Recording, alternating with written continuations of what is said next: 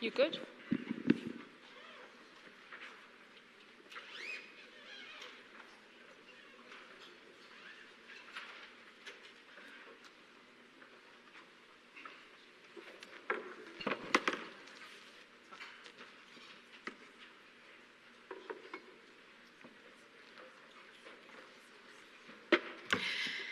Well, a very good morning to all of you. I know some of you have been listening to my voice quite consistently for the last almost 3 days now, but some of you haven't been coming for the last 2 days.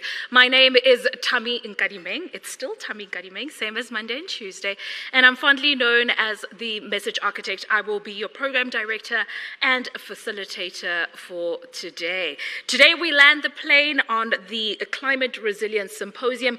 It's been quite robust conversations and inputs as well. I just want to let you know and acknowledge that we are streaming live, so if you'd like to view that, some people would like to view on digital platforms, you just go to the YouTube page for National Treasury and you will find us there. We also have some snippets from day 2 there and day 1 as well. Now, if you'd like to see and view all the presentations that have been given to us for the last 2 days, please do scan your QR code on your name badge, and we have loaded the presentations from Monday and Tuesday, and a little later today we'll then load the presentations from today. I have the utmost privilege of going around the world and moderating conversations such as these for many corporates, but also for many public and private sector. And I always say we are not short of conversations. If you Google how many conferences happen per day around the world, you'll realize that we are not short on conversing. What we're short of doing is coming up with action plans and actually implementing the action plans of the ideas that we come up with as a collective. I say this to you because even though today is the last day, I hope that we will take the action plans that have been suggested and will implement them in our various spaces. So please continue to tweet, continue to go on social media and encourage those that weren't able to be here in the room so that we as humanity and society can then take things forward. We have to make sure that we continue with immediate movement, action, thoughts, and experience, because that is what change likes. So we'll go right into the program today. It's fairly jam-packed, but I will hold your hand and I will guide you. We'll start off with a message of support from none other than the British High Commissioner, His Excellency, Mr. Anthony Phillipson. A round of applause, please, as he makes his way to stage.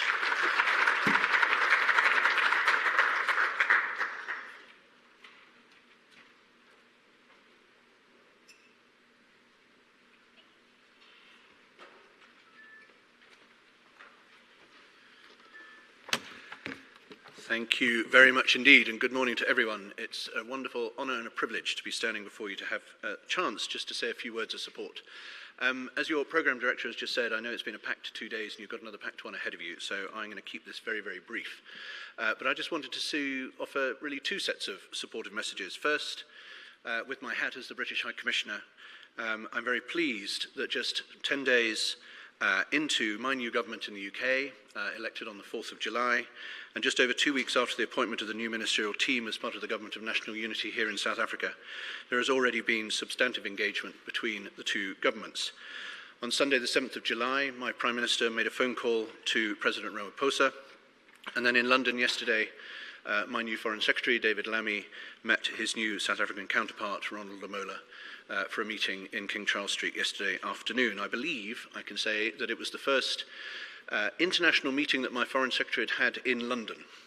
That's in part because most of the time he's been in office, he's been either in Washington or in the Middle East or elsewhere. But they had a substantive discussion, and I think the fact that those discussions happened so early in both their terms of office for both the Foreign Secretary and the Prime Minister, I think is just reflective of the importance of the relationship between our 2 countries. Those meetings, however brief, will just be the beginning of a discussion, but they did run through some of the key priorities in our relationship, and they include energy security, they include addressing the impacts of climate change, and they include economic growth and opportunity. And I think all three of those, of course, are central to South Africa's just energy transition and the issues that you've been discussing over the last 2 days and will discuss today as well. Ensuring that the just energy transition can deliver against all three priorities is also fundamental to the work of the teams at the British High Commission here in South Africa.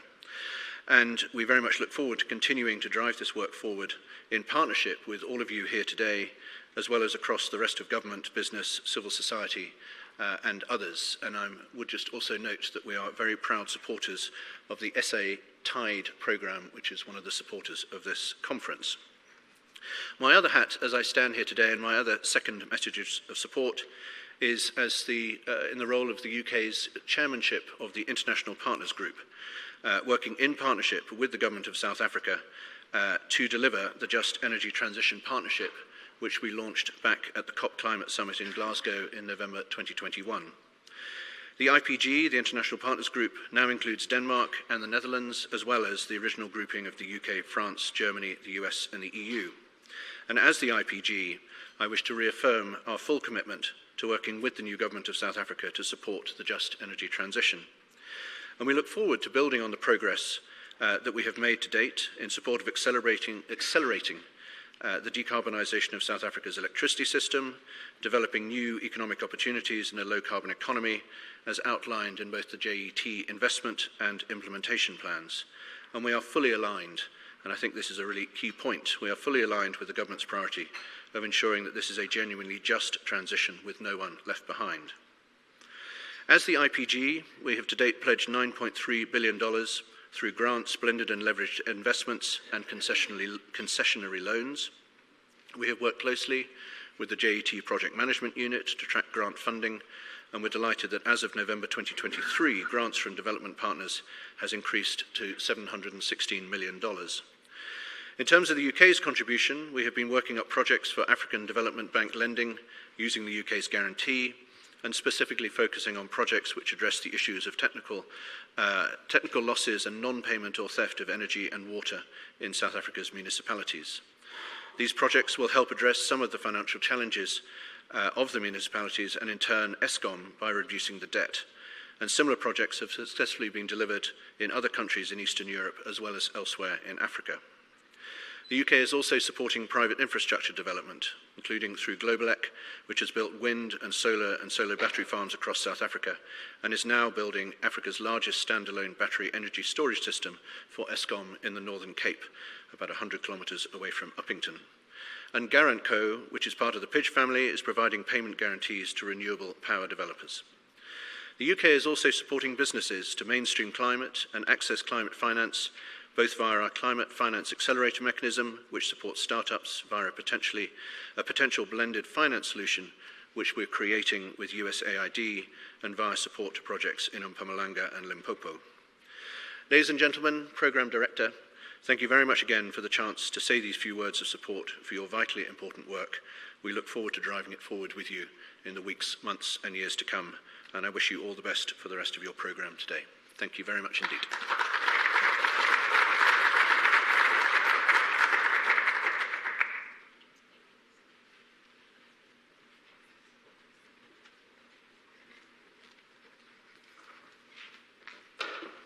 I'll swiftly move along with another message of support, but this time it will be delivered by none other than Mr. Nelson Mufu from United Nations. He is United Nations Resident Coordinator in South Africa. Please, a round of applause for Nelson.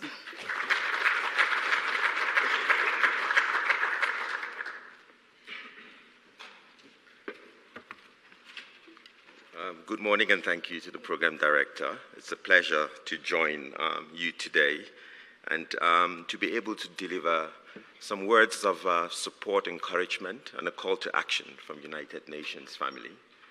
It is an honor as the UN Resident Coordinator and representative of the Secretary General based here in South Africa to be able to join all the other partners who over the last 2 to 3 days have taken part in this very important convening that seeks to identify and advance solutions that will address the transitions that we really need to embrace around the world as we look to safeguard our future and that of future generations. As we approach 10 years since the Paris Agreement was adopted, and as we also look at the journey towards 2030 for the Sustainable Development Goals, we need to face a stark reality that despite our best efforts and numerous international meetings, the conferences that the program director indicated, we are nowhere close to the objectives that we've set for ourselves to reduce global carbon emissions significantly below 1.5 degrees, and only 4/5 of the Sustainable Development Goals are currently on track. So that means we really need to take the necessary efforts to course correct and advance the solutions that will help us accelerate and achieve what we've set out ahead of us. And this symposium that focuses really on securing adequate, affordable, and accessible financing and advancing innovative instruments is really crucial, because without this, we will not have a just energy transition in South Africa and in other parts of the world.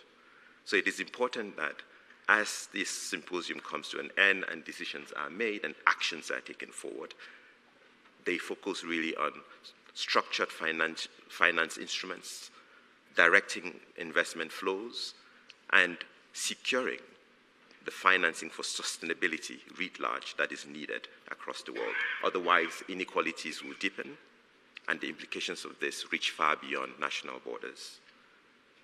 As both the President and the Deputy Minister, who I acknowledge, said on the first day, the most impacted by climate change and inequalities are often the least responsible.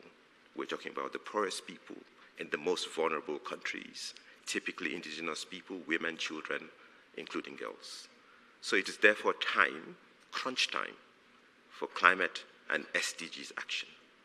There is an urgent need for robust actions, not only from leaders and partners alike, but all stakeholders, because we need a whole of society and whole of economy approach to be able to address this. And we have an opportunity to seize to advance economic prosperity and sustainable development through an energy transition and embracing a zero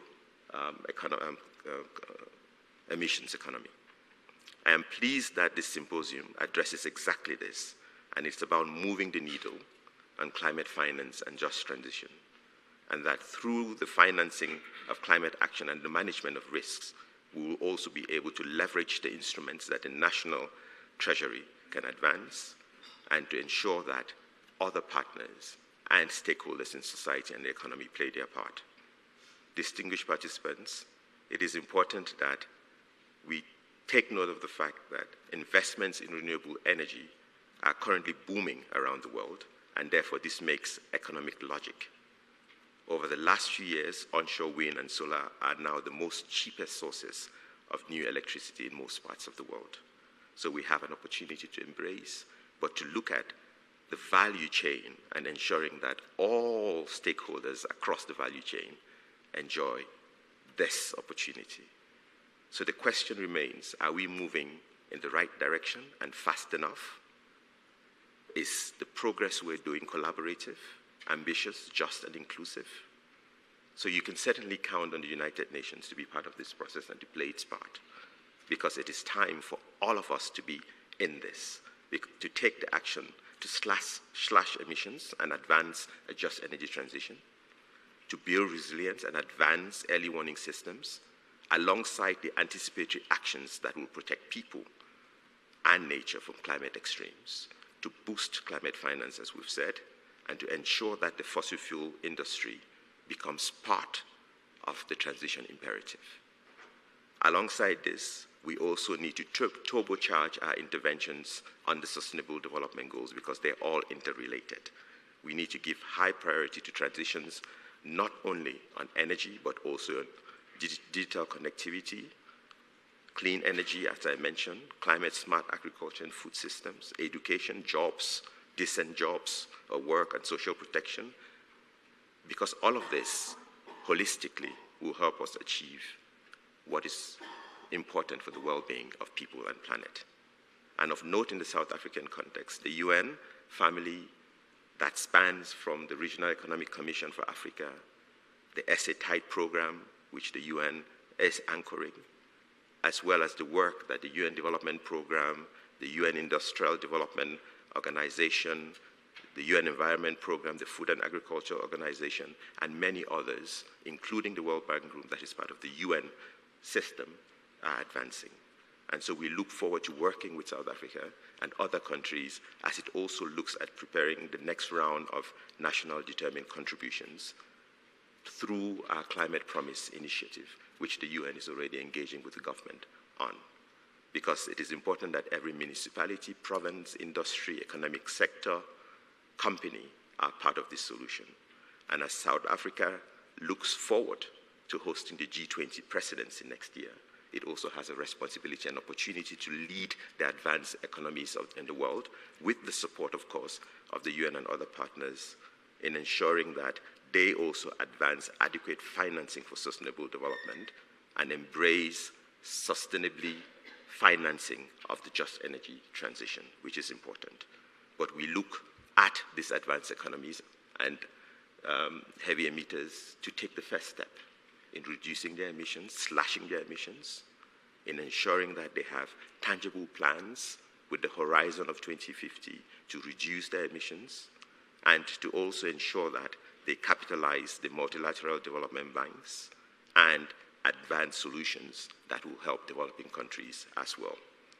So, as I conclude, and as I indicated earlier, the UN is all in. You can count on the UN to be part and parcel of this process, to accompany this journey, and to ensure that we're really doing our utmost for people and planet. I thank you again, Program Director, and I look forward to engaging with the conclusions of this symposium.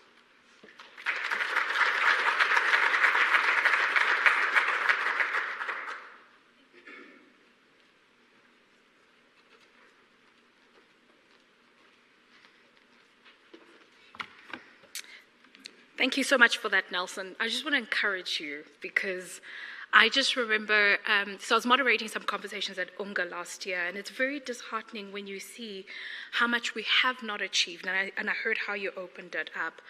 And I think what really got my mind going was we must never overlook progress because we're trying to reach success. In order to reach success, we need to have continued progress.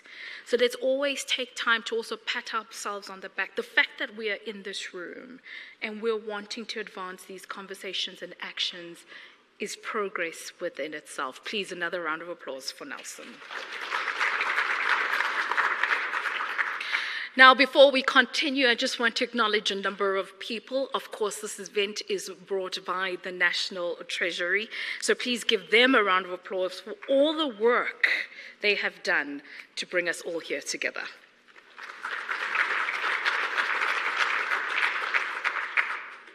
I've been threatening to acknowledge the donors, so I'm going to do that finally. So please, let's give a round of applause to the World Bank Group, the Presidential Climate Commission, SA Tide, I know that's their nickname. It's kind of like Nomatamsanga Tami, but let's call them in full. So it's South Africa Towards Inclusive Economic Development. A round of applause for them, please. The AFD, you know, can I give you a story before I pronounce this one? So I took French as a lesson in as a subject in grade 8. But the only reason I took French was because they said we had a trip to go to in Mauritius. And every time I come to these conferences, I wish I'd paid more attention because I'm always asked to pronounce French things whenever I'm in the room. But I'm sharpening my skills. So please, I'm going to try my best. Agence Française de Développement. Did I say it right? Yay! Then we have PINC, the Procurement, Infrastructure and Knowledge Management Capacity Development Program. A round of applause for them, please. We also have the Swiss Confederation Centers of Expertise. A round of applause for them, please, Seko. And making up the last donor for the symposium, we have USAID. A round of applause for them, please. It's a beautiful group of people who wanted to collaborate and put resources together so that we could all be gathered here. And so we are absolutely appreciative for the investment that you are making towards our people and our planet. We are now going to move swiftly along into the first panel discussion on investment requirements in water and energy sectors. This will be moderated by Ms. Nomvuyo Guma, Chief Director of Microeconomics, National Treasury. But before she comes on stage, we're also going to have setting of the scene by Prof. Mark Swilling, Academic Lead for SA Tide Workstream on water, energy, and food in the context of climate change, Stellenbosch University. They will have their panel members also joining them on stage. First panel member will be Mr. Steve Nichols, Head of Mitigation, Presidential Climate Commission, Ms. Trudy Makaya, Senior Advisor of Boston Consulting Group. We also have Ms. Sianda Mflatelwa, who is Sector Head PPPs, Triple Ps if you want to call it that way, and Concessions Infrastructure Sector Solutions at Rand Merchant Bank. And the last panel space will be taken up by Mr. Tebogo Moraka, Chief Financial Officer of City of Joburg. Please, a round of applause as they all make their way to stage.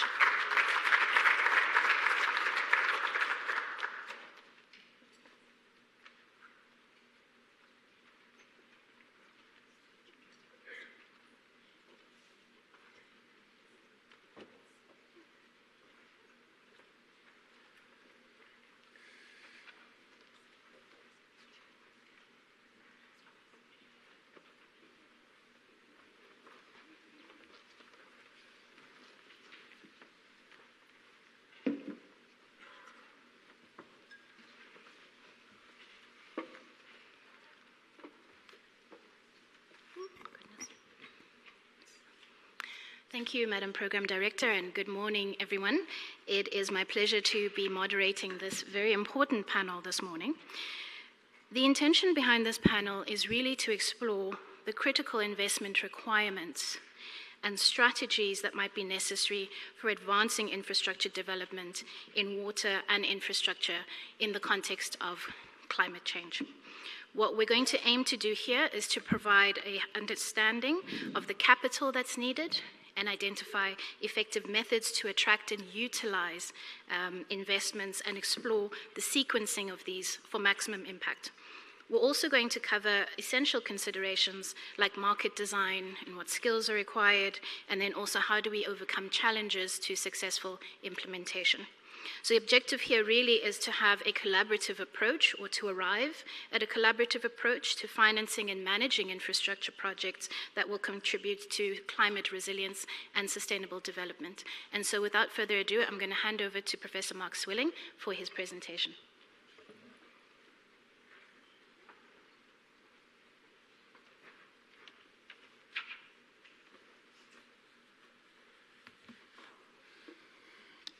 Thank you for this invitation. Thanks, Nomvula. What I'm going to present is an overview of work that is centered around SA Tide, but has got a few pieces. I might not have time to cover it all. It's really just an ice cream lick of a vast body of work by a multiplicity of interconnected teams. So to start off with the knowns.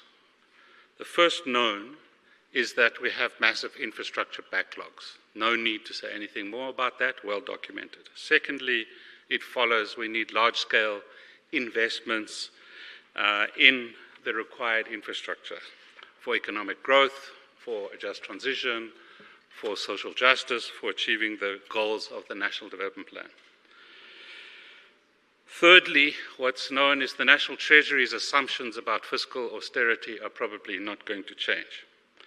Fourthly, the SARB's assumptions about tight monetary policy are also not going to change. Therefore, QE is not an option. So how do we finance our infrastructure rollout? Fundamental questions, therefore, are how much is needed? Where will the funding come from? And what are the macroeconomic implications? So if I could just put up the slide, please. I'm going to show one slide.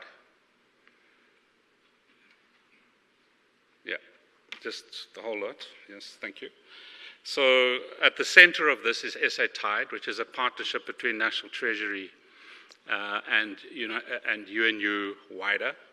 The projects that we are looking at essentially relate to, at the very core, water, energy, and food. And around that, we start to develop the wider answers to these questions. So when it comes to the water and energy infrastructure work, this is a partnership between the National Planning Commission, the PCC, the DBSA, and SA Tide / National Treasury. And the focus is on the investment requirements to achieve the goals of the NDP with respect to water and infrastructure, which were reinforced and clarified in the National Infrastructure Plan 2050, which was approved by Cabinet. And notice the way we formulate this. What are the investment requirements? So it's not a quantification of what's needed. It's not an assessment of policy with a budget at the end, which is the way we tend to do things, which is a problem. It's to focus on the money. What are the investment requirements? The DBSA is the funder of these projects, with some to complement the funding from SA Tide. And the water infrastructure study is complete and is on the NPC website, and I'll come to that as the kind of case study of this work. The energy infrastructure work, which is the most expensive project, should be done by September, October, around there. Both of those studies within the framework of climate change modeling, which is what Francois presented at the beginning of the conference. So Francois Engelbrecht's work at the Wits Institute for Global Change, in a sense, is the framing context of the work on investment requirements to achieve the NDP goals. And by the way, the DBSA is funding the water study as well. So that covers the red circle and the dark green circle. On the brown circle is a partnership between DBSA and the National Planning Commission to focus on digital migration into the 21st century, again funded by the DBSA, but it's primarily an infrastructure question. What are the investment requirements to achieve the digital migration? It's been very difficult to set that up, because you can find techies who can wire up a corporation, but you can't find strategic thinkers very easily in this sector. We eventually put a team together, and that is now only just beginning. Odi Simelane at the University of Pretoria, and the light green circle is just completing the study on the investment requirements to achieve food security. And that, together with the water and energy infrastructures, provides the core of what is required in the SA Tide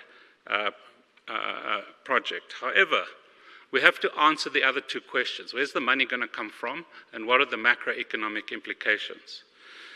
The light brown circle you heard a little bit about yesterday.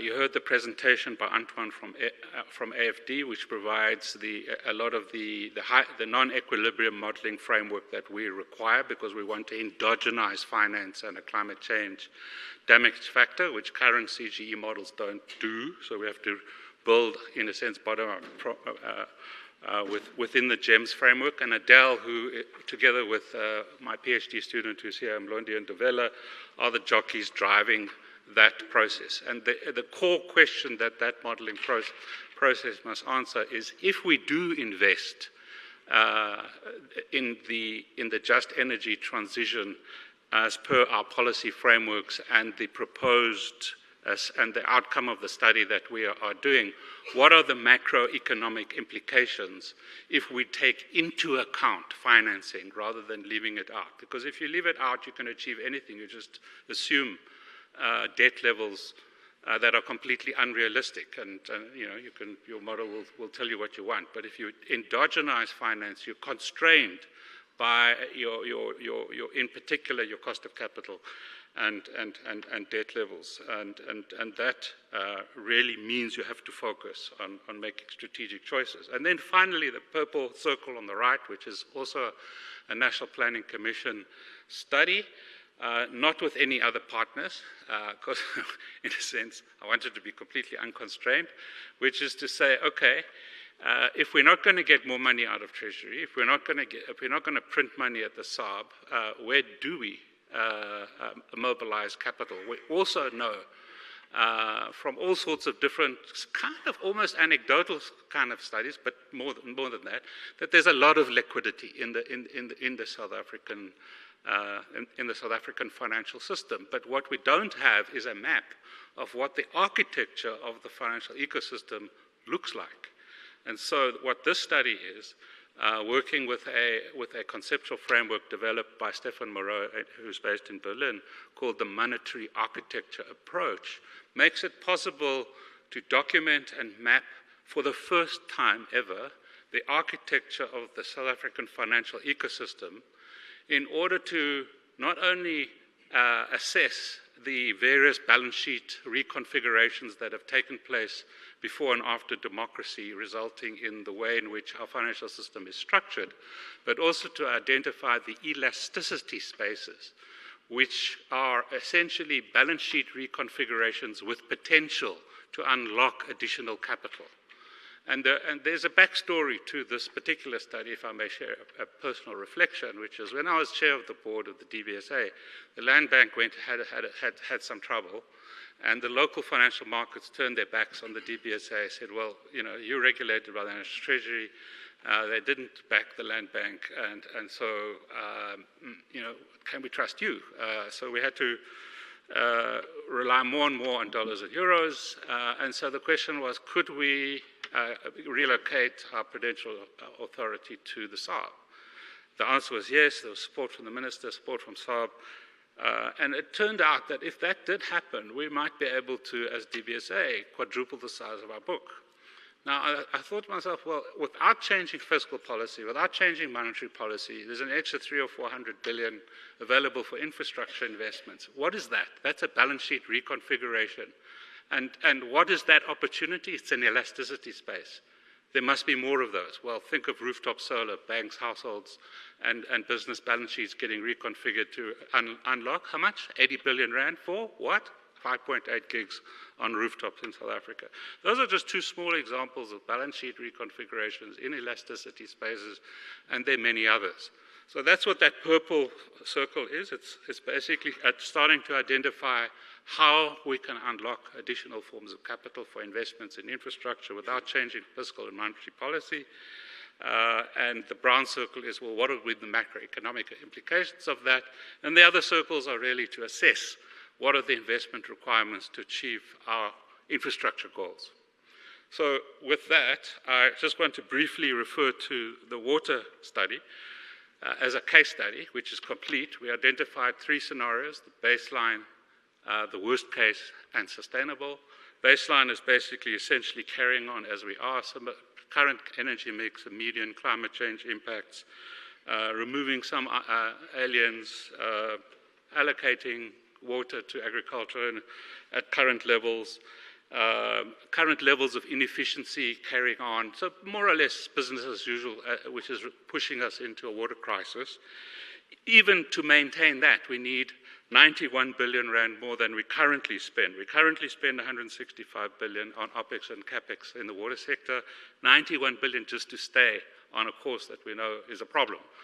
If you want to be worse than that, no alien clearing, more water for agriculture, greater inefficiencies, you know, blah, blah, blah, just kind of make things worse. You'll actually need 149 billion rand more than what we currently spend, i.e. 314 billion. A sustainable alternative would be a wetter climate in the east, a transition away from coal, sharing of taps in certain communities, aggressive water conservation and demand management, increased clearing of invasives, reduced allocations to agriculture, improved water efficiencies, and that's the cheapest option, 75 billion rand more than what is currently required. So where does it get us? Well, we have to now go into consultations with the financial sector and say, under what conditions can there be increased investments in the water sector? And that's the kind of conversations that the partnership of institutions that are involved here needs to now undertake in order to arrive quickly at solutions that will start to address our infrastructure challenges rather than just continuously talking about the problem. Restating the problem is the fastest way to make the problem worse. Thank you.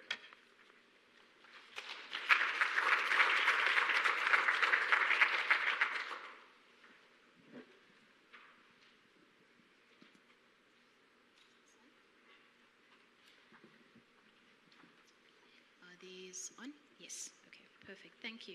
And thank you for that, Mark. So I'm going to pose the first question to you, Steve.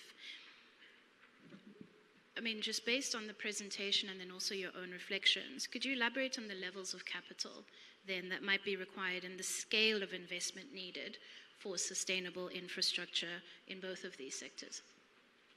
Yeah, sure. So I can reflect on the bubble Mark put up around electricity. So the PCC have been working with the DBSA and the National Planning Commission and SA Tide on trying to put some numbers on this, as you say. And just to note that the numbers are quite large, but also the returns are quite large. So when you run the economic models in the background or the electricity models, you double GDP by 2050, even on decarbonization scenarios. So it's important to keep that in mind. And to Mark's point, there's two kind of major issues. There's the quantum, how much do we need, but also the concentration. So when we think about investment in the economy overall, a large proportion, up to 2/3, is invested in the electricity sector. And so there's a point to think there around risk and liquidity within the banks. And then I would also just caution that when you run through these models, the outputs are really kind of dependent on the assumptions that you make, and in particular the assumptions you make about how quickly we decarbonize. So in the work that we've been doing on this particular program, we have looked at 4 scenarios, a reference case, and then 3 different scenarios with different levels of decarbonization pace. And the reference case requires us to invest 2.5 trillion in both generation and transmission infrastructure by 2050, and we see that goes up a little bit when you start to have sort of medium case decarbonization journeys aligned with our existing commitments, and sort of below 2 degrees goes up to about 2.8 trillion. So there's a kind of middle ground that's quite reasonable. It's about 3 to 7% more expensive than the reference case. And when you get very aggressive decarbonization journeys, we're kind of closing coal by 2035. You're trying to get to below the sort of 1.5 degree mark. Then it's kind of 20% more expensive. So there you start to see a bigger jump. But for the sort of standard reasonable scenarios that we think about, we're looking at sort of 6 to 7% more expensive at the top end. The contribution of distribution and transmission to that is about 15 to 20%, depending on the scenario. But I think the key point there is you have to make quite a significant infrastructure investment on transmission, regardless of the scenario that you go forward with. So the difference between, from a transmission case, the difference between your sort of reference case and the most extreme case is actually quite small. A couple of 120 billion. Which sounds big, but in reference to the water, it's quite big, but relative to the rest of the electricity sector is quite small. So those are the kinds of numbers we're talking about, and they measure quite closely to other studies that have been done. And as I say, the key thing is the assumptions you make. 2.8 trillion on the ambitious end on the work that we've just done. We're still revising this work, so we may change these numbers slightly. The NBI pathways work that was done sort of 2022 suggested about 3 trillion. The work that Mark's team did with CST and I forget the economics team. Yeah. Yeah, the Blended Finance Task Team, they estimated about 4 trillion, so that's quite a big difference, but that was also quite a aggressive decarbonization scenario. So these are, so the other caution that we have here is quite a big range, but there are sort of core investments like the grid that are consistent, where the ranges are much smaller and give us a strong sense of what we need to focus on. And as I mentioned, the economic modeling that we do in parallel to this suggests that this kinds of investments will lead to a doubling of GDP, which is clearly very important. The one thing that's missing from these estimates is distribution. And that is a big gap in the conversation we have around infrastructure in general.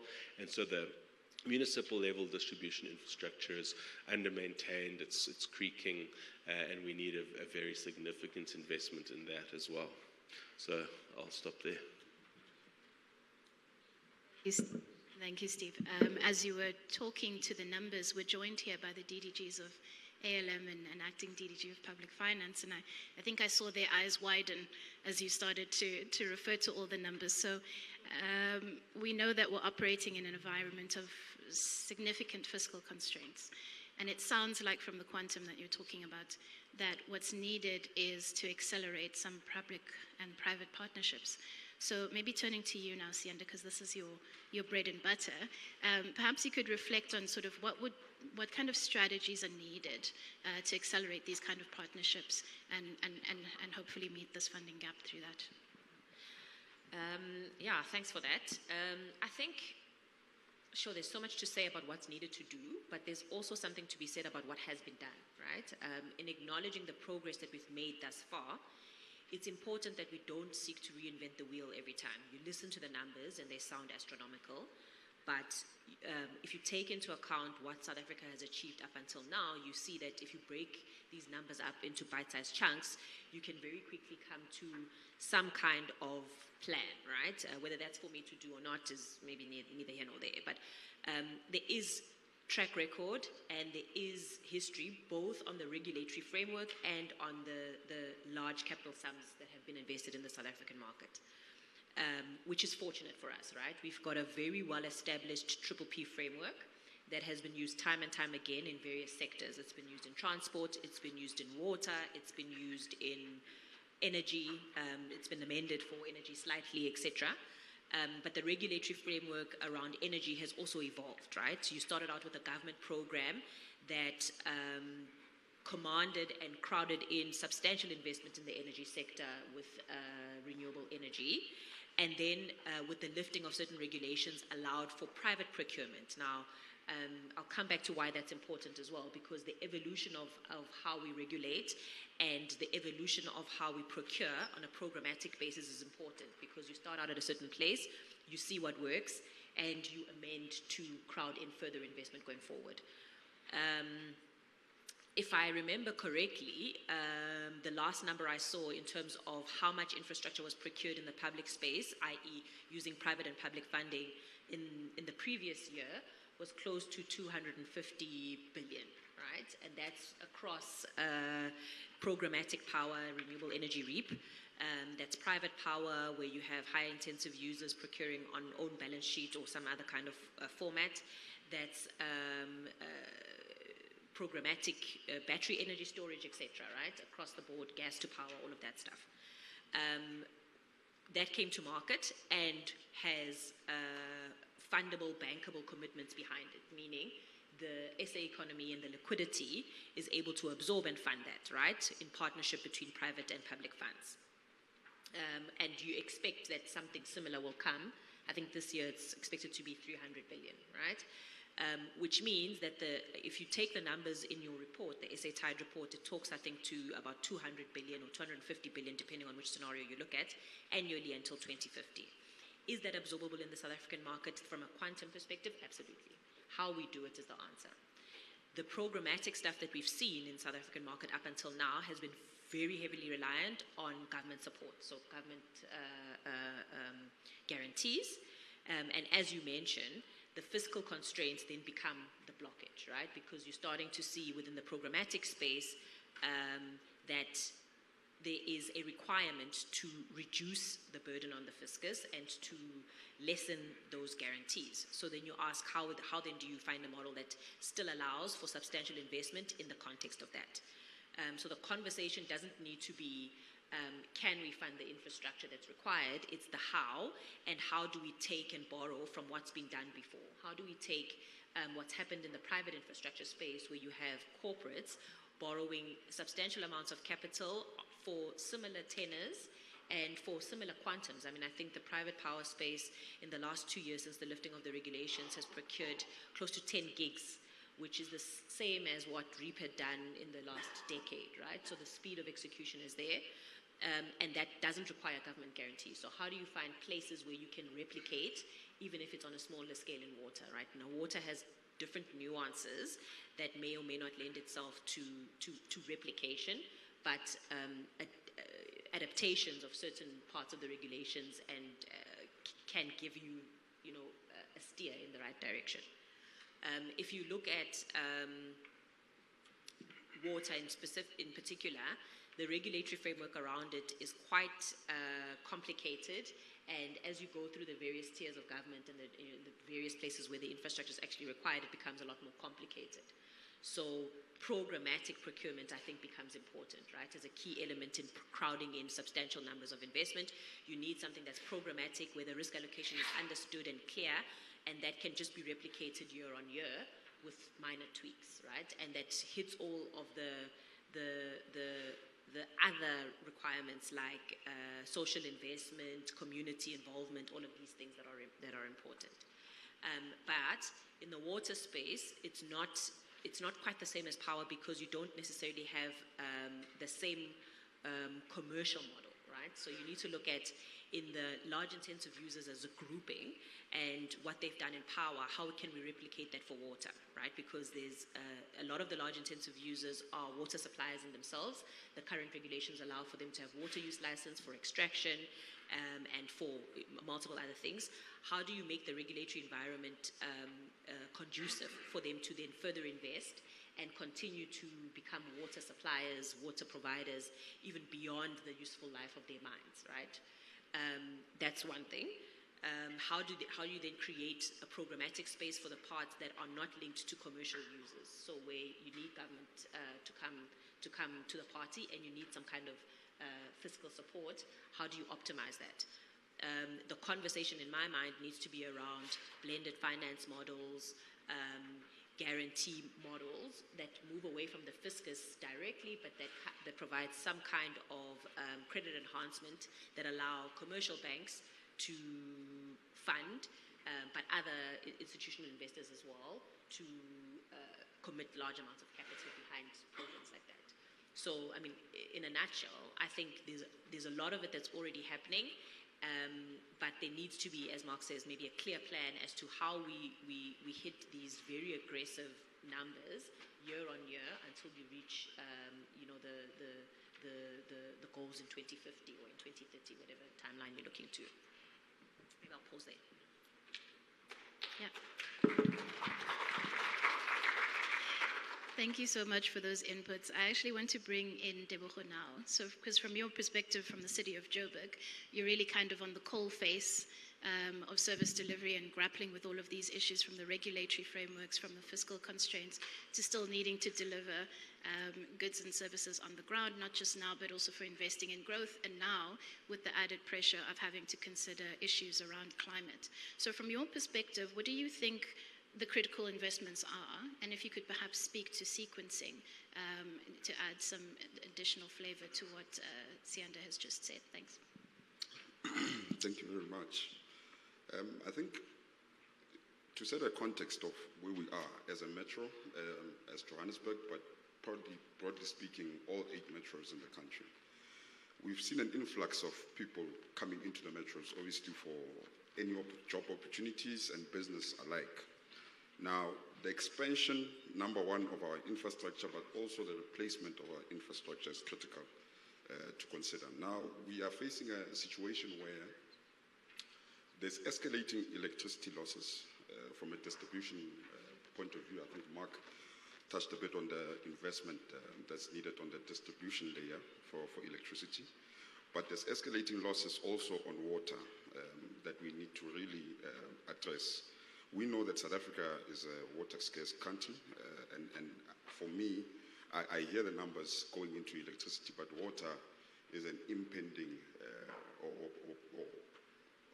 impending disaster waiting to happen if we don't invest in that sector. Now, what is key is also to understand, an understanding from funders also, and it's something that we've been engaging on, myself, my treasury team, and the banks, DFIs in the main, is that investment in infrastructure at a municipal level obviously has returns, like we've said before. Mark also touched on it, but we must understand the social or socio-economic impact of that as well.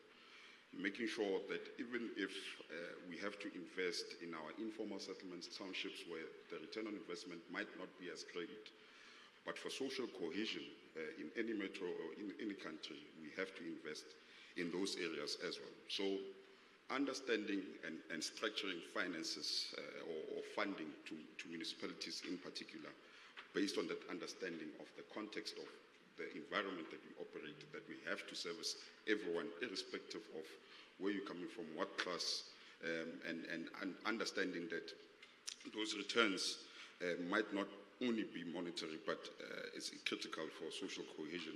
It's something that we have been proactively engaging commercial banks and DFIs on, and I think we are getting to a level of winning. And I guess moving forward, it's all about how do we structure, and that's what your key question in terms of how do we sequence, in my view, some of the investments that are needed.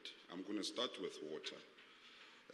From a Joburg water point of view, they are sitting with a backlog of around 30 billion just for replacement of the current infrastructure, so as is at the moment, in terms of replacement of that infrastructure, refurbishment, and obviously taking care of the pipelines. But when you look at Johannesburg, like I said, the influx of people coming in and the need for further expansion, for further development, you look at probably a 10-year horizon, you're looking at another 35 billion that needs to go into the water space. Now, if we were to talk about some of the key projects that we can start now, that we have identified in the city of Johannesburg, the first, and in my view, one of the easiest, is the fixing of our reservoirs.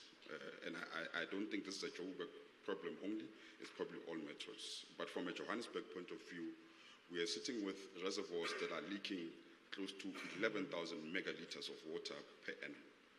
Now, that translates to around 145 million per annum that we pay to rent water, for water that we are essentially losing at a reservoir point of view. Now, even if you were to say, okay, let's box those reservoirs together, put them in a proper business plan and go out to the market, I think it's a viable package to go for.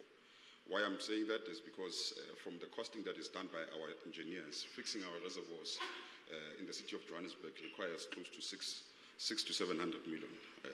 And if we are losing 145 per annum, you are looking at a payback period of 5 to 6 years. So how do we better package those kind of essential asset renewal, replacement, and fixing to ensure that it's attractive for funding? Because if we are losing 11,000 megalitres, Rand Water has a problem on their side because they supply Mfuleni, Ikuruleni, Pretoria, and these are really dense areas in terms of the people who are living there. So it is key to look at such projects in the immediate term. How do we make our system, water network, smart as well for proactive monitoring of our systems? Because at the moment it is highly manual, where you wait for a leak before you go in and fix. What are the technologies that we can bring on board at the moment for better proactive management of these leaks, of these issues that we are seeing on the ground? The technology is there. How do we bring it in, and how do we fund it much quicker in the short-term horizon? Because those are the kind of things that will start to make the water sector let me focus on Johannesburg Water, make them more financially viable moving forward. These are costs that we can eliminate and then reinvest moving forward into infrastructure. So I've talked about reservoirs, pipe replacements, that is short-term, medium-term, and long-term in the main, because in Johannesburg, you're looking at 11,000 kilometers of pipes that are on the ground. So it wouldn't be a short-term fix, but I think there are targeted areas that we know where we are losing the most water that we can go in for in the immediate term for this funding. So those, in my view, and that's what we are doing as the City of Johannesburg in terms of how we structure our capital budget, which is not enough, and that's why we are looking at other alternative ways of funding. We are engaging National Treasury and GTEC in particular in those programs, and I invite anyone else who wants to come in to engage. FNB, and I'm not trying to advertise them, but they have been quite helpful in our engagements.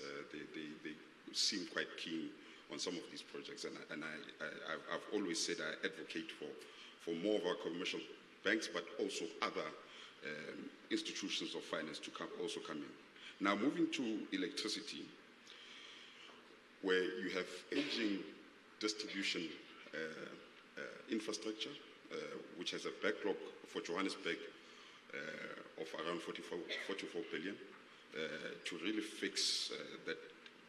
If we had a big bang approach to fix our distribution network as is, you're looking at around 44 billion. But again, even in that sector, key, I would say, projects can be looked at in the main. Let's start with number one, where do we see our biggest losses in terms of electricity? Obviously, you have the non-technical component, really based on our intake points, and we've invested ourselves in meters there to monitor that. But from a non-technical loss point of view, obviously the illegal connections and the illegal connections causing an overwhelming demand on our transformers that blow, and that's why you always see outages in certain regions of Johannesburg. So if we were to say, from a power point of view, and say, let's first target our informal settlements and where we are getting the most number of illegal connections and some of the things that we need to do there. You would have noticed that our partnership with Gauteng Province through the Premier of Gauteng, Mr. Banyaza Lusufi, we started with things that they call them solar microgrids for our informal settlements. We started off in Alexandra, the Amarasta informal settlement, 2 or 3 months ago. And what we have seen from there is, obviously, because these are solar and there's a battery storage, we can reduce the amount of bulk purchases that we buy from Eskom. But at the same time, through education of the community, we are seeing even better metering. Obviously, the tariff is lower there, but we are seeing better metering and customer behavior changing. So one of the things that we want to do is looking at microgrids in informal settlements as a way of dropping the illegal connections and the losses that we are seeing in terms of the electricity space. We are looking also at metering, which is a key one. I know it's not the same as building a substation, but if you are not metering properly, number one, you have no total control of the demand that is coming from your consumers.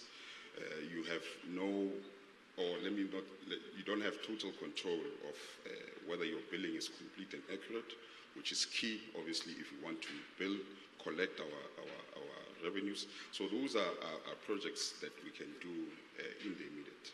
Make sure we've got smart meters in our businesses, in our residentials, for better monitoring, but even for things like load management, because the way Eskom is performing is commendable. We are all happy. But just to make sure that we are really managing our energy, it starts, metering is critical at the municipality level.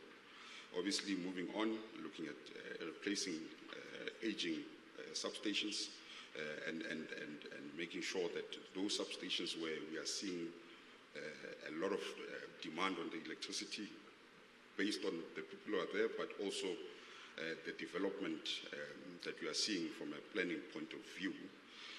That is another, I think, a critical component that we need to look at. Then we'll start talking about longer-term projects and how they impact, in particular, city power. So obviously, as I conclude, that we've seen a shift in terms of households moving to solar, but I think there is an opportunity that we have identified in terms of bi-directional metering that we have seen. We can get some of the energy from households, from businesses that we can put back into our grid and then move it across our grid to ensure that wherever we lack in terms of a supply of energy, we can send that energy there. And also that also goes back to metering. So that is some of the things that we are looking at from a water and energy space. Thanks. Thanks, Tebogo. Now, Trudy, I see on the program it says Senior Advisor, BCG Group, but some of us know you from a previous incarnation at the Competition Commission. So if we take a step back now from the detail that the City of Joburg has just shared, I mean, a lot of what has been said today, whether it's change in regulatory frameworks or crowding in the private sector, I mean, are the structures in place? So when you talk about things like market design, skills, what are the other things that we need to have in place to actually be able to move in the direction, some of the directions that have been proposed here today? Thank you. Is this on? Yeah, great. Thank you very much and for having me on this panel. I think when I look back at some of the kinds of discussions that we're having, I mean, in essence, what we're doing is that we have network industries that are crying for investment, desperate for investment, and part of that investment is going to come from private players, either directly investing into the kinds of government package programs that our brother has just mentioned right now, but also being players themselves in those network industries. So we're seeing that in energy quite spectacularly with a lot of private generation coming on board. Now, this reminds me of that time, 15 years ago, when I was at the Competition Commission, because then telecoms was the industry going through this. You had Telkom, which was the vertically integrated utility that controlled everything and also offered the nascent internet services in those days. And then you had value-added service providers coming in and being competitive, but needing to access the wire business, the wires that get into your home that Eskom controlled, that Telkom controlled. And so at that time, we had a spate of litigation. It was quite messy, with those value-added service providers constantly having competition complaints against Telkom to say, open up your wires, we need fair access, don't charge us wholesale rates that make us unable to offer a retail service because you want to protect the retail market for yourself. So it was a very long process that happened through litigation. Eventually, the Competition Tribunal ordered the vertical separation in terms of Telkom having to have functional separation at least of its accounts and transparency on wholesale pricing and all of that. And fortunately, there was great management at the time at Telkom that finally took this on themselves and reconfigured Telkom to be able to serve retail consumers, but also be a fair player in terms of the way they offer services to their own competitors in the way they offer them wholesale access. And it's kind of the same analogy in energy and perhaps even in water, that you have all of these private generators and private providers coming. And so instead of having that painful process that we had back then, we can actually proactively try to design markets that ensure that when you call in this private investment and these private players, they have a fair market that they can participate in. So to pick on a few examples, and some of this is already happening. So you're seeing the separation of transmission as a subsidiary in Eskom, so that when you have generators, especially those that are not backed by guarantees, those that are going to be playing openly in the market offering energy services, they're able to access the transmission network in an impartial, fair way, merit-based way, that doesn't impede their ability to offer services. Similarly, in terms of the system operator and how it has to engage, it has to think differently about how it dispatches power and ensures that the power that is dispatched is the most cost-competitive power to dispatch at that time. And we start moving towards markets that function day ahead, even minute to minute, so that you're actually having an assurance to people who are making significant investments that if I invest in power generation and if I'm supplying into this grid, I am going to be able to do so unimpeded on a fair basis as the legacy ESCOM power stations. There's also work being done around how to think about the legacy contracts that are already in place. We've got to design a market mechanism to make sure that we don't create uncertainty for those investors from the earlier REAP rounds, for instance, when the market changes in a way that moves to more dynamic pricing, which is not what they bought into when they came into the market all those years ago. So I think some of this is already in play, but I think it's going to have to accelerate. And it does take a different mindset. When we first thought about this in energy, we kind of thought, is this dangerous? Does this make sense? But we see that, no, many countries have done this. We're, in some ways, quite behind in catching up with this. But it's also a benefit because there are places where market mechanisms have gone a bit haywire. We've seen examples in Texas, we've seen examples in California. So we can also learn that this is not going to be like some casino. We're going to have to design this and regulate this properly and have the right instruments to do that, while also ensuring that we have openness and not excessive regulation. I think the second point I wanted to get to, away from the market design question, is around just the institutional work that's been done already to create a lot of investment pipelines that sit in different places in the state. In the sixth administration, 5 of those years I spent as economic advisor to President Ramaphosa. And one of the things that people said that stung me a little was that we created too many structures. But some of those structures are really useful. So there was the work around consolidating the infrastructure pipeline into the infrastructure fund under the auspices of the DBSA. There's the the Just Energy Transition PMU itself in the presidency that was set up, the PCC itself. Then there's work often in departments, in project management offices and DG's offices that look at investment pipelines. At sub-regional level, sub-national level, of course, as you've mentioned, there's projects that are being packaged at metro level, also at a provincial level. I think I mentioned all of this, and of course at National Treasury there's the budget facility for infrastructure that also kind of does this.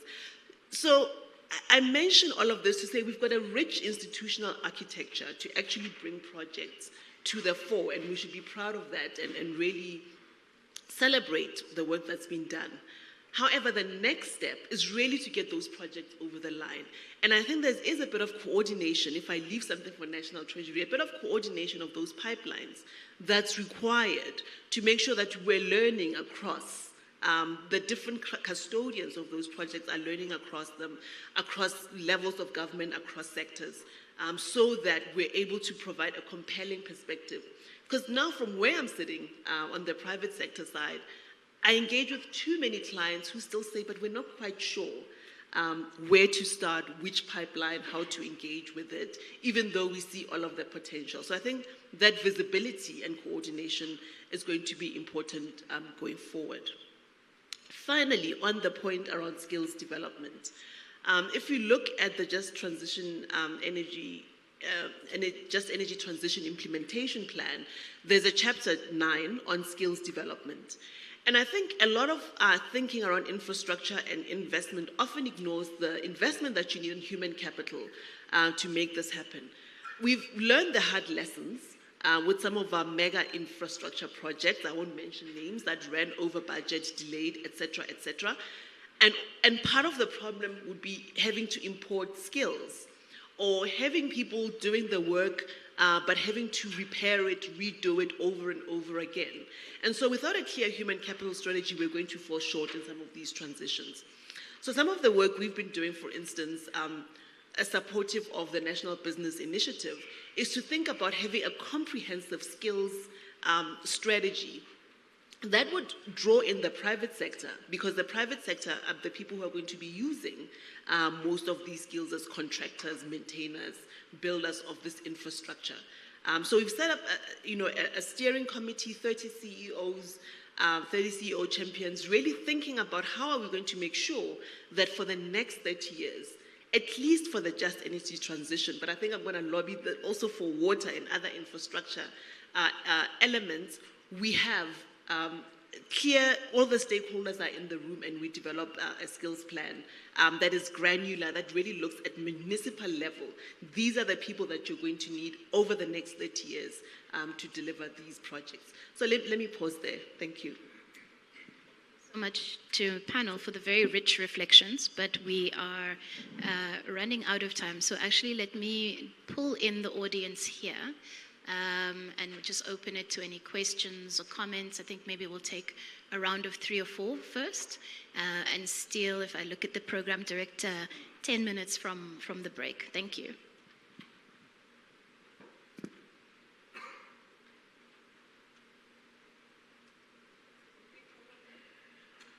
Hello.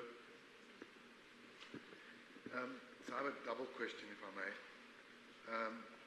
The first is in this conference and in this panel, I've heard a lot about the money supply and figures about investment needs for these various applications. What I'm not hearing about is about the money consumption, and it's unclear to me precisely on what we are aiming to spend money on. Is it salaries? Is it hard adaptation? Is it maintenance and repair to existing infrastructure? What do we mean? What do we need money for? And I'm concerned that there's also, this is related to my second point, there's a set of assumptions in this conversation about what we're really talking about. So the second question is about, when we talk about climate change, what is in the minds of those that are looking for funding? Are we talking about a different climate in 5 years' time, 10 years' time, 20 years' time? Are we talking about next year? Are we talking about this year? Are we talking about seasons? Are we talking about extreme events? What is it that we're talking about when we're talking about funding for resilient infrastructure? So there are 2 things that are unclear to me, and just in summary. One is about exactly what we want to spend money on and what we need the money for. And the second is, what time frame are we thinking about? Thank you. Thank you. Can I go ahead? Thanks. My question is both for the people who do the modeling as well as the cities represented. Does the modeling take into account, and the policies that cities are developing, take into account transferring some of the cost to households? The households are going to pay for this anyway, whether we pay through taxation or repayment of loans, we're going to be paying for it anyway. And does our policies going into the future take that into account?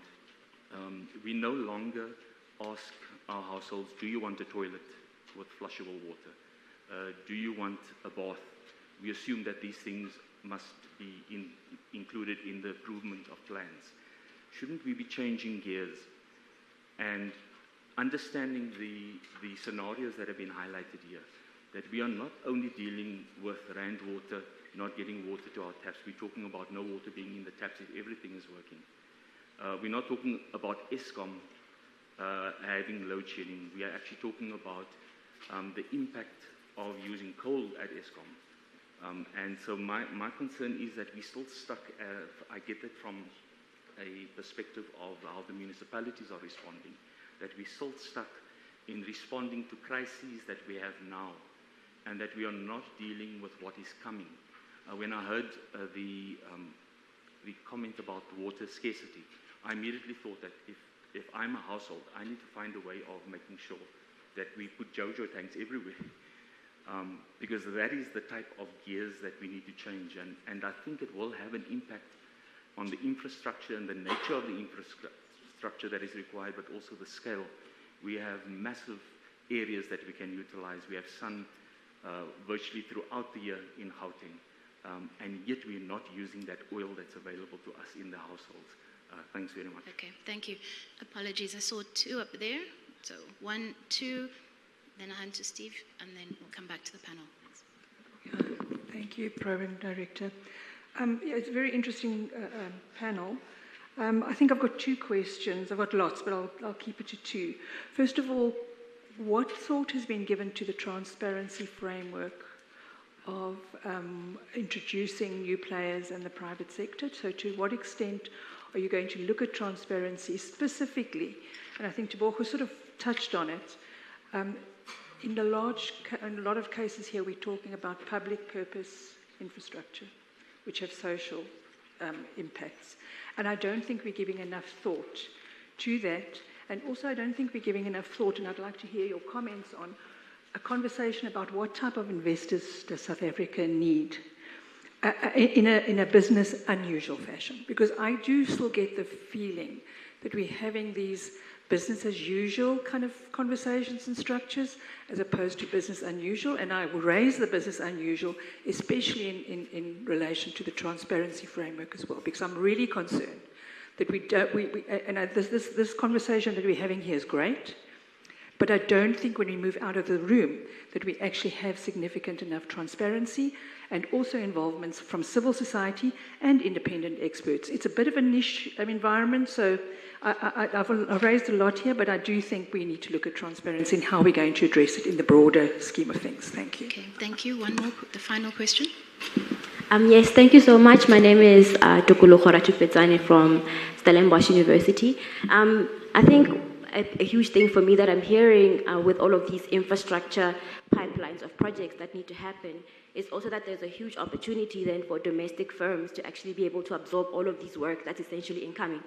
So my question is then, how do we need to, this is especially going for Trudy, and I'm thankful that you come from the Competition Commission, is how do we balance this need for visibility and coordination, as you mentioned, with also the need for to comply with competition commission's need for neutrality and not necessarily saying what's going to be happening in the long term. So how do you reconcile the two to ensure that local companies can actually capacitate themselves to absorb all of this? Because just in the first 6 months of 2024, South Africa closed over 600 companies, and therefore this infrastructure uptake is a big opportunity. So how do we relook at procurement from your perspective? Thank you. Thank you. So to the panel, we've got 5 minutes to respond to those questions and wrap up. So the challenge is to you now. So I heard a couple there that sounded like they were for you, Mark, around climate change, and climate resilience and the modelling outputs. Steve, I don't know if you'd want to come in on the question around the kind of investors, and I know that you had a comment as well. And then Trudy, I will come back to you for the question that was posed directly to you. Right, thanks.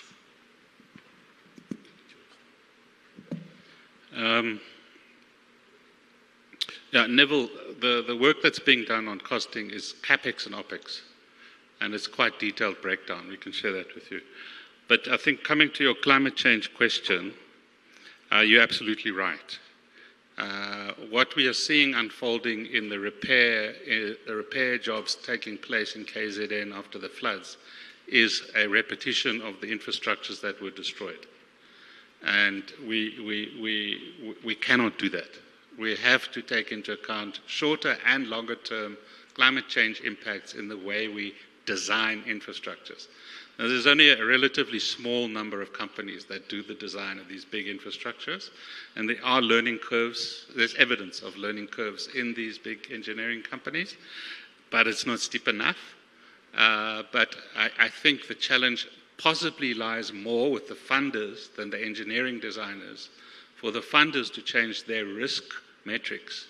Because if a funder says, well, has this design been proven and tested? And if the answer is, well, not quite because it's new, in the light of new circumstances, and the funder kind of like raises an eyebrow and says, well, I'm not sure that fits our model, then you have a problem. So the learning curves have to be both, and I think the DFIs play a key role in de-risking some of those learning curves. Let me just add some detail to the modeling question. No single model answers all the questions, right? So what we've been talking about today is largely CapEx and OpEx and infrastructure. What kit do we need to make a network sustainable and secure? But we, at the PCC, for example, are starting to bring together academics who are researching different components of this, trying to get them to link their models so that we can ask much more specific questions about households, for example. What does a move out of coal in Mpumalanga mean for Mpumalanga households? At a national level, the impact's fairly neutral. But at a Mpumalanga level, of course, it's not, and trying to understand the distribution of that. As we move out of internal combustion engines into electric vehicles, what does that mean in terms of distributional impacts across the country? We're looking at things about costs for reskilling, the cost to improve institutional capacity, what kind of social support. On this idea of timelines and climate change, we're trying to introduce climate change over a longer period. So we know even by 2030 that there's some big climate impacts that could have as much as a negative 5% impact on GDP. But obviously, as you go out to 2050, you start to get bigger and more variable impacts. And so there we're looking at things like how does wind speed impact, or how does climate change impact wind speed? Will we get better or worse winds? Turns out we get slightly worse winds. What does that mean for our capital infrastructure investments? Just a point on electricity infrastructure that I wanted to make and follow on to Trudy's point about getting this pipeline sorted. There's also a long-term financial pipeline that we have to be thinking about. So particularly on the electricity side, these investments are kind of cash flow positive, certain de-risked investments. And ideally, we should be packaging those cash flows into long-term investments in pension funds and so on, which does two things. It frees up debt and private equity capital to invest in new things, but also it creates ownership. So, if we can do that properly, then we don't have to worry about the privatization of the grid because it'll be owned by us as pension fund holders. These are quite positive stories, even though the numbers are big, right? It's a very positive way forward for us. Thank you. I think let's get Trudy to answer because we're already on time, and then I'll encourage people to look for you in the break. Okay, thanks for that. I think that's an interesting question, and it really boils down to industrial policy and the different tools that influence industrial policy, like competition tools, but also trade tariffs and those kinds of measures. And I think that the question that we have to ask is, what are we prioritizing? Because in some instances, so I think the overall answer would be that we want to capture as much of the value chains that support all of this infrastructure as possible within the country. But that could lead to some counterintuitive conclusions, in that to enable us, for instance, to be superstars in a particular element of the battery value chain, we might have to import certain inputs.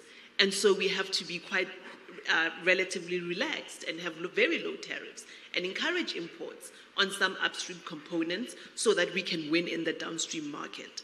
So I think there's got to be that comprehensive view rather than just having one instrument and thinking, this is going to solve our problems. Let's put a tariff on this item and then we have a strategy. No, we have to think about how does it feed into the overall value chain and how does it support us. And also be willing to be flexible. So on competition policy, I do see, and we've had instances where competition regulation is suspended, where companies get an exemption to say, actually on this, you're allowed to collaborate because it's for the greater good for the country. But on other things, like the examples I was giving on energy generation, no, we actually want a completely fair playing level field, so no, you cannot cooperate. So it's about making those trade-offs, but being clear in mind, which parts do you want to win in, which parts can you realistically win in, and which parts do you have to liberalize and leave open more liberally to market forces. Thank you, Trudy, and thank you so much to my panel for a very engaging conversation. I would have loved to hand back for closing statements, but it's dangerous to stand between people and scheduled breaks. So I think let's leave it there, and my thanks to the panel again. Thank you.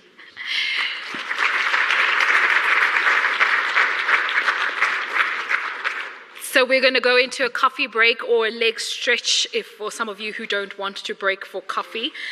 It's going to be in the same place as we've been having it for the last 2 days. If you just joined us today, it's just straight ahead. Please, can we be back seated at 5 to 11? So that's 10:55, so that we can then start at 11 on the dot. We have an interesting panel coming up where we'll have 4 people, and it's really just you engaging them on Q&A. So please make sure you are seated at 11. Thank you.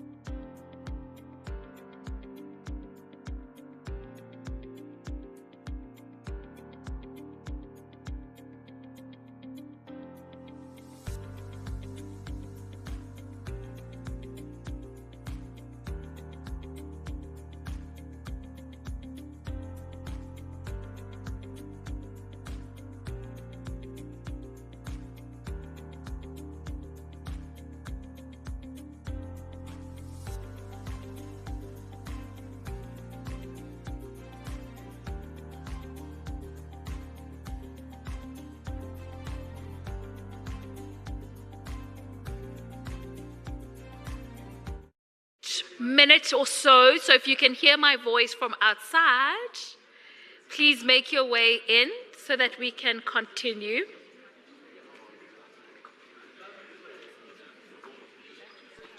If I could please ask Keta to make his way to stage.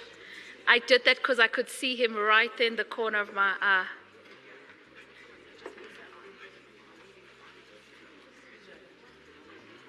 Thanks.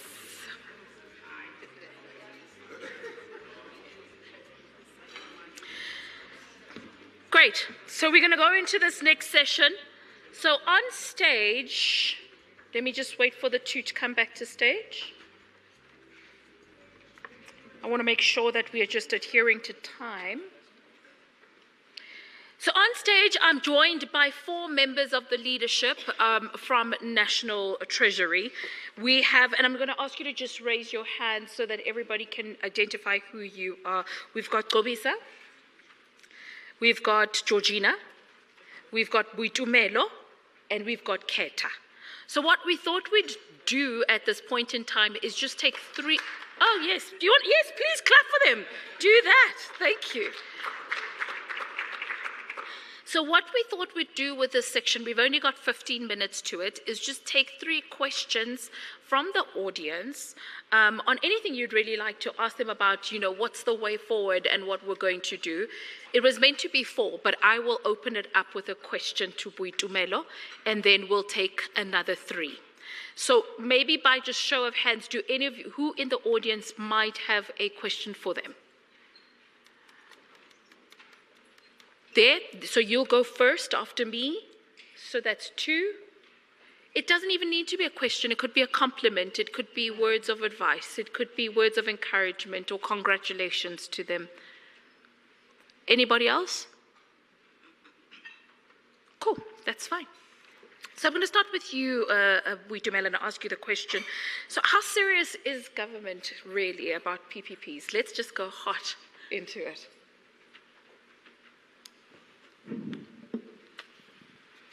Thank you for the question, and good morning, colleagues.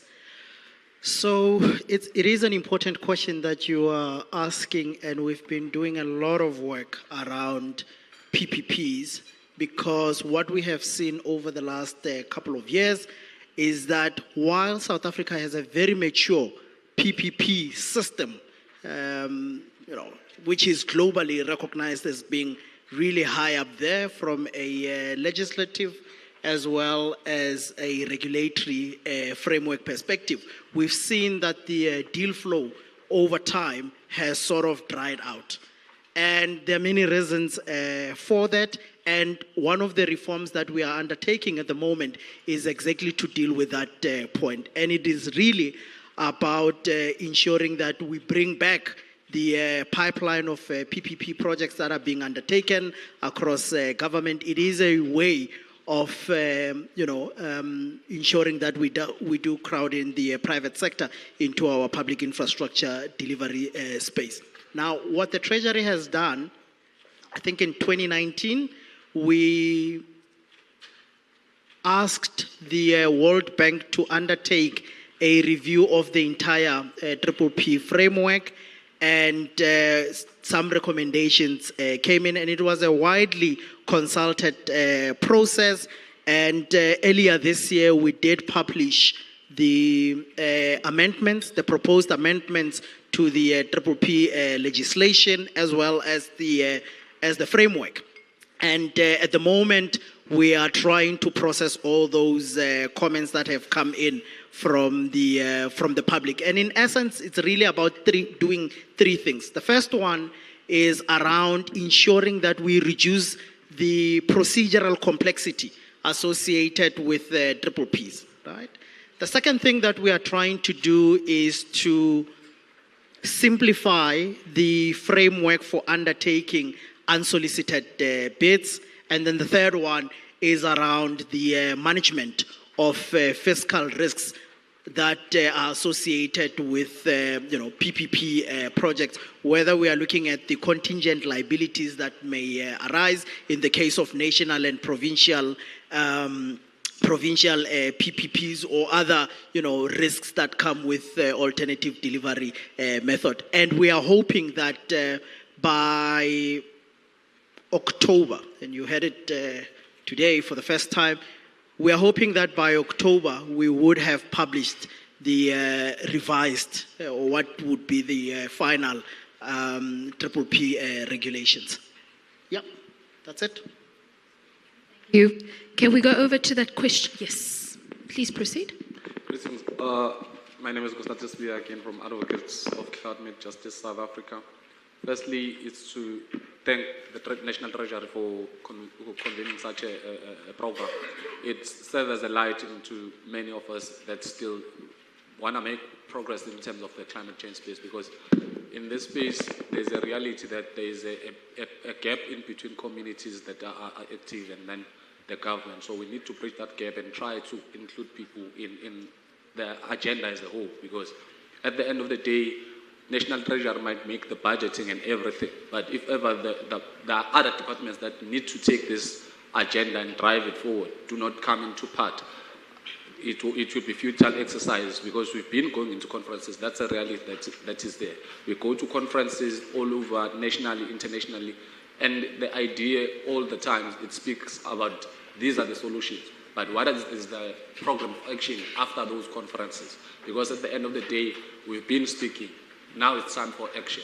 I think as a word of encouragement into our government of the GNU is that let's try and integrate all departments, because at the end of the day, this is not only an issue of DFFE, but it's an issue of all departments that need to come together, resolve into these challenges, and try to build up for a more progressive and sustainable future that we want in South Africa. But I would want to say to the National Treasury, perhaps the role that needs to be played critically, we need to strengthen the monitoring and evaluation, because if we leave this conference, we must know the time frames, when is this going to take place, what is the way forward, even when we go after this. There needs to be a proper report that says from the symposium, these are the actions that we are taking, and this is the way forward. This is how we're planning to rope in all departments within the sector. And I would want to say science and innovation and technology, higher education, basic education, I still believe there's a role that they can play in making this progress moving forward. But over and above, we must appreciate what has been done by the National Treasury to bring us here and actually pave the way forward on what needs to be done in South African context. Thank you. Thank you. I know that was just obviously suggestion to go forward, so I don't think we really need to weigh in. I'm sure you've taken note of that. We've got 2 questions. I can only take this 2, so we'll start with you, and then we'll end off with you, and then we'll close the session. Please just introduce yourself very briefly and let us know who the question is directed to on the panel. Thank you. Good morning, everyone. I'm Louise Nontier. I work for WWF South Africa, and I'm a Presidential Climate Commissioner. But I'm speaking in my WWF capacity now, and it's not a question. It's throwing an idea into the hearts and minds of Treasury. Yesterday we had the discussion about the CBAM, and I would suggest that we can solve our CBAM challenges if we raise our own effective carbon price in the form of our carbon tax to levels that match the countries, because it's not just the EU, there's several others moving in this direction, that match their carbon price, and then the revenues will flow into our own fiscus as opposed to into some other country's fiscus. And we could then offer some kind of kickback for those very hard to abate sectors like iron, steel and cement. Thank you. It's the wrong word to use, kickback, but I think you know what I mean. Get it? It's okay. Thank you. Yes, can we go over to the gentleman on that side? Hello, thank you. Just firstly, congratulations, guys. This was such a great event. My only gripe is that I couldn't invite more people. My question is, what's the way forward with the event? Are you guys going to have another one? And really keen to see how we take it forward, because there's a lot of genuine stakeholders here. And in other conferences where we usually go with banks, it's it's really, you don't have the same energy. So would be interesting to see how you guys are going to take this forward next year. Thank you. I don't know, do you want to, Gobisa, take it? Okay, fantastic. I'm not sure if all of you heard his question. He was asking, because the voice went a bit faint, what's going to happen with the event? Are we going to have another one, or what's the way forward? Thank you so much, Tammy, and thanks for that question. To be honest, this is our flagship, and I mean, we're going through a trial and error, honestly, though at the center we do understand and acknowledge the significance of having maybe a reiteration of this sort of event going forward. It's something that would need and require decisions from the center. At this stage, we're not in a position to give clear guidance whether there will be continuation up until those conversations have taken place internally. Obviously, linked to the remarks that were also made earlier on, we do need a serious debrief as to really how we're going to take some of the recommendations stemming out of this exercise going forward. And many of you are aware that we are going to be taking up the presidency, the G20 presidency come next year. So that would be front and center of our focus for at least next year. To the extent that we can integrate issues specific to climate as part of the G20, that remains to be determined. But I think that's the only answer we can provide at this stage. But we are really quite thankful, or really in terms of the overwhelming support that we have received for the symposium, and this is things that we're going to reflect as part of a debrief internally. Thank you. So I'd hate to have Georgina and Keta there and not say anything. So I'm going to allow you to just give your closing remarks, anything you'd like to say. So let's start with Georgina. Great. Thanks, Program Director. I think I want to reflect on this issue of engagement and raising the bar in terms of action, because I think that's also one of the things we wanted to achieve here. Given the fact that there are areas where the Treasury is active and it's their mandates and responsibility, I think we continue doing the work that we are required to do, but we do need to take a joined up and collaborative approach to working across government. So as we head into this new administration, the set of priorities which we'll hear tomorrow, no doubt climate change will feature in that, and I think we will take up the responsibility as the Treasury, but also along with the rest of the government departments to set those priorities and set the plans in place that need to happen. And as you mentioned, I mean, we haven't included everyone in the room here. That's an impossible task. But in our consultation on key processes and government policies, that's where we need to strengthen the action. I think that's where things really happen. So in the consultation, in the delivery, it's the ongoing work of government to tackle climate change. Thank you very much, and thank you for all the compliments on this conference. I think it's also important to highlight that while this is an inaugural event, the business of the National Treasury, particularly on fiscal policy setting and management of the macroeconomy, continues.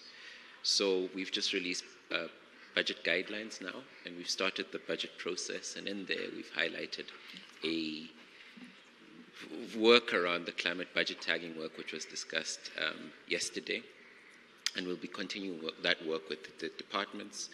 Of course, in a few months from now, we'll be releasing the first medium-term budget policy statement of the GNU, and there we will be talking through some of these issues. As I said, the core fiscal message is about fiscal stability, but then what's the long term of fiscal policy as it relates to climate change and community, and we'll be having public engagement processes there. So while we can't necessarily commit to another conference, it's important to say that there are key touchstones with fiscal policy where consultation will be taking place, dialogue will be taking place, because there's a trilemma involved here. It's about political feasibility, it's about debt sustainability, and it's about mitigation. And which of those two, and where do you operate along those triangles do you sit? The other thing, of course, as we've said, is there'll be discussion papers related to some of the topics that we've discussed here. Quite importantly, the carbon price, where we will be engaging with you on these very specific policy items. So more than hosting another conference, what is going to be important is that there's reflection and follow through in our key policy documents, particularly the budget documents. But thank you everyone for attending, and thank you for giving us your time. Fantastic. A round of applause, please, for them as they make their way off stage.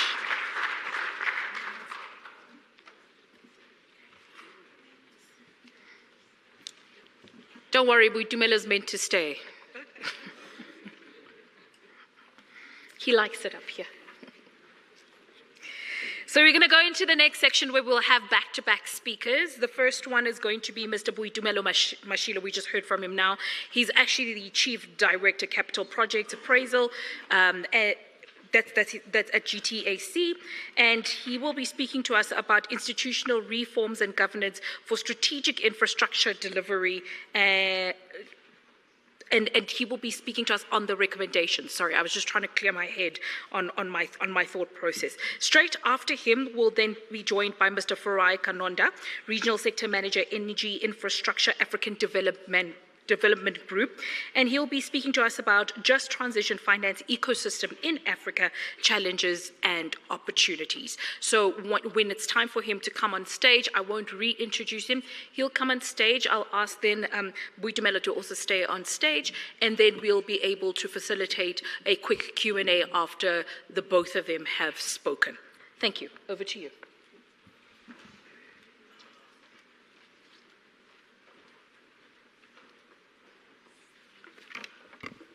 Good morning, everyone, once again. Don't know how to operate this, but it's up and down. Okay, thanks.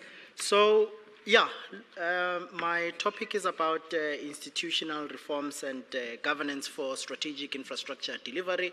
This is a piece of work that we requested the World Bank as well as the New Development Bank to undertake on our behalf. But before I get into the findings as well as some of the recommendations, listening to the previous session, I really thought that there are a few points that are, well, not a few, it's actually a lot of points that I just want to talk to around infrastructure. So, so the Treasury, over the last couple of years has been hard at improving the infrastructure delivery ecosystem within the country.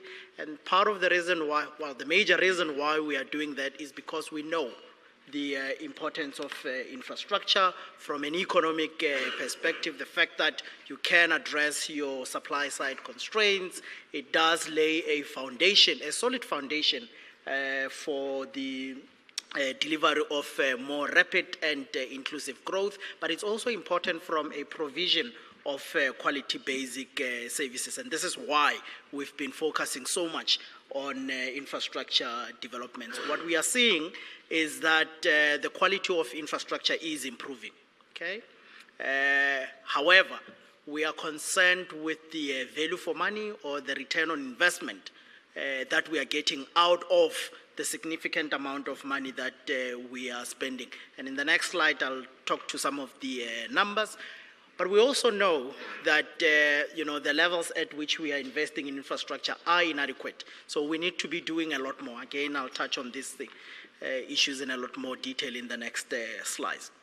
Now, the budget constraints that we've been experiencing over the last couple of years, primarily as a result of the low growth environment that we find ourselves in, necessitates that we collaborate with the private sector in ways that we have not necessarily done in the past. But we also know that solving a money issue in this instance without necessarily dealing with the value for money proposition that we can potentially get out of infrastructure is not going to give us the optimal outcomes. So we are saying that we want to mobilize a lot more private sector participation in our infrastructure delivery. One, to deal with the money issues that everybody knows, but to also help us in terms of rebuilding the capacity of the state, which we know has been eroded over a period of time, but also issues around capability. And capability, we are talking about systems, processes, discipline that we need to have within the infrastructure ecosystem, which at the moment, again, we are not where we should be. So there are several reforms that we've been working on to find a way of systematically crowding in the private sector, improving the spending as well as the delivery outcomes. Again, I'll come back to some of these points a little later. And then we are also just talking to the complementary reforms that we have been undertaking on the capital budgeting side of things, improving or strengthening the institutional arrangements, which is the project that I was just saying. I'll be talking to the recommendations, mainstreaming the issues of climate change, and so on and so forth, because we know that climate change is not just an issue for government from an investment perspective.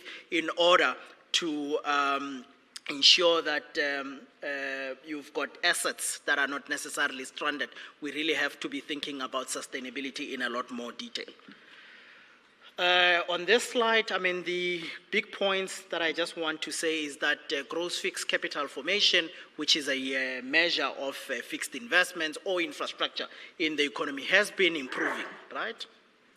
And what we can see from the graph is that 2/3 of gross fixed capital formation is actually being done by the private sector, and 1/3, only 1/3, is being done by the government. So from an economic policy perspective, what we have been doing is to undertake measures that will create certainty, that will inspire confidence, and so on and so forth, so that the private sector can come in, but also on the government side of things, the reforms that I've been talking about and that I'll keep talking about. In fact, for the most part, in this presentation, I'll be talking about the 1/3 rather than the 2/3. On the right-hand side of the panel, we just have a graph that talks to some of the aspirations that came from the National Development Plan. It said that in order to grow sustainably and so on and so forth, we need to be target infrastructure as a percentage of GDP at around 30%. That's combined, the public sector and the private sector. And we know at the moment that we are not where we should be. So from a public investment perspective, according to the NDP, we should be at 10% of GDP at the moment. Well, in 2023, we were sitting at 4.2%. From a private investment perspective, we are supposed to be sitting at 20%. Last year, we were sitting at 10.6%. So when you combine the public and the private, we are sitting at 14.8%, which is really half of where we need to be.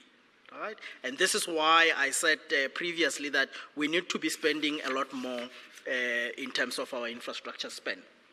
What this slide is showing again is to give a little bit of context to some of the points that were raised in the previous session. So what we are seeing here is that government is spending quite a bit on infrastructure. We are talking north of 250 billion. It's not small amounts of money. It's quite significant. In fact, since 2021-22, we've been spending more than 200 billion, and from the next financial year, we are hoping to breach the 300 billion rand mark. Again, that's not small amount of that's not small amount of money. There was a question a little bit earlier around where these where are we spending, and by and large we are spending in energy, water, and transport and logistics. That's where most of the investments are going. But also, if you look at who does that kind of investment, and it's generally state-owned companies and public entities, as well as the subnational level, particularly municipalities. Now, when you look at what is happening within the economy, we know about the number of challenges that we have in relation to our state-owned companies, but we also know the challenges that we have in relation to the local government. And then the other graph, what it's showing, it's actually from the Global Infrastructure Hub, and some of these numbers were repeated in the National Infrastructure Plan 2050. And what it says, in essence, is that when you look at the infrastructure need that we have as a country, the National Infrastructure Plan was estimating that to be at 6.2 trillion between 2016 and 2040. And at the time, they said as at 2021, the financing gap that we had is around 2.1 trillion. So again, these are big amounts that we are talking about. Now, again, when you look at the table on the left-hand side of the slide, there was a question around PPPs. I mean, PPPs are a well-known mechanism for bringing in the private sector. And as I said, that the reforms that we are doing in that respect is to ensure that we build on the pipeline. At the moment, PPPs, I mean, they are the smallest out of, I think they are the smallest. And what we are trying to do in that respect is to ensure that we increase the proportion of PPPs. In fact, it used to be slightly more until some of the projects were completed.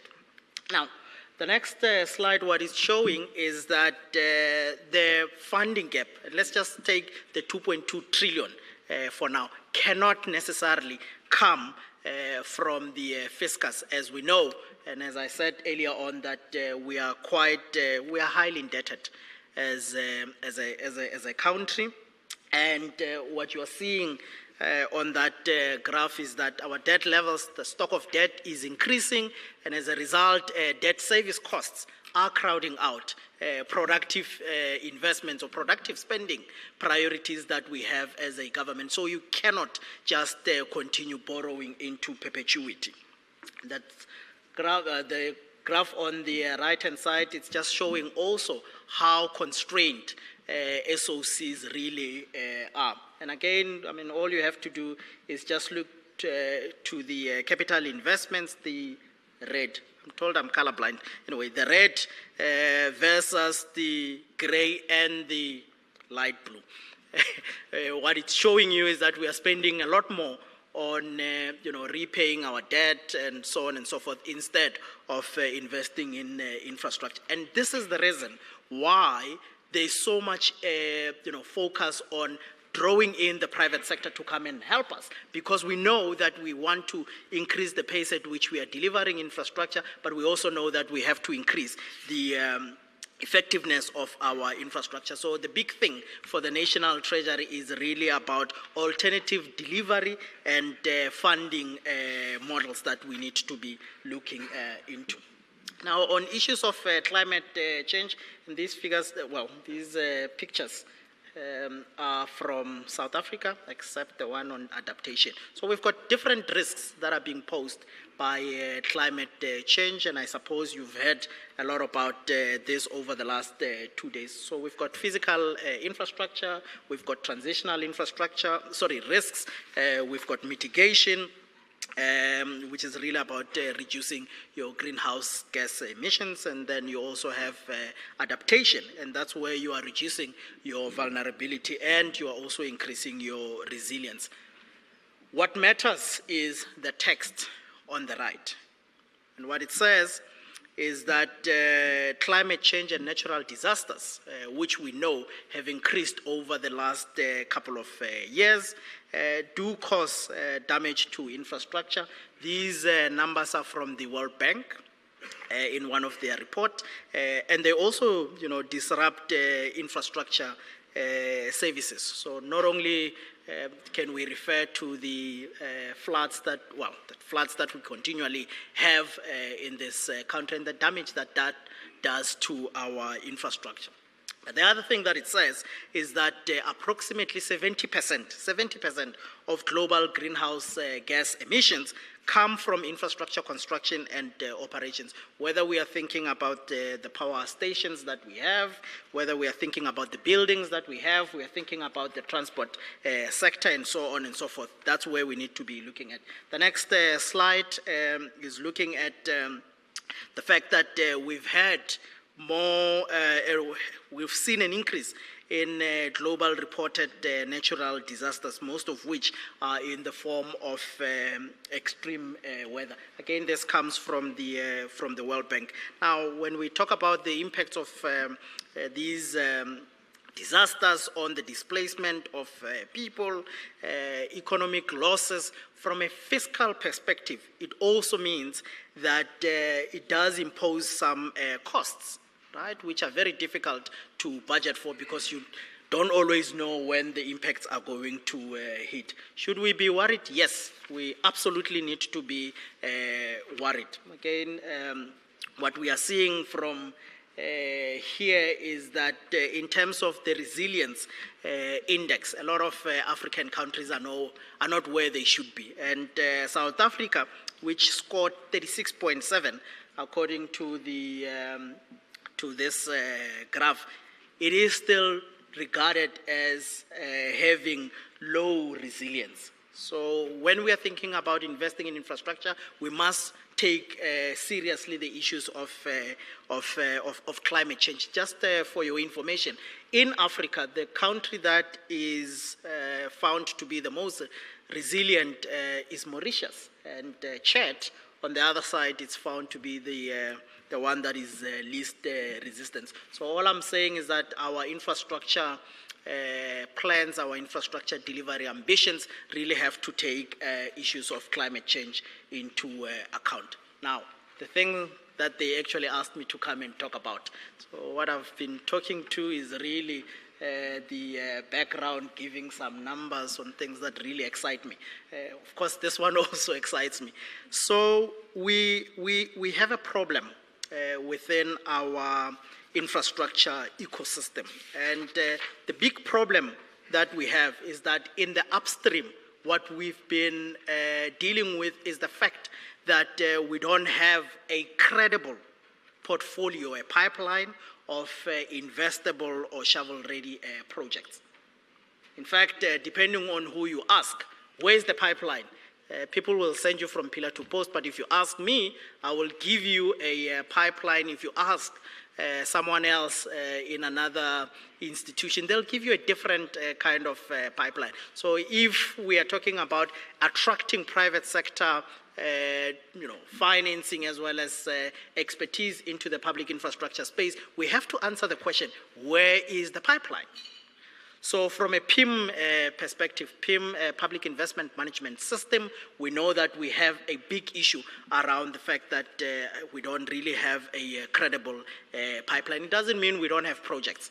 Lots of projects that we are told every year that exist. Are they credible is the question.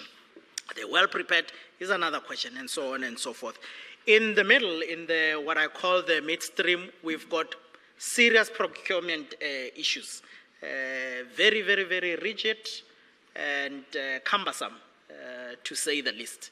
So, and the argument here is that even if you had a credible pipeline, it will be very difficult for you to execute that pipeline efficiently, simply because of the procurement rules that we have. They are not specific, for instance, to infrastructure, but we also have funding and financing, issues, as I've been saying. And then downstream, we have weak capacity as well as capability to actually execute the pipeline effectively. So if you ask about a PIM system and say, what is wrong with our PIM system? I would say that as much as it has a lot of the elements that are important to move projects along, it does have some fundamental gaps that we were interested in looking into as part of this exercise. Now, again, you might ask yourself, yeah, but where does climate change fit there? Well, climate change is like your institutional arrangement. It's a cross-cutting issue, and I'll talk about it in the next couple of slides. So these are some of the points that I've already spoken to in relation to weaknesses within our PIM ecosystem. I've spoken about a lot of those. Well, maybe on climate change. In a lot of instances, we are seeing that climate change is considered, it's seen as an afterthought. So you do what you need to do, and you say, by the way, there's climate change, and then you go and say, how can I incorporate it? And the main thing that we are saying, at least from a Treasury perspective, is that we have to mainstream climate change, because that's the thing that is going to give us sustainability. The issue of life cycle costs is another one that maybe I can just talk to a little bit. The biggest cost in infrastructure provision is actually not the construction costs.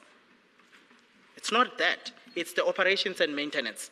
So we are good at building new.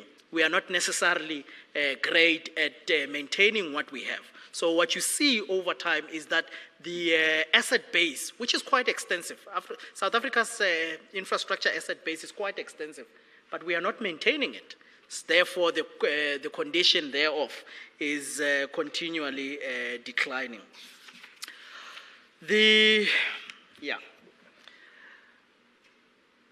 What this slide is showing, and I could do it in the long way or the short way. Let me see. What this slide is showing is that for a lot of the problems that we are very good at creating structures that are going to resolve those specific issues. And that in itself is not wrong. Okay? So when we look at the Water Partnerships Office, the Independent Transmission Project Office, when we look at what we now call IFISA, Infrastructure Finance and Implementation Support Agents, these are new things that have been created. We think about the creation of Infrastructure South Africa in 2020-21. We think about the creation of the Infrastructure Fund in 2020. We think about the creation of the PICC back in 2011 and so on and so forth. The creation of MISA and so on and so forth. Those things on their own, there is nothing wrong because they are resolving a specific issue that is facing the country at that point. The problem that we have is that there is this proliferation, and that is fragmenting our system.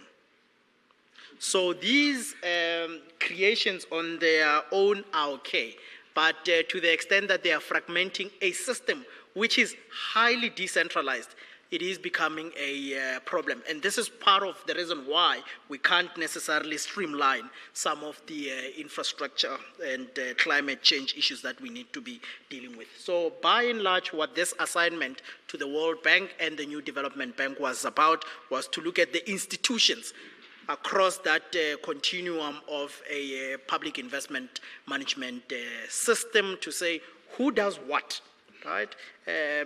And the intention is really to reduce duplication and inefficiencies. Secondly, it was to streamline and consolidate. And thirdly, it was about focus, to say that institutions that we have really need to focus on the mandate that they have, but we also need to be benefiting a lot more from the economies of scale. That is what we are trying to do. Of course, differentiation is important. So for example, if you decide that you are going to prepare all projects in one factory, right? All projects, strategic projects, you are going to prepare them in one factory. You can't use a general guideline, for health, for water, for energy, for transport, and so on and so forth. So while we are talking about streamlining, focusing, making sure that we consolidate, benefiting from economies of scale and the like, differentiation is important. Because if you go with the average, you are always going to have some issues. And maybe I can also just touch a little bit on the so-called IFISA. IFISA is an agency that the Treasury is establishing, and what it's meant to do is to institutionalize the infrastructure fund that some of you may be aware with, which at the moment resides within the DBSA, but also bring in the PPP unit, which currently resides within GTEC.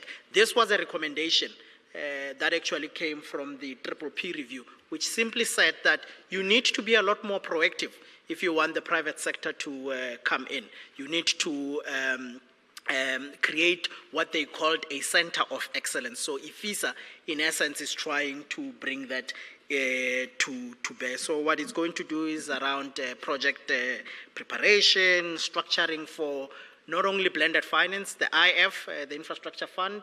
Whenever you talk or you hear about the IF, generally will use the word blended finance. We are saying it shouldn't just be about blended finance. It should also be looking a lot more into alternative delivery models, as well as alternative financing instruments that we may or may not be thinking about. So in a way, it's really about ensuring that this ecosystem is clear from those that are not necessarily in government.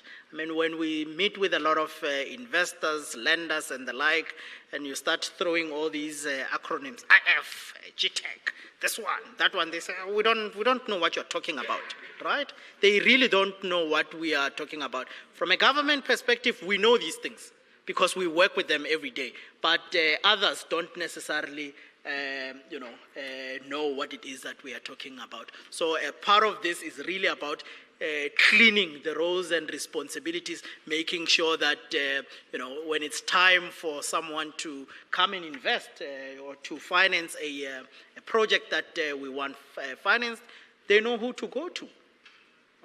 That was really the essence of this work. And at a high level, I just want to talk to some of the findings and the recommendations. Where's Madam Chair? Just so that I can get an indication of how much time I have. 50 minutes? 5. Oh, I don't think I'll do it in 5. I'll give myself 10. So very quickly, but I'll be quick. I'll really be quick. The first thing that we are saying there is that, I mean, this was not focusing on the entire infrastructure pipeline of the government. It was focusing on what we called strategic infrastructure. And strategic infrastructure initially was a combination of a cost threshold of a particular size, and that size was 1 billion rand in terms of capital costs. And these are supposed to be projects that are complex, that are also risky, and so on and so forth. So we didn't want to focus on a 2 million rand project. Not that it's not important. It's really about the ones where we are likely going to attract a lot of financing from the private sector. So it's really the big stuff. But that's where you also have the most risks. And one of the things that was found here is that you've got several pathways for seeing these strategic or large-scale infrastructure projects. As I said, I mean, I sit in the National Treasury. We've got something that we call the BFI. That's one window through which I see projects. Those that are dealing with PPPs, they've got another window of seeing projects. Those that are dealing with SIPs, they deal with ESA, there's another window, and so on and so forth. So, that's the fragmentation that is being talking about, and depending on how you want to fund or finance your project, then, you either have to follow these rules, those rules, and those rules. And these rules are not consistent. And the key recommendation here is that we need to have a centralized gateway mechanism. Centralized gateway mechanism that brings visibility into these infrastructure projects from when they are being planned to when they are being executed. The next point is around the legal and regulatory framework. Again, it's looking at the different guidelines that we have in government, a lot of which are not mainstreaming climate change. and saying that that needs to change. We have to mainstream this climate change, but we also need to ensure that we've got a level of coherence across the system. Issues of data, if we are going to attract the private sector, they're not just interested in how much should be invested in a project. So we sit with a lot of data, but data that we are not necessarily using for purposes of investment decisions, but also seeing the value for money aspects of a lot of the projects that we are spending on. And also, I mean, if we talk about, there was a big piece of work that was done by the G20. It was called Infrastructure as a New Asset Class. And that big piece of work was done, and it said, yeah, infrastructure does lend itself to being a differentiated asset class. But the big issue that we struggled with was around the data and the information that investors need to consider before making their investment decision. So what we are being told in this respect is that we have to find a way of introducing systems that are going to help us be a lot more transparent, but also give information that will enable the private sector to see the kinds of projects that we are doing so that they can be better informed around what they need to be investing in. The issue of technical skills, it's well known that government does not always have the necessary skills, capacity, and capability to do what it needs to do. So in a lot of the reforms that we are doing, it's really about bringing in the technical assistance that needs to support us in terms of building the kinds of infrastructure that we are trying to do. So, and I'm about to finish.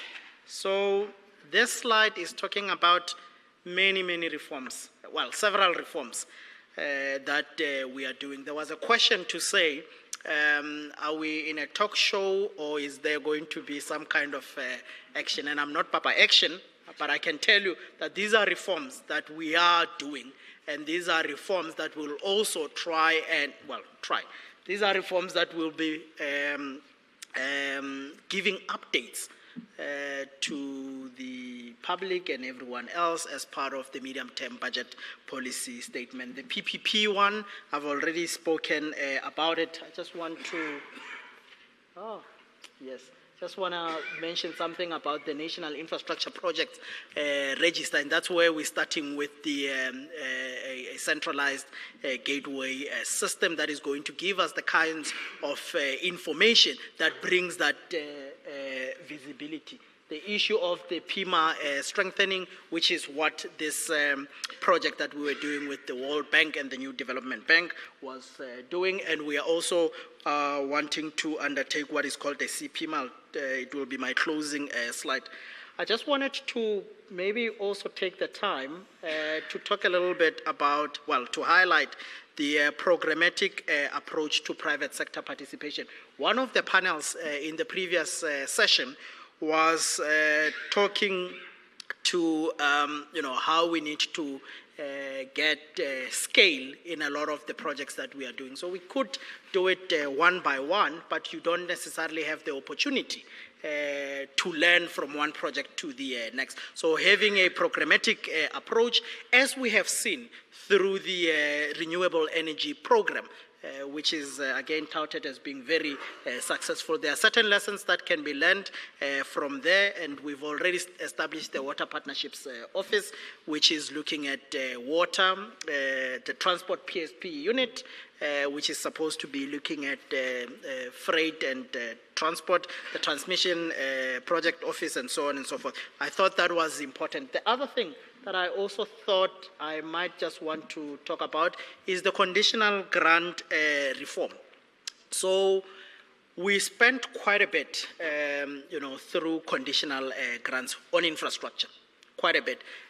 So the National Treasury is undertaking a review of the conditional grants in order to make them a lot more effective And to the extent that we need to be repurposing some of these grants, especially in light of our efforts to try and bring in a lot more private sector financing to see how we can leverage that resource, because it is quite significant. And then the last thing on this slide is around piloting mechanisms to finance infrastructure as an asset class. Again, we've been doing quite a bit of work around financing instruments that we think should be explored as a way of, diversifying our funding sources at a sovereign level, as a way of reducing the cost of capital, and also as a way of driving accountability and generating a lot more effectiveness out of our infrastructure. Because if you look at it, or if you see it as a project finance structure, there's some discipline that comes with project finance, instruments or mechanisms compared to what you get out of corporate finance. My last slide, the very last slide, it was just to highlight the 5 institutions and 15 dimensions of what a CPIMA is. Climate PIMA, Public Investment Management Assessment. And and this is important because what I've been saying is mainstreaming climate change. Where in our guidelines does it say if you're not going to ensure that you are resilient, you are sustainable, and so on and so forth, we can't fund you, or we can't send you back and say go and ensure that these things are included. So they range from climate awareness planning, issues of coordination, project appraisal, as well as selection, budgeting, and portfolio management. And the last thing is around risk management. And this is where I want to leave it. Thank you very much.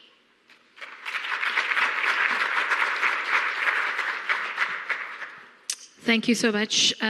We will then ask Farai to make his way to stage. Boitumelo, if you need a little break, you can leave a stage, and then we'll invite you back when it's time for Q&A. Thank you. A round of applause as Farai makes his way to stage.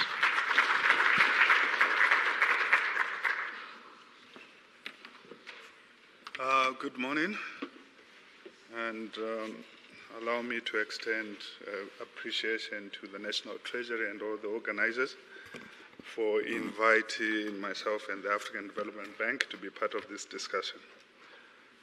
Okay, let me see.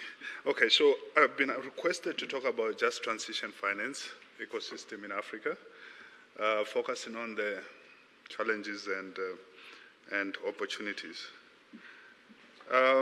Perhaps just to set the scene, as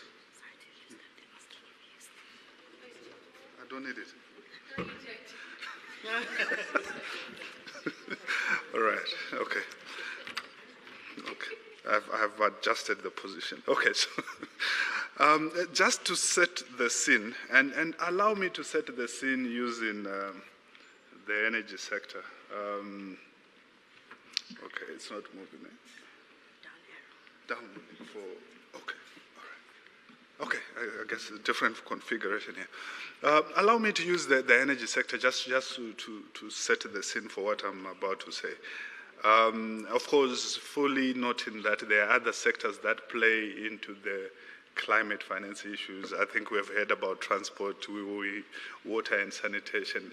There are a lot of other sectors that also have an impact on what happens within the, in terms of requirements for climate finance. But if you allow me to use the energy sector, mainly because that's what I'm very familiar with, to be frank, but not only that, but when it comes to the impact and the need that it has in terms of contributing to climate change issues, energy, through the high level of greenhouse gas emissions, does also contribute a lot. So I guess it's a reasonably good place to start from. So the challenge that we face as Africa is that we still have 600 million people that need to be electrified. Again, it depends on the source that you refer to. Sometimes it's 500, but let's, for purposes of today's discussion, go with 600 million. Of those 600 million, I think you find that there is about close to 300 million that are citizens of Nigeria, DRC, Ethiopia, Tanzania, and Uganda, which is quite significant in terms of the development challenge that those countries face.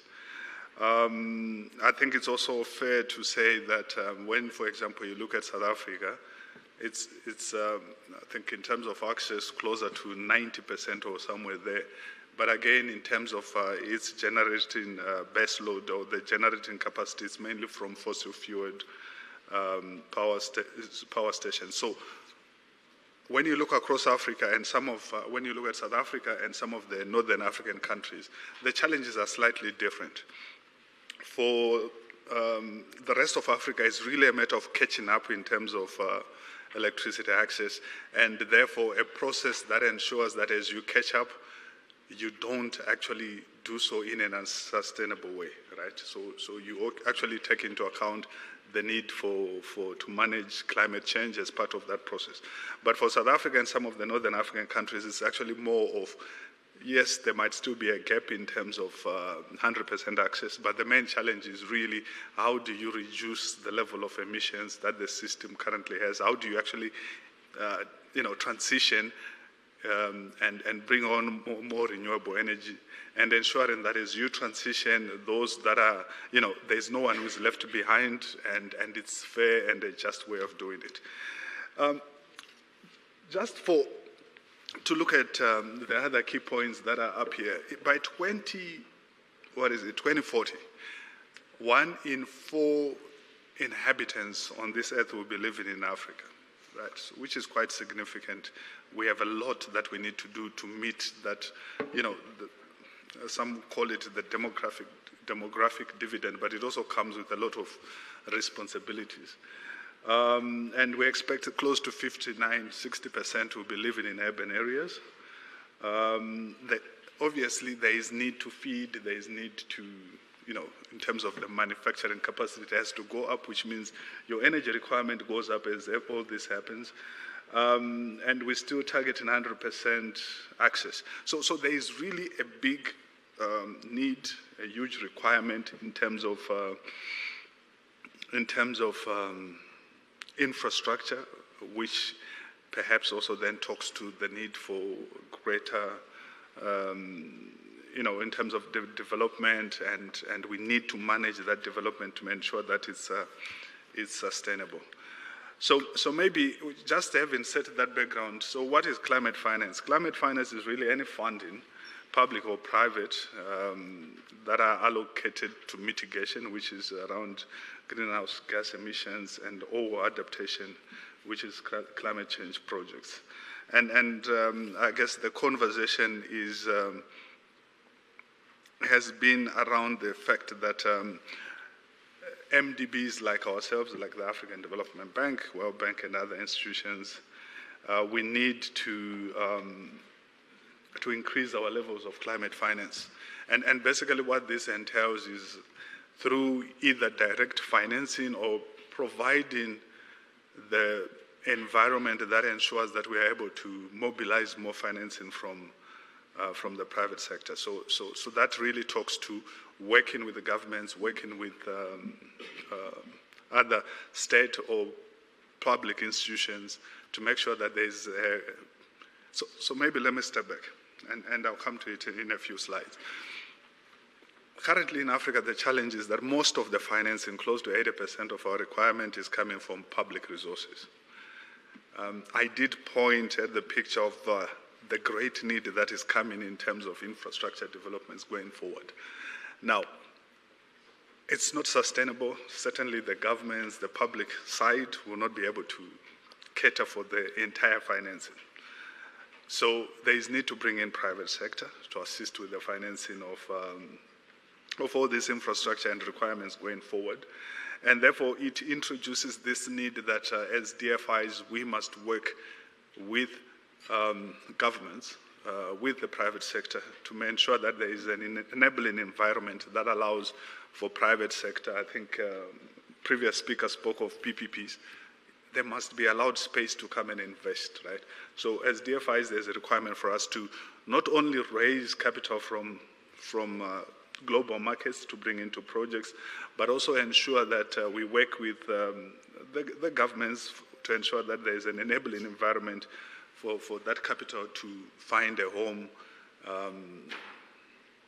and deliver the kind of returns that the providers could be looking for. There is a greater need for us to be Paris aligned in terms of the work that we do, which means that really quite a significant number of projects that we do, in fact, in the next 2 years or so, we'll basically have to do a scorecard that says, before we look at a project, is it Paris aligned or not? So I think that's where things are going. So there is really greater need to ensure that, as we develop projects, the sustainability part of it is always looked at. And obviously, there is need to build trust and deliver in terms of the collective quantified goals on climate finance, so in terms of all those targets. I think this issue of making sure that we have a long-term emissions strategy and that we have all these just energy transition plans really becomes critical. So as we move forward, more and more, there is a greater requirement on DFIs to ensure that there's Paris alignment in the work that we do. So that becomes very critical. Now, so what have been the finance? So when we look at the requirements, so we are looking at, okay, let me start on the right side, where we have, this is from the Climate Policy Initiative 2022. And perhaps when you look at the whole of Africa, it's close to 2.5 trillion, which is required. Southern Africa requires just above $1 billion there. So when you look at, and this is this is on an annual basis. The information reflected there is on an annual basis, but over the 10-year period, up to 2.5 trillion will be required. Just a footnote is that this is not 100%. It's not 100% of the sample. In other words, not all the countries responded to the request for information. So it might actually be well, it is going to be more than what is currently on this picture. But I think it gives you a sense of the magnitude of the climate finance requirements going forward. And if you look at those numbers, it translates to 250 billion per annum, which is required, of which about 189 million is in mitigation, and about 62 billion, 189 billion and 62 billion is in adaptation. And I think it's also interesting just to note that in terms of the challenge that Africa faces, we actually need to be having more adaptation financing or more adaptation needs and less mitigation, just in terms of the challenges that the continent faces. And I think in 2022, for the first time, well, not for the first time, but there's over the years, there's been a significant uptake of adaptation finance. So 2022, I think it's getting there where it needs to be. But I guess, like I said, the bottom line is you would expect more adaptation than mitigation requirements for Africa, which are still quite low. So if I can move to the next slide, I guess starting again from the right side, I guess the main challenge there is the disparity between the requirements and and what is actually flowing into the countries, right? So I think when you look at it, it's only about 3% of total requirements that was received by, let's call it by Africa or by sub-Saharan Africa, which is very low. So that's about 19 billion was received by sub-Saharan Africa. When you look at the whole of Africa, you're looking close to 30 billion. And we are saying 30 billion in that year compared to the 250 billion that I spoke about, which is the annual requirement. So already you can even see the disparity in terms of those numbers. I've already indicated this issue that there is really need for adaptation finance to go up. Adaptation as of 2022 was sitting at about 39%, mitigation at about close to 50%. And again, I guess critically is still that last point there where we still need to get private sector to do more. And they've always said that one of the key barriers why our private sector is not kicking in is because of the high cost of capital and linked to credit ratings. But I think, the sad part is there is a high perceived risk in Africa, which is not matched by available data. If you look at it, I think they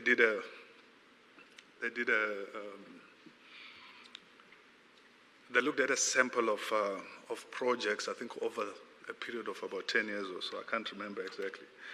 And they were trying to look at the default rates of those projects. The African, or IPPs in Africa, the default rate was sitting close to, I think it was just below 2%. It was about above 12% for Southeast Asia. It was about 10% default rate in Latin America. It was about, I think it's 6% in Europe. But I think the point I'm trying to make is across all the continents, despite being penalized in terms of perceived credit risk, our default rate in Africa was less than 2%. I think the next best by average percent was about 4 point something percent. So that is just, again, perceived but not real. But unfortunately, this is where we find ourselves in. Yeah. So this tries to then say, okay, in terms of trying to map out this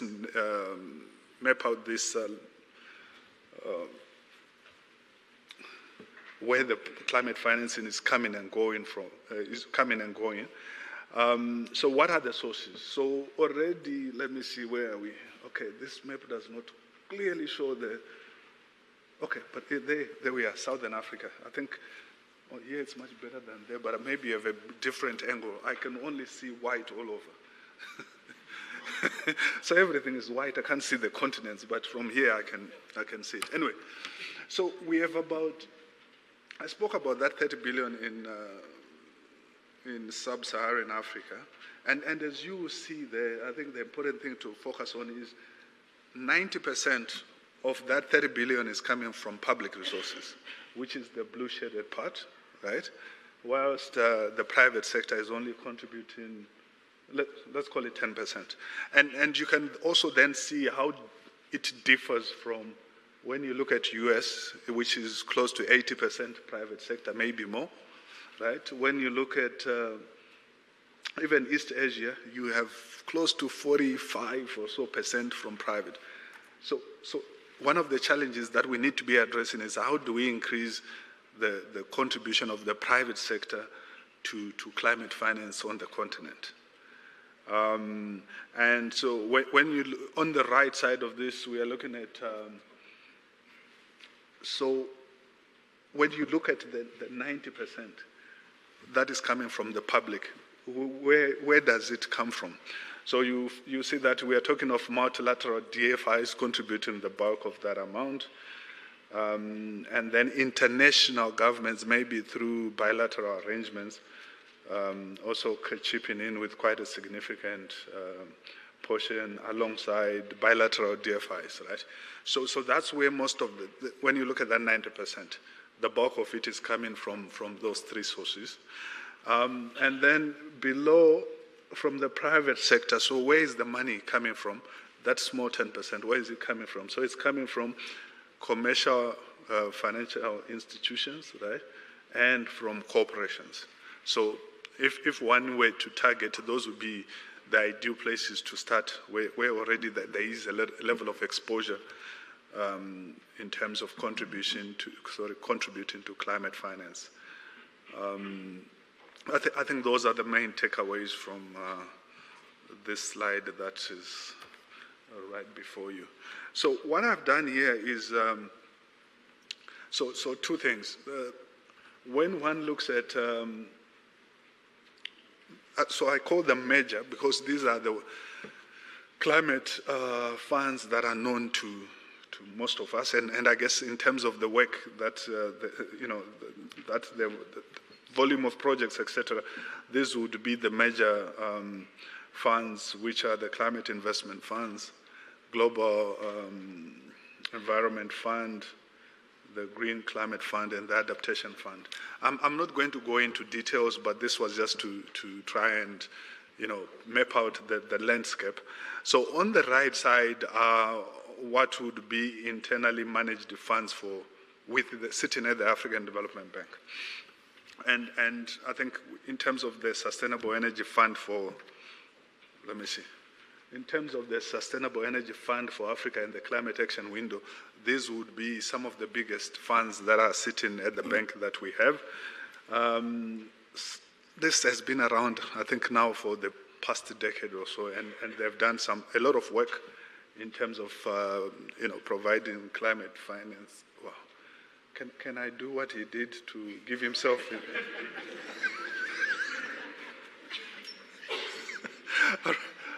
Okay, so I'm not going to go into the details of these funds, but I just wanted to show, the split. Now, I guess interestingly this is what AFDB is doing. A World Bank would, whilst we okay, I don't know what I did. Okay, all right. Whilst there's an overlap here, World Bank will have its own, so does AFD, so does EIB, and everyone else, right? But for purposes of this conversation, I thought it would be good to show what we have at the African Development Bank. Now, so besides those funds, there have also been, partnerships. So I think we all know of the partnership, the Just Energy Transition Partnership, as sources of finance for sources of climate finance. So I think we are all familiar with this, 8.5 billion pledged to South Africa. That figure may now be close to 11.6 billion or so through the efforts of the US, France, Germany, EU, and the United Kingdom. And I think other partners have come on board to push that amount towards the 11.6 billion. I think the rest of the bullet points basically says, along similar lines, there have been other partnerships and collaborations that have benefited Senegal, that have benefited Egypt, and there is this facility, the Africa Green Investment Initiative, funded to the tune of about 4.5 billion or so. That seeks to fast-track inclusive, people-centered energy transition through access to climate finance. So I think, just to say, beyond the various funds that we have, there have also been, more direct kind of engagements that have resulted in pledges and new instruments coming up. Maybe if I could just, so these are additional things that the bank, African Development Bank specifically, is doing, which will assist in mobilizing climate finance. We are working on the African Adaptation Benefits Fund, just as much as you have funds that, assist in the tapping of carbon market on the mitigation side. I think well, there is need to tap into the adaptation side of the projects. And this is actually something that is going through a pilot phase to ensure that, at some point you can then start trading these the benefits associated with adaptation. The bank is also working on a green Africa Green Financing Facilities Fund. It's actually supposed to be green, looking after financing into green banks. That's the whole idea of this fund. And of course, we are working on the carbon market support facility. Again, support carbon markets to ensure that projects are not forced to sell their credits upfront, right? By accessing support from this facility, because there tends to be exploitation, if I can put it that way. Desperation leads to exploitation at times. So that's the whole idea. So these are initiatives that are in the pipeline, together with the African Green Infrastructure Alliance, which is, again, the whole idea is how do we facilitate the access to all these climate finance. And more importantly, well, not importantly, but I think critical to know that there's an Africa Green Mineral Strategy that is currently being developed. Again, the ongoing efforts, I don't have to go through them, but we have Sustainable Energy Fund for Africa. We have been supporting country platforms across, well, for South Africa, Senegal, and Egypt in terms of jet country platforms.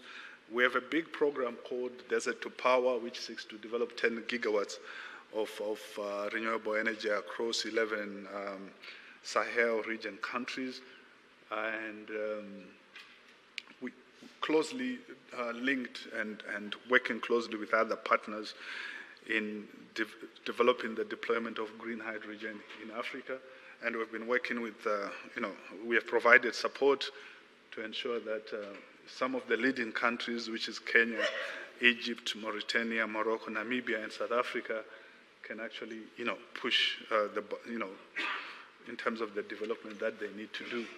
Now, so what is still in the pipeline? There's a lot of talk around debt for nature swaps, where financial transactions,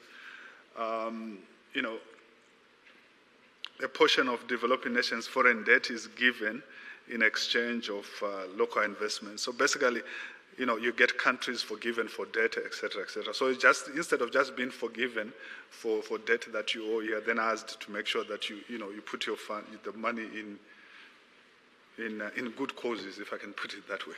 So that's your debt for nature swaps. I think there's also an ongoing effort to say, how do we use special drawing rights from the likes of IMF and hybrid capital to tap that into climate finance? There's a lot of work going around that. And then there's disaster climate risk clauses in loan agreements. Can a project be forgiven if due to some climate event, there are disruptions in operations, just as an example. Biodiversity credits, loss and damage, and continued work in terms of carbon markets. So these are some of the things that are in the pipeline with the whole objective of, now I have 2 minutes, that's great, thanks. With the whole objective of driving climate finance. So, I think this is my last slide. Okay, great. Now, so I know I did hurry over the last few slides or so, but I hope there is enough explanation in the slides for you to be able to catch up and understand. But so what are the key actions? I think from the start I tried to establish the premise that private resources are badly needed to assist in the financing of to assist in the financing of all these climate change related projects. So there's need for an enabling environment for greater private participation, and enabling environment is usually supported by effective planning and comprehensive regulation. I think that goes without saying. There's need also to develop bankable projects, and one can also look at, enhance in terms of risk mitigation, enhance that. So there's been talk around carbon credit price backstop, right? So to make sure that the carbon price can be guaranteed at some level. Climate shock insurance. So once there's an investment in some of these climate change projects or green projects, what happens if there's actually a climate event? Can the insurance then step in to safeguard the resources that are so invested? And then, of course, foreign exchange risk mitigation facility. I think this one, we have been trying to do it for quite a few years now, I suppose, because if you look, for example, at South Africa, part of the reasons, not part of the reasons, but some of the challenges that South Africa has in terms of contracting cross-border power is that power is priced in US dollars. And you have local consumer paying in rands. So how do you deal with those foreign exchange challenges associated with that? It's not always easy to hedge a 25-year PPA. So how do you deal with those issues? So part of the thinking around, ensuring that there's risk mitigation, is also around foreign exchange risk mitigation facility. There's need to mobilize global savings through DFIs and blended facilities. I think I've mentioned that enough times. And of course, the issue of carbon credits. So thank you very much. I hope 2 minutes late.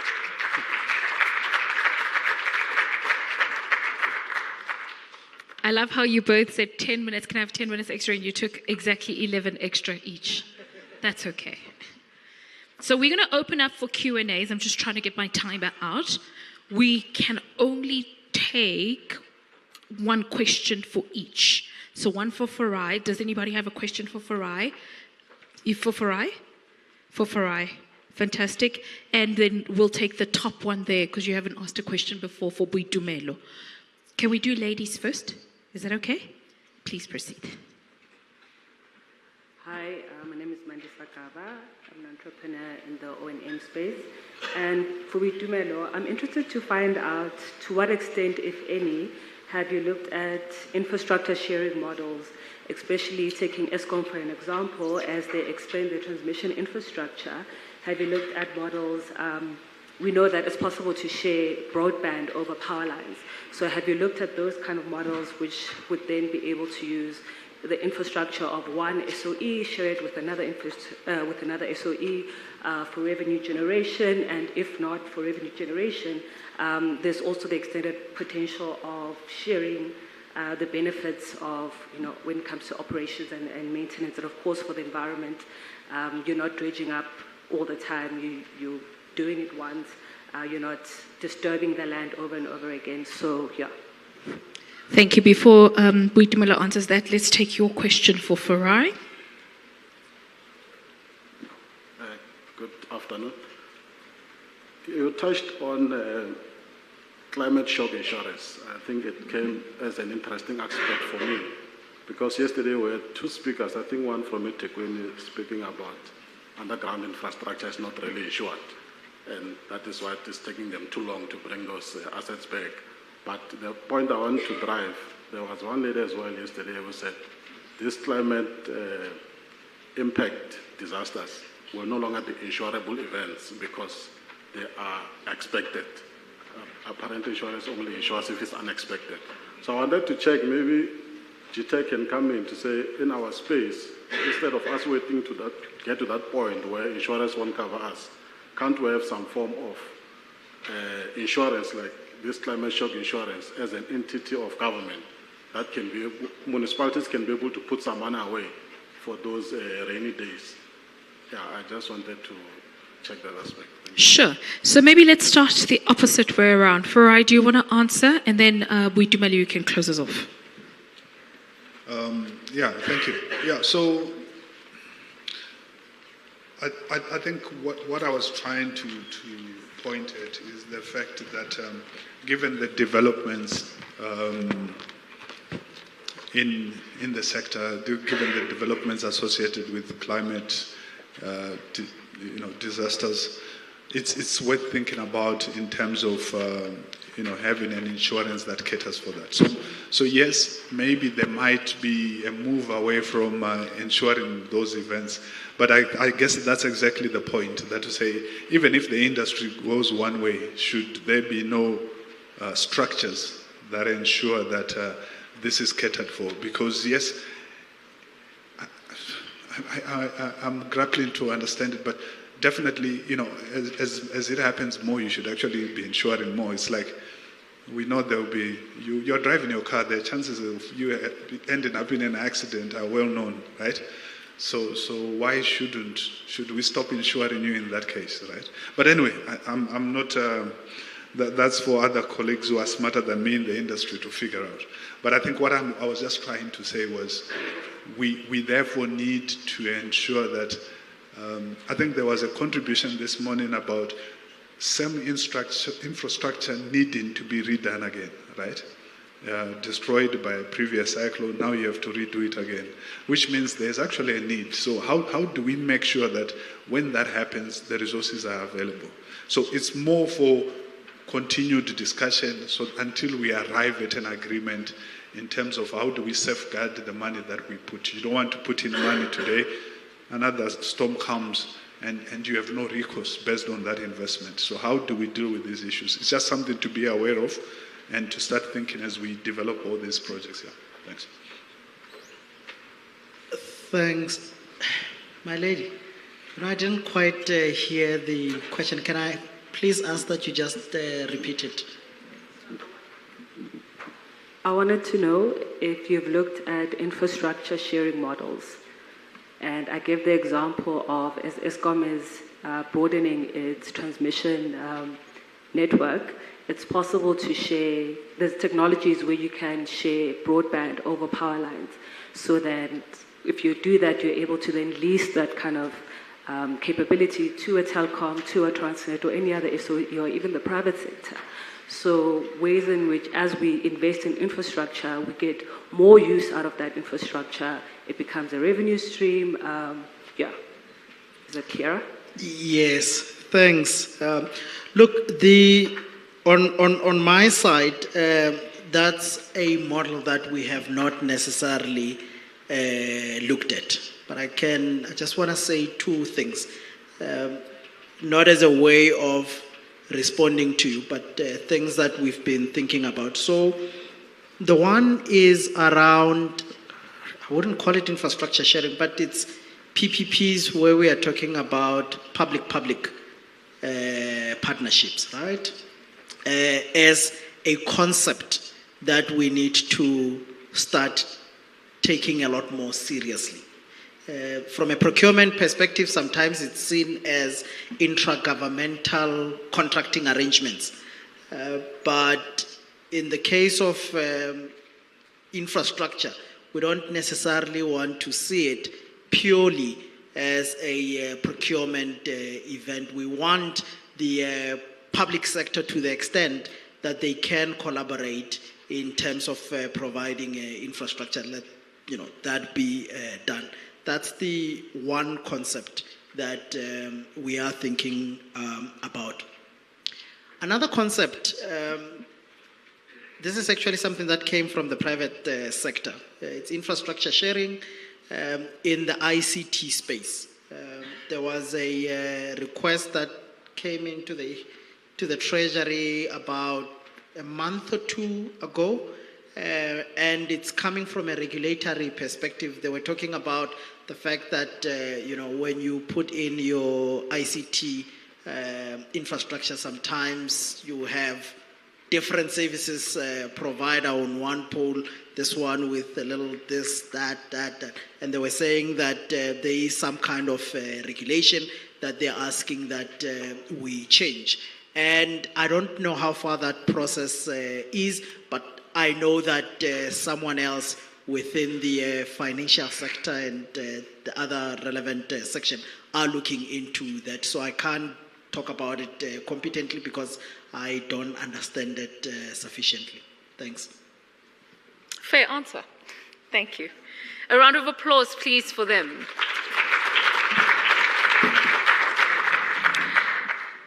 So we have caught up time. It's now time to go to lunch. It is 12:30. If we could please be back here and seated at 1:20. 1:20. So we'll start ringing the bell at 1:15, just because it takes quite a while to get everybody in here. We're hoping that it'll go faster because there's not many of us now in the queue for the lunch, so it should go a little bit faster.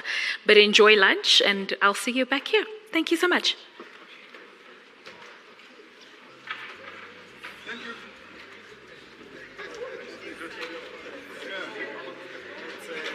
You're close to concluding this discussion on virtual presenting.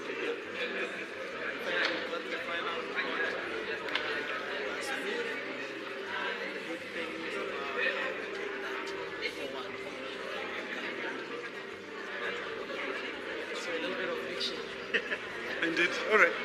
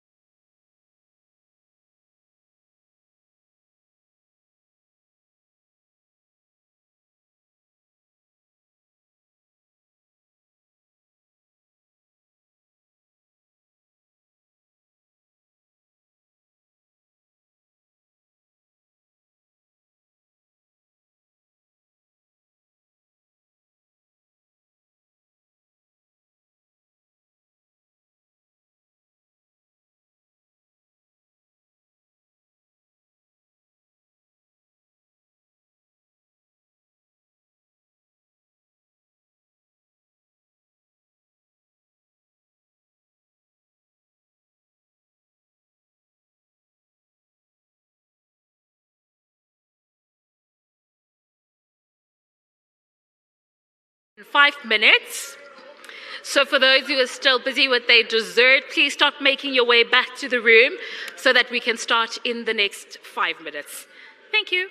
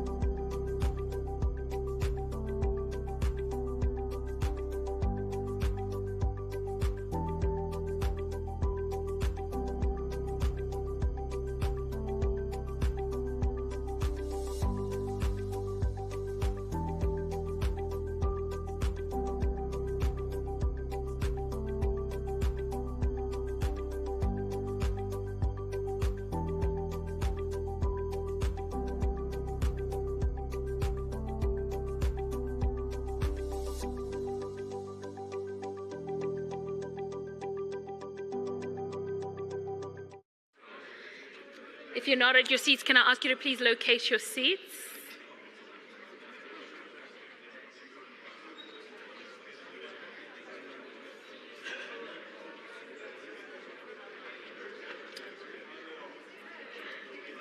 ask all of us to please pause with our conversations and just cast our eyes on stage? Did you enjoy your lunch? You can tell it's the last day when I ask questions like that. I haven't asked for the last 2 days. I'm going to miss you once we're finished today. Did you have a good time? Did you enjoy your lunch? Fantastic. Please remember that we are going to load the presentations on the QR code. I know some of you have come to us to say they're not loaded there yet. We're just sorted. Can I ask for all of us to settle, please?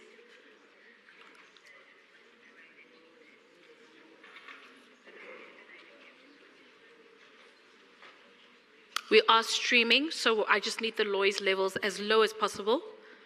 Thank you. So we will be loading all the presentations on the QR code. We are facing a little bit of technical gremlins, but we'll sort it out very soon. And hopefully by the end of the session today, I'll be able to let you know that it's all uploaded and you can actually get the presentations there. So we definitely are still going to share all the presentations. We just want to make sure that it's as smooth as possible. Now, our next speaker is online, joining us all the way from Washington currently. So please, you have to give him a resounding welcome. It's 7:30 there. So he's been up for a while to make sure that he can present to us. It's, of course, none other than Dr. Junaid Ahmad, Vice President of Operations at Multilateral Investment Guarantee Agency. So over to you, Junaid. Can you hear me? I can, and I hope you can hear me. I can hear you and I can see you. Are you going to be presenting? I will, but no PowerPoint. No power. Fantastic. Over to you. Thank you very much. I do hope your lunch was a good one. I'll grab my breakfast as soon as we're done this morning, I assure you. To begin with, Malweni Nonke, it's wonderful to be reconnected to South Africa. I say reconnected because I had the privilege of being in South Africa from 1993, 94 to about 2000. And during that time, it was quite astonishing to see a economy in transition, an economy trying to make significant shifts in how service delivery was being done, how the economy was moving, and the word transition was certainly underlined. But what was also very interesting was this issue of, does that transition get financed with public finance, or does it leverage private finance? So the issue of financing infrastructure during a transition and in a context of whether it's public finance or accessing capital markets, private finance, is uniquely, I think, a story of South Africa over the last decades. It's not a story of today. So today what I will focus on is I will use the energy sector and my understanding, as much as I understand the energy sector in South Africa, to talk through the type of sectoral transitions that I understand is happening, may happen, needs to happen, and whether that transition, how do you finance it? How do you finance it with both public finance and how do you leverage private finance? But let me refer back to a little bit the history to make the point that what South Africa is going through now is not new to South Africa or new to South African policymakers. I remember starting my work in South Africa in the housing arena, and during the government of national unity, it was Joe Slovo, who was then the Minister of Housing, and I had the privilege of engaging with him. And what was fascinating was the challenge: how do you deliver housing in the new democracy that had emerged out of apartheid? And if I remember correctly, Madiba's challenge of delivering 1 million houses within 5 years, and how does one do it? Now, South Africa it was in the middle of a transition, but so was a very different part of the world, which was Eastern Europe. That too was in a transition. But these two transitions were very different. In Eastern Europe, where you had very much a state-run economy, it was about creating markets. So the transition was, how do you move out of a state-run system and create markets? In the case of South Africa, also going through a transition, it was very different. You actually had vibrant markets. You had vibrant financial markets, in fact, quite advanced, very much like the ones in Latin America, except most of the citizens were deprived from access to the market. So the transition in South Africa was, how do you actually ensure that markets would now become inclusive, as opposed to Eastern Europe, where you had to actually create those markets. So in the housing sector, the big discussion was, how do you actually ensure universal access to housing using the markets, and how do you finance it? And I remember the debates at that time around how do you deliver a housing subsidy, and very fascinating discussions that I was able to have with Minister Joe Slovo, and the Director General at that time was Billy Cobbett. And the tension there was very interesting. One was, let's have a direct way of delivering houses. Let's deliver the subsidy into the hands of contractors so that they would go out and build houses for communities. That was one mechanism. The other mechanism which was being debated is, hold on, there is a vibrant capital market, there's a vibrant financial market. What if we put this subsidy into the banking system in the name of individual households, and let them establish a relationship with the banking system and develop a savings, if you will, tradition, and draw on mortgages from the market. So basically, government's public finance would be put into bank accounts in the name of citizens, and those bank accounts would help the citizens leverage the capital markets. So the question was, which way to go? Do you put the subsidy as public finance in the hands of contractors, or do you put it in the hands of citizens directly to the banking system, so you connect them into the markets and see whether the markets could be leveraged? There was also a question, do we create a housing bank, a public sector bank? Maybe that's the way to ensure that everyone got mortgages. And the other side of the story was, why do you need a housing bank in the public sector when there was a private market? And the issue was, how do you link people into that private market? This debate went back and forth, and ultimately what was a decision was to put the subsidy through contractors. And of course, once you put subsidies to the hands of contractors, what contractors will do is to maximize, if you will, their own benefit, and so build houses where it's cheapest. And of course, where they would build houses were further for a distance from the city center. So in fact, the subsidy mechanism actually began to mirror the spatial distortion of apartheid, instead of actually handing the money to citizens and making it portable through the private capital markets, where people can move to where they wanted to move and use that money for housing.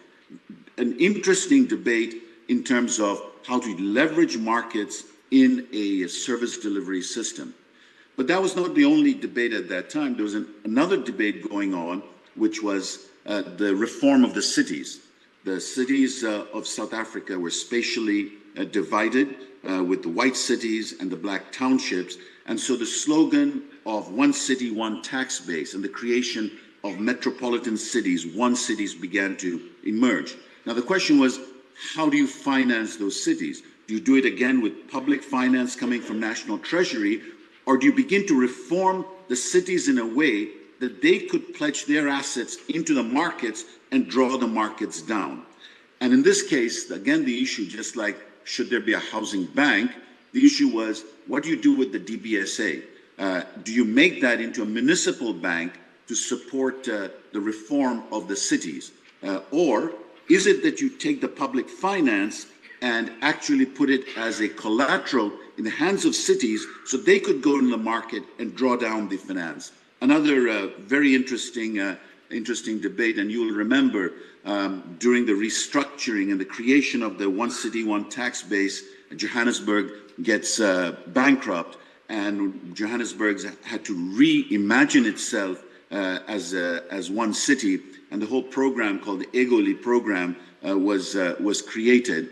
And part of that EGOLI program, National Treasury created a direct support, fiscal transfer into the city so that the fiscal transfer could help the city do the reforms and enable the city to actually go into the capital markets and raise their money. I remember at that time putting together a roundtable, the first roundtable of a discussion between the private financial market players at that time and the leadership of Johannesburg under the EGOLI program, and the dialogue of would the financial markets be ready to invest in the city and why should they? And of course it depended on what was the reform that was going on in the cities itself.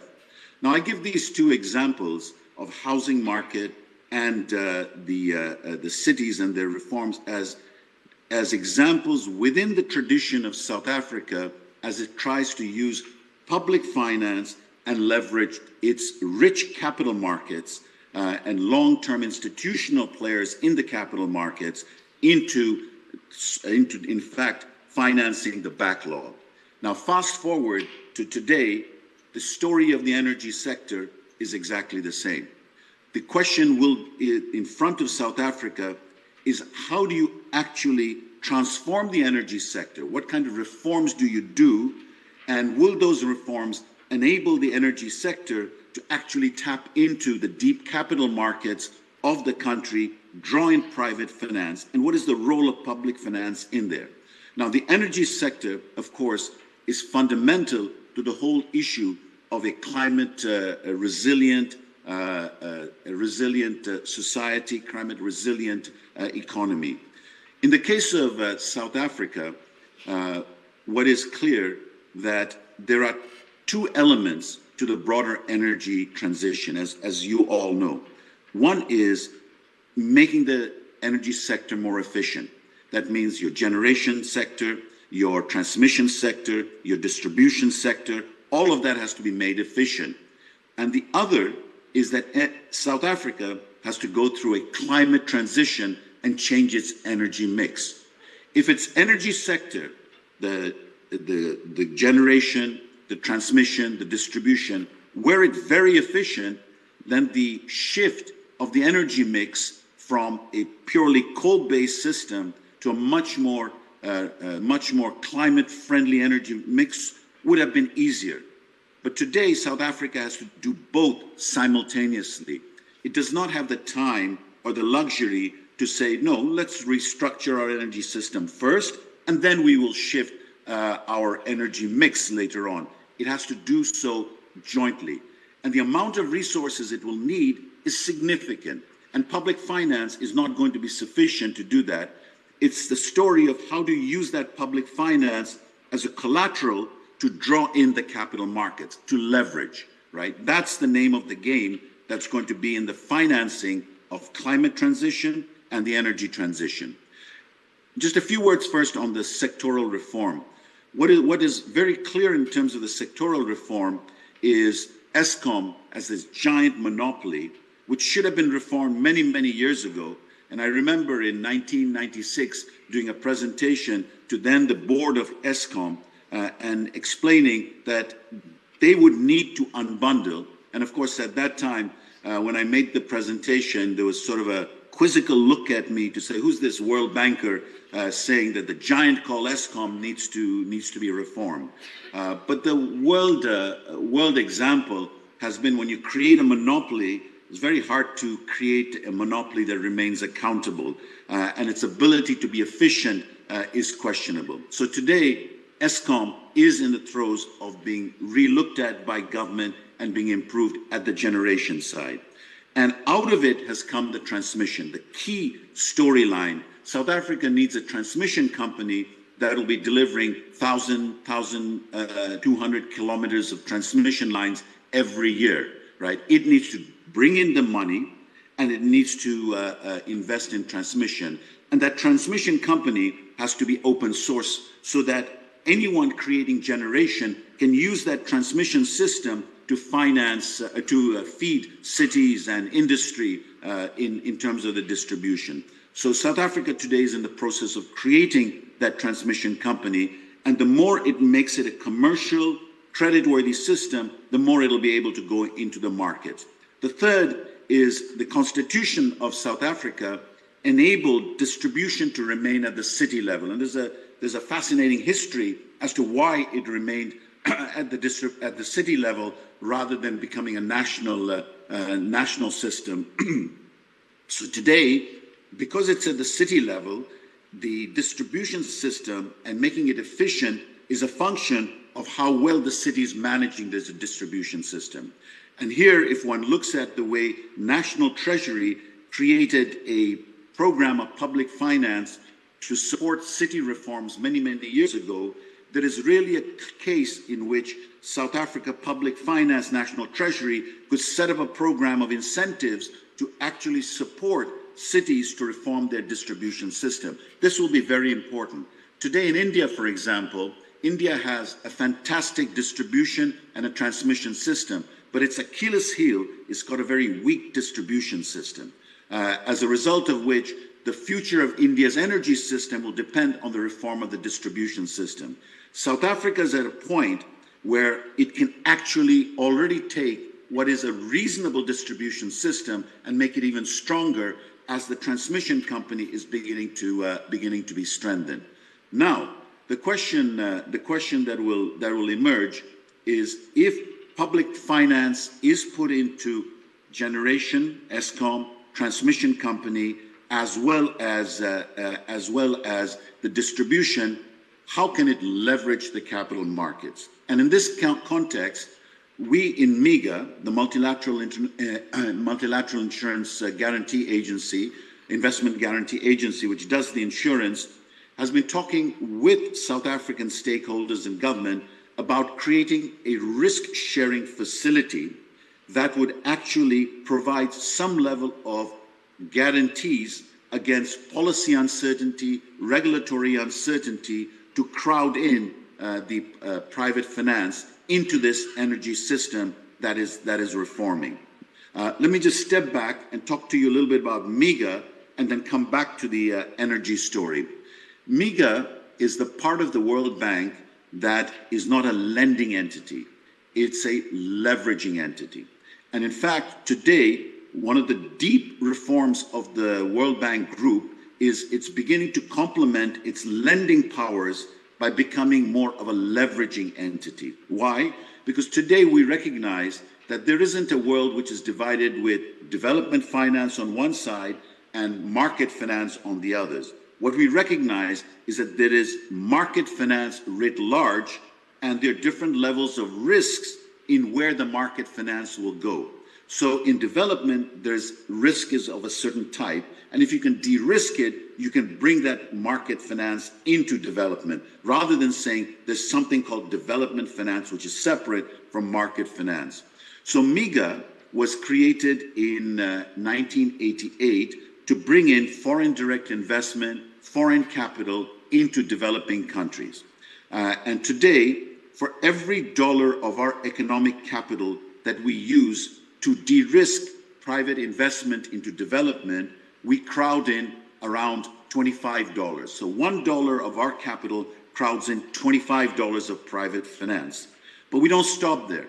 Every dollar that we guarantee, we then reinsure with the private reinsurers 65 cents. So every dollar, 65 cents is then reinsured. So we syndicate the risk. So we not only bring in 1:25, the private finance, we then de-risk ourselves by sharing the risk in private markets. As a result of which, when MIGA was created with $366 million, that $366 million actually has delivered $75 billion of private finance into developing countries. Let me give you a few examples. In Egypt created a solar park of private investors. Private investors came in, they produced electricity from the solar park, and the electricity was bought by the public distribution company. And what we did as MIGA is we underwrote the contract between the private investors in the solar park in Egypt and the Egyptian distribution company. As a result of our guarantee, the private company was able to raise money in the global markets to invest in the solar park at a credit rating 6 notches higher than the sovereign rating of Egypt. So our guarantees enabled that to happen. To give you another example, in Chile, the big copper firm Codelco is decarbonizing. It's going to draw on renewable energy to run its copper mine. This represents about 10% of the GDP of the country. The fact that one copper mine in Chile is decarbonizing, and it's such a big part of the economy, means that the whole energy system of Chile has to decarbonize. And what we have done is we have provided a $1 billion guarantee to Codelco. So Codelco was able to go into the market to raise $1 billion at a longer tenor, about 15 years tenor, and at a lower interest rate because of the guarantee that we provided.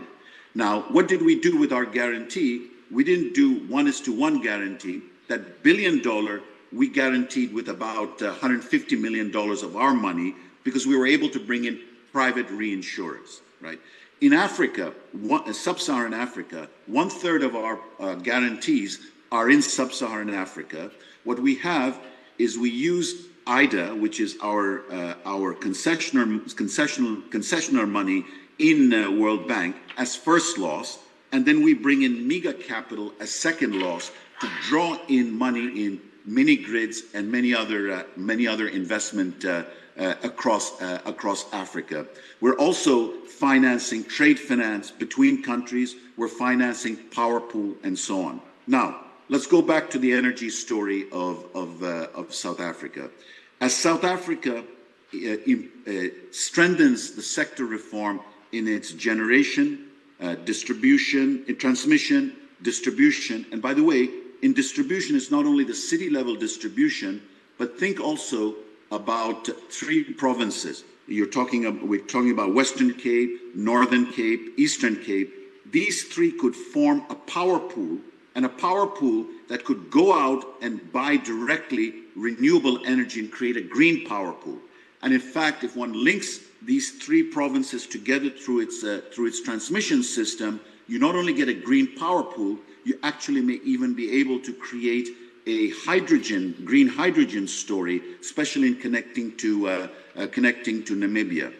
That kind of a system can draw on MEGA in order to bring in the capital from the private market. But if we do project by project, we will not have enough resources, even in MEGA, to crowd in the private capital.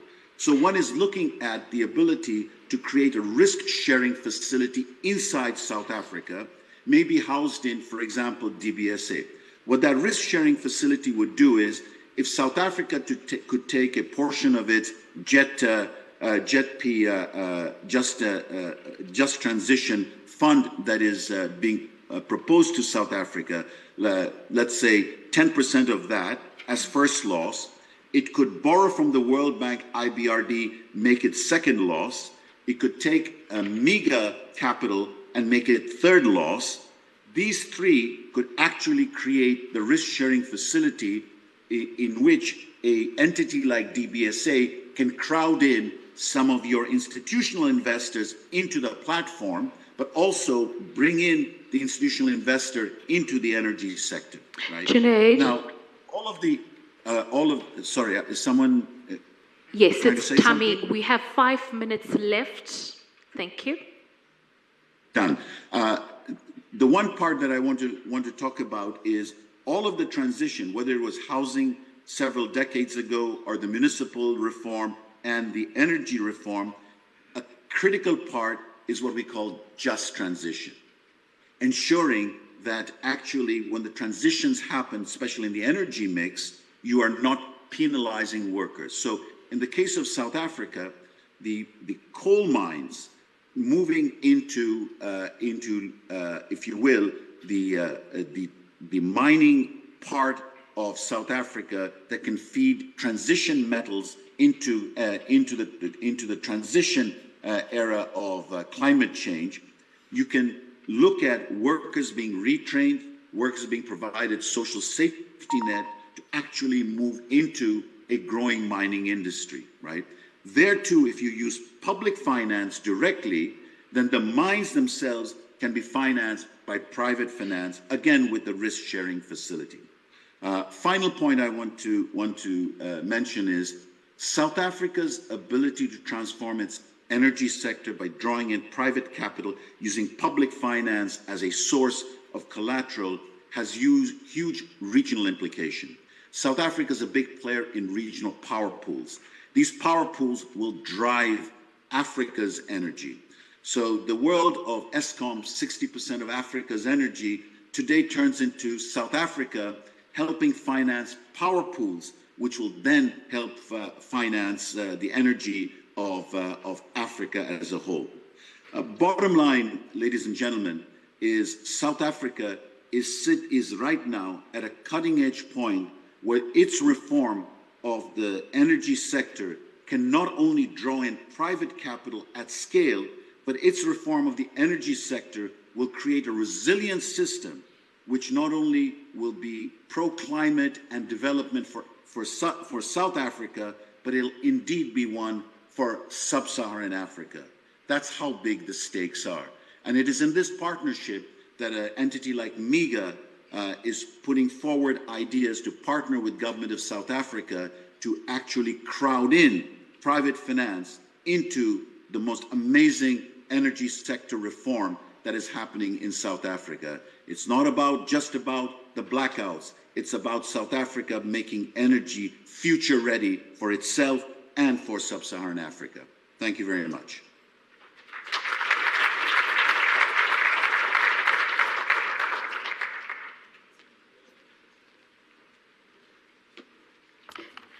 Thank you so much, Junaid, and thank you for coming online. I know you've been online for quite a while, so we'll release you to go have breakfast now.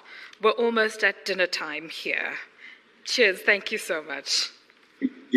Were there any questions, one or two questions, or you prefer not to do questions virtually here? So it's not a preference thing, it's just a timing thing. We don't have the time at the moment to be able to do that, and we're moving into quite a massive panel discussion. Thank you very much for inviting me. No, Junaid, don't go off.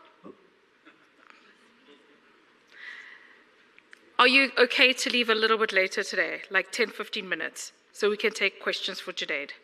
Is everyone okay? He's like, yes, please me. Okay, cool.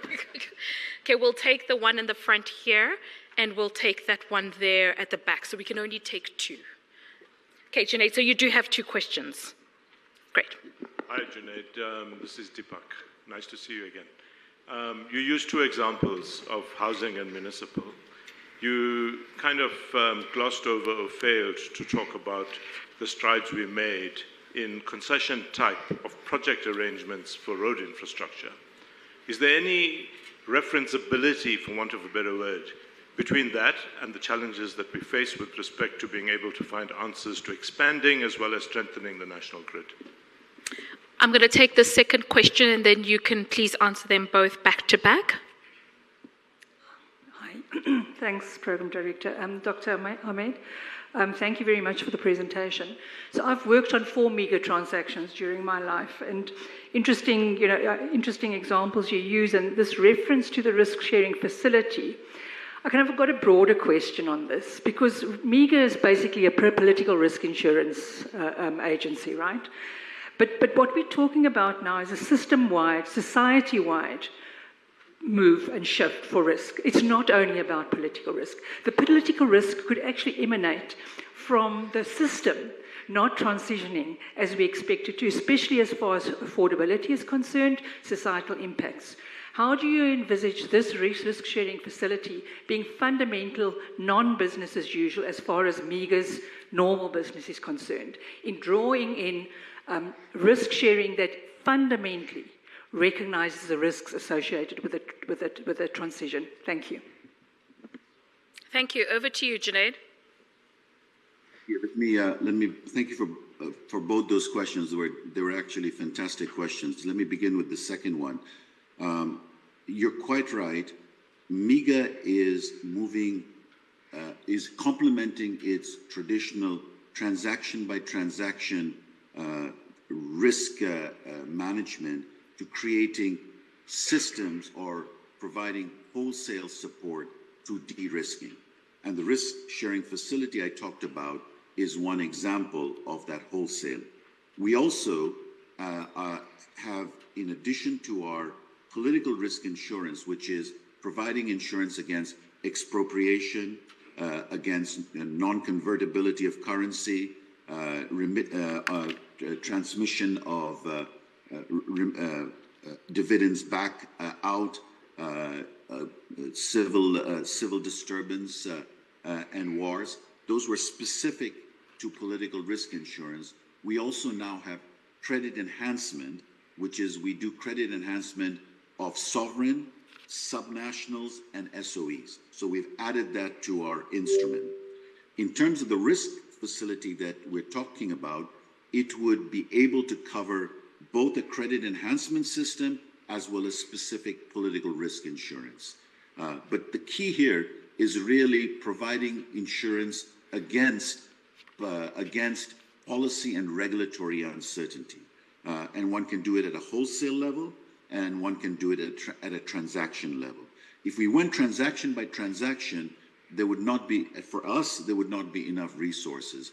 But having South Africa create its own risk-sharing facility enables it to draw on its own institutional funding, institutional funders in a more programmatic way. So we're actually have now begun to do this kind of, if you will, wholesale portfolio guarantee across the world.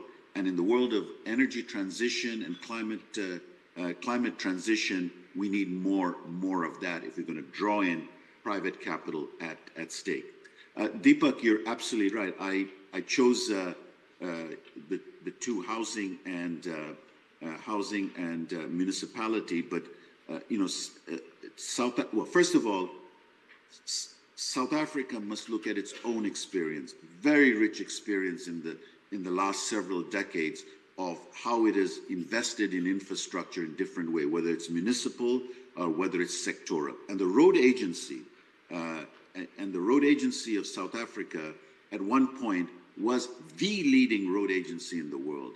And the way you actually financed and brought in capital markets, there's a lot of lessons to be learned there. And I would say that we should look back at those lessons, and see where you have used different mechanisms to leverage capital markets. Your access to tax base and how you securitize that. Your access to tariffs from toll roads. How you secured that. All of those are great examples to be used in a transmission company story, and the facility I'm talking about could easily come in to provide that guarantee.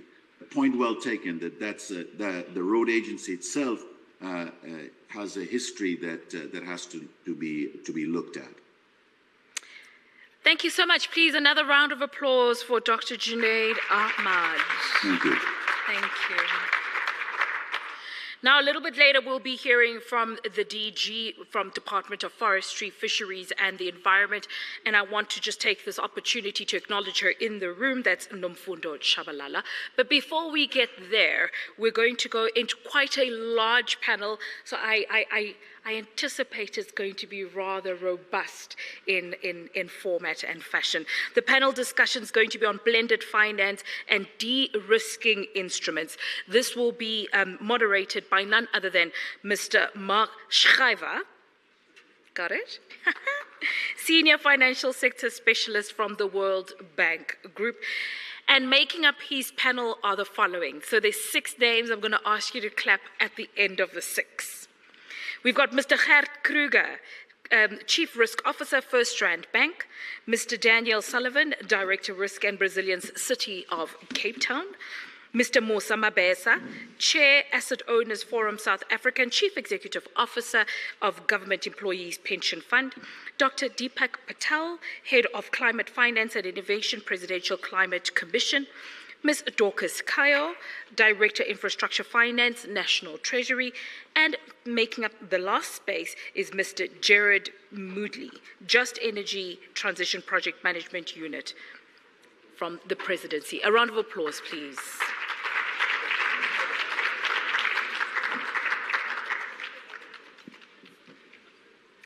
You're going to have to clap a little louder. She's the only female on the panel. So I want you to make a little bit of a more of a shout out for her. Over to you. All right, thank you. Everybody can hear me? I think yes. So, Program Director, robust, heavy panel.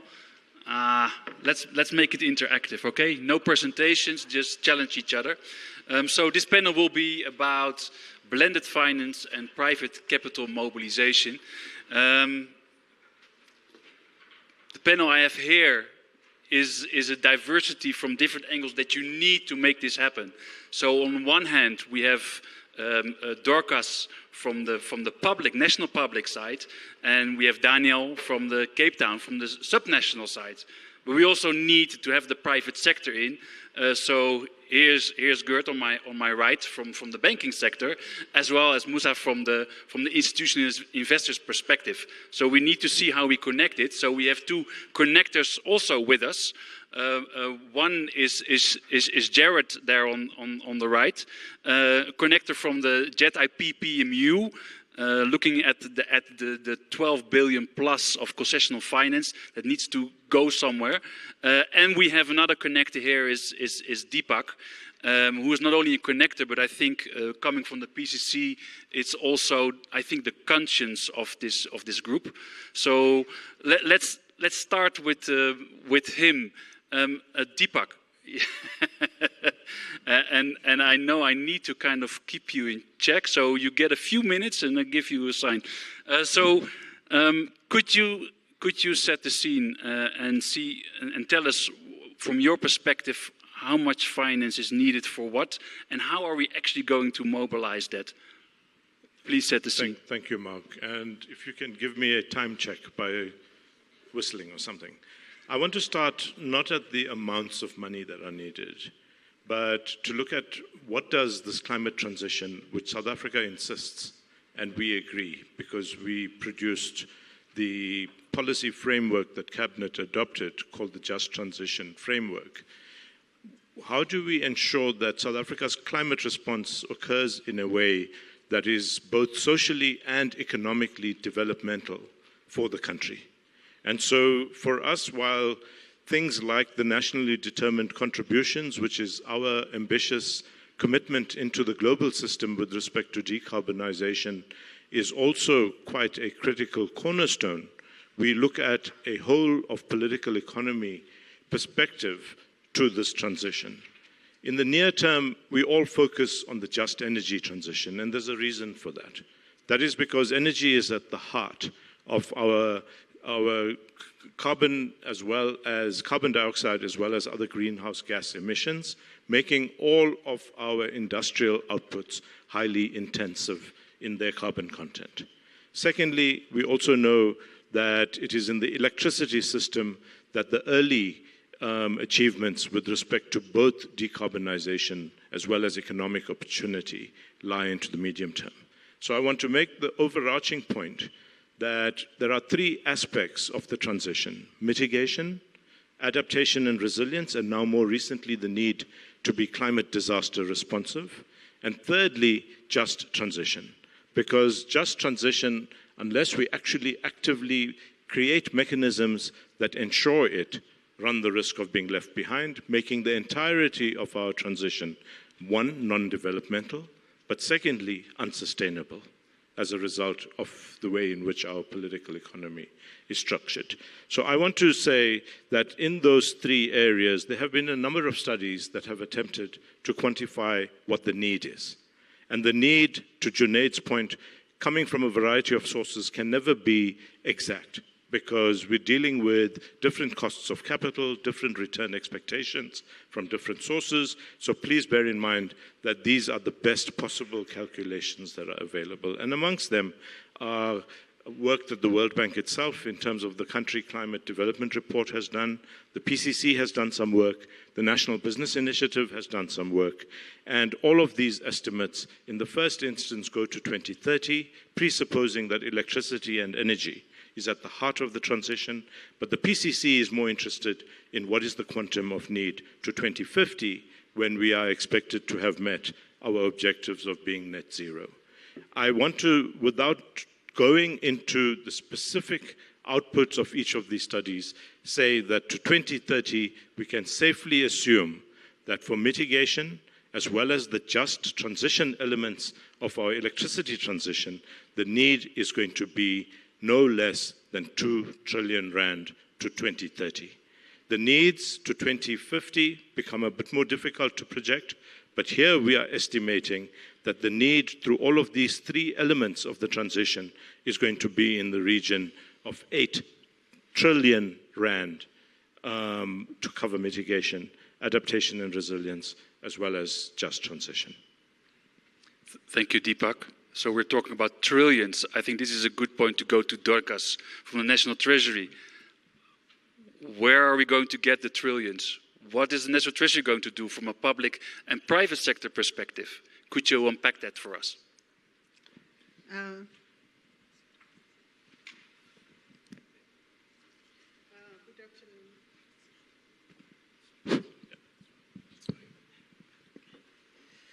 Good afternoon, and thank you, Mark, and for the introductory remarks.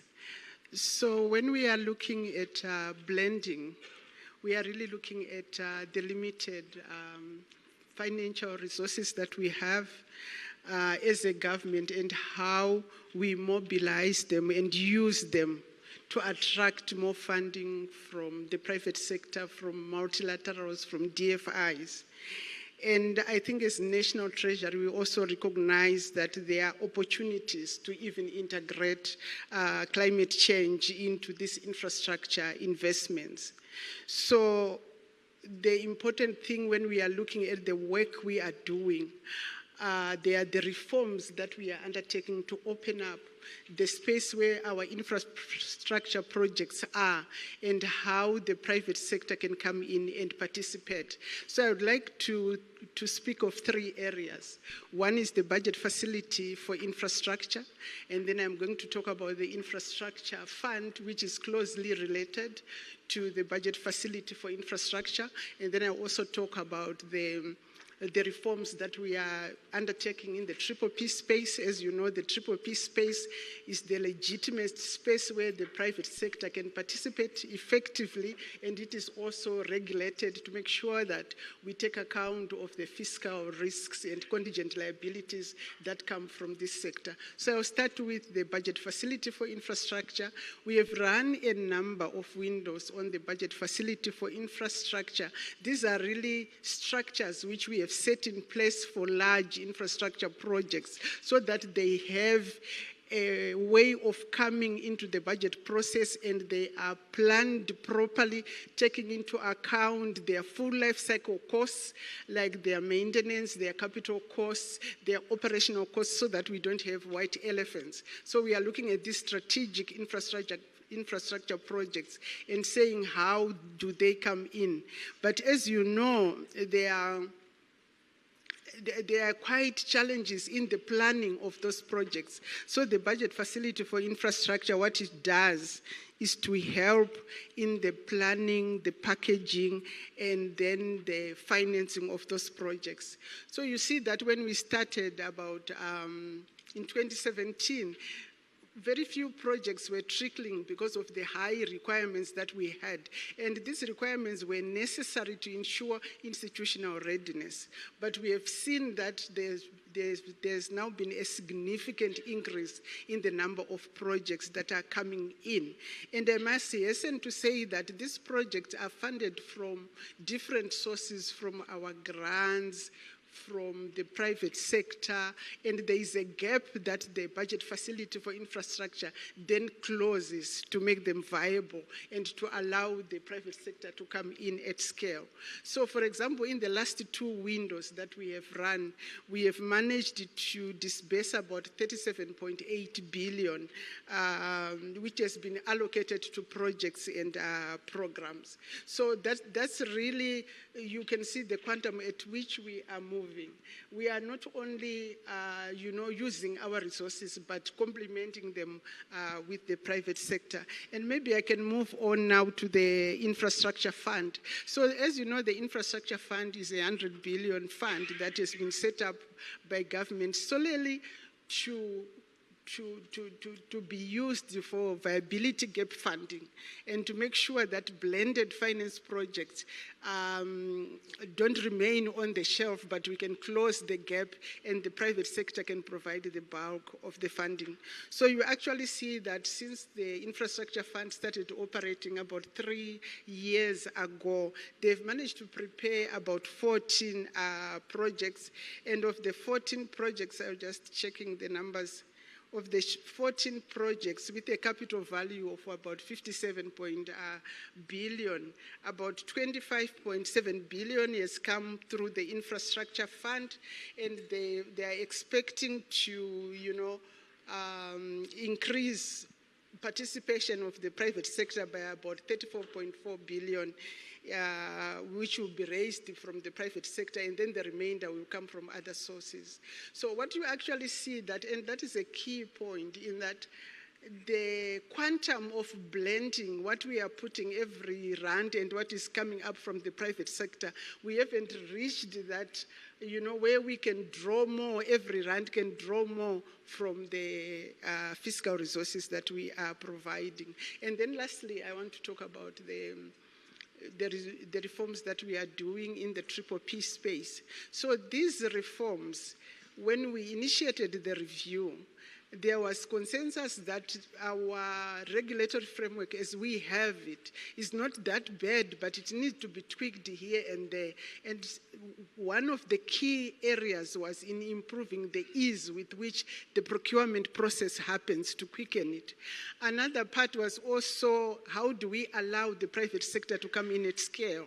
And what we have done is to come up with an addition to Treasury Regulation 16 on unsolicited proposals, where the private sector now has got a way of coming in strongly and participating and looking at investments in the private sector in a well-regulated, open manner. And we are also setting up guidelines for our government entities to be able to entertain and process unsolicited proposals. So this is a very key area, and we are moving very fast. We issued the regulations for public comment. We are hoping that on the Treasury Regulation 16, we should be having the regulations before the end of the year, and we are also hoping to move quite closely with the municipal regulations. I've stopped there. Thank you. Thank you, Dorcas. Oh, well, that sounds more than a day job. That's an impressive agenda of activities that need to happen and are happening. Let's see what's happening on the subnational side. So Daniel, could you tell us how the city of Cape Town is mobilizing or is increasing its public and private investment for critical infrastructure? Great, thanks, Mark. So my story seems, in my mind, and in any case, it seems relatively uninspiring, but it really comes down to the basics. In order to, and this is sort of very, very basic sort of economic modeling and economic theory, but essentially, subnational level is at that level of service delivery and direct funding from the private sector in terms of rates that we accumulate and fees for services. So if we want to call that blending, that's directly sourcing money from residents that goes towards funding projects for residents. So not the same blended finance that we're talking about in this concept, but that is our rate space, and that's an important component of the City of Cape Town being able to do what it does.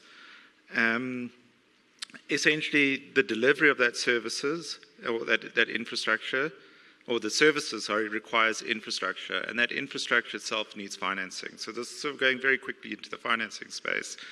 But not only is that infrastructure being designed or developed in the city that just delivers services, we now need to start thinking about how we deliver resilient infrastructure so that those services are reliable into the future.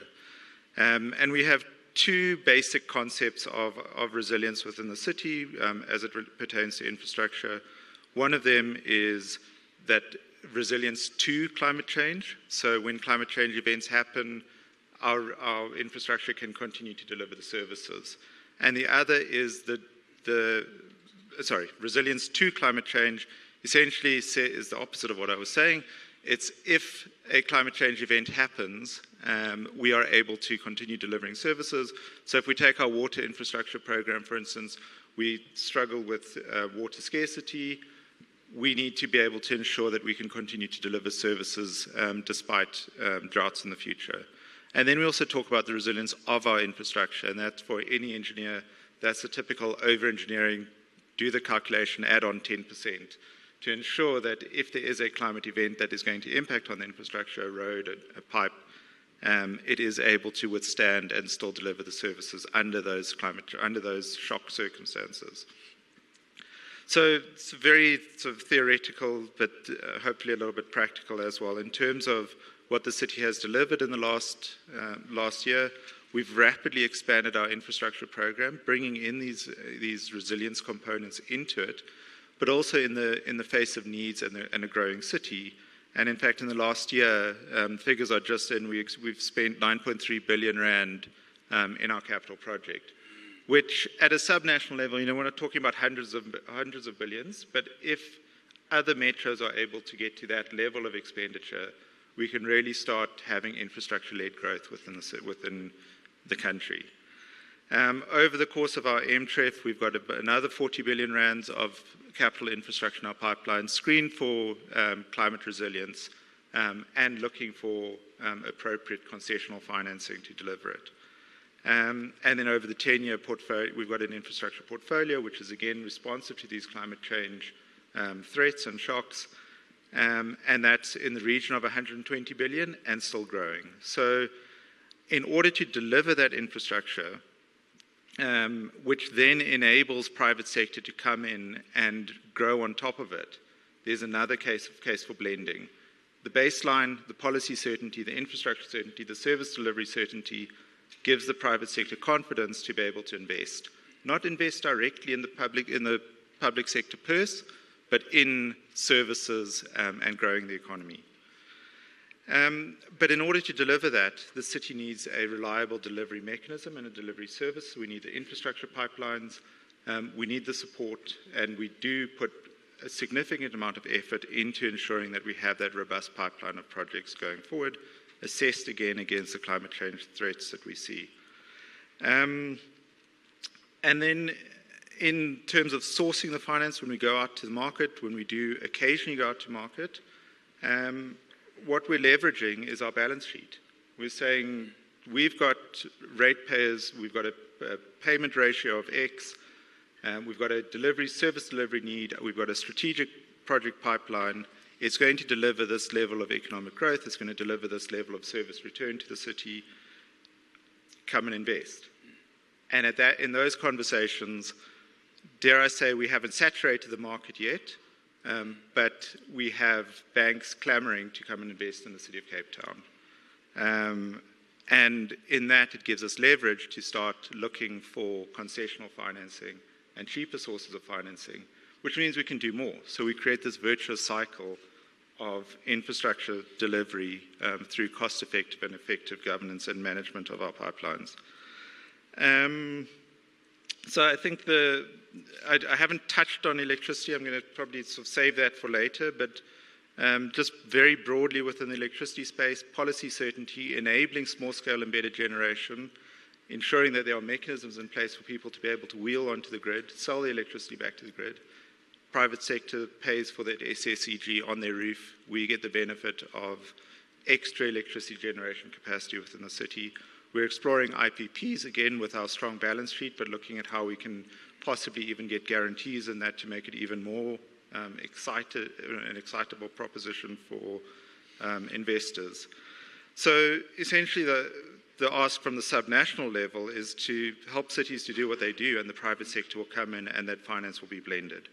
And it will hopefully come in at cheap rates, and I say cheap, that's the word that our Treasury team used, not me, appropriate rates that allows us to do more of what we're already doing. Thanks. Thanks, Daniel. I think this is an excellent moment to go to the private sector side of it. So, Gert, what is needed for you to make investment in infrastructure bankable? It's a very important question. We heard earlier in the previous presentation of the need to scale financing. And bankability for me is all about what is needed in order to scale financing, in order to get close to the numbers that was quoted that is needed up to 2030. Now, fortunately, we're not working with a clean sheet here. South Africa's got a proud history of blended finance solutions that has worked effectively. In fact, some would comment that we are leading in Africa on that. Some would comment, even on a global scale, the track record of government, multilateral institutions and private sector over many dimensions is virtually unparalleled. Now, to test that, we've actually looked back across projects that has been delivered in South Africa, and we looked back across multiple sectors. So, of course, we've got recent projects that has been delivered in terms of renewable energy. But we thought we needed to look further back than that. So that takes you to the roads, toll roads in particularly. And in that regard, there's actually usefully examples, many examples of success, but there's also examples where there was not success. And this is also important to look at that. Why was there not success? We also looked beyond that to other sectors. We looked at where did the water work. We looked at prisons, interestingly. I mean, there's some success stories on prisons, which is not something that you often find. There's success stories also on public sector health. And we try to understand what are the common factors that made those bankable, what made those successful, how can you draw from that success in this process and say, all right, because we've been successful in the past with these attributes, and because those that were not successful, we do not carry forward those attributes, we put all the entire construct together and make it bankable. And essentially, cutting through the detail, there are three elements that we've isolated that we think is important for bankability. Those three elements you find in the conceptualization or the early design stage when you set up these programs, then when you structure these programs, and then when you implement these programs. And you need bankability across all three of those. So let me briefly touch on some of those success factors. You need to recognize explicitly that if you want to get scale financing and you involve many different players, that there's a trust deficit that you need to overcome. And you should not skirt around the issue. You should understand that it's normal. And it's all about understanding where are the trust deficits and how can you overcome those trust deficits. And the trust deficits often arise from information asymmetries, different stakeholders, different delivery mechanisms, different profitability metrics and others. So we should not treat that as being a problematic. We should treat it as a normal part of the setup process. It will arise when you cross private sector and public sector. It will arise when you cross domestic sector, international sector. It will arise when you cross banking sector to institutional sector. It will arise when you cross commercial sector, development sector. It will also arise when you're dealing with multiple departments. And we should appreciate that multiple departments is not only at governmental level, that you will find that it's also at financial institution level. Sometimes you cross different departments. So you might cross a sustainability department and infrastructure department and a risk department and many others. So these multiple departments manifest at different places. And then you need to get a mechanism which you overcome this trust deficit. Now, you can actually summarize it with good governance arrangements, But you need to be far more specific than that because it's too generic. If you want to get to specifics, you need to get to different elements, many of which we already have. Good, clear regulation to say what is our objective and what is it that we want to achieve. That shouldn't be generic, that should be specific to the problem that you're solving. Standardization, and with standardization, I don't mean one size fits all. Standardization in terms of overall process. You can still tailor, but within a standardized regime. You shouldn't try to conceptualize it in each instance. And then you need to have correct institutional arrangements, of which we've got many examples referencing past projects. But in short, there need to be sufficient independent bodies at different levels that applies the right level of oversight, and that overcomes the trust deficit between these different parties. For example, when you are in syndicated loan markets, you typically have got a lead syndicate member and somebody managing the payments agent. Now, that's also to overcome a trust deficit between institutional markets and banking markets. Now, it's the same concept here. It is informational equalization, so to speak, that you need to create. If you look at the second area, structuring, in a nutshell, it is to let the person that can manage the risk best own that risk.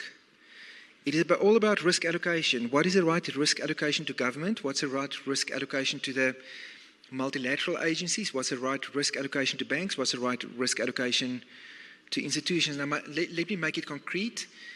It is not always all that complex. It is, for example, short-term risks best sit with banks, construction period risks sit best with banks, long tenure risks sit best with development finance institutions or with the institutional markets. That's an example of risk allocation.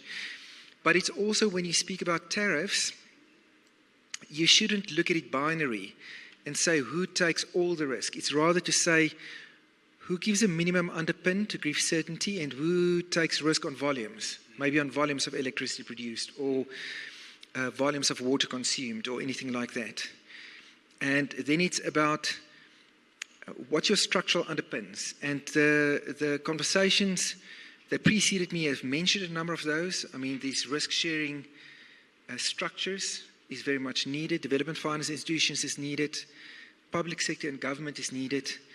The scaling is achieved in the financial markets and also the banking markets. The banking markets in itself is a scaler. The banking markets is not going to give you your scale. It is another leg that gives you scale then into the international markets and domestic markets.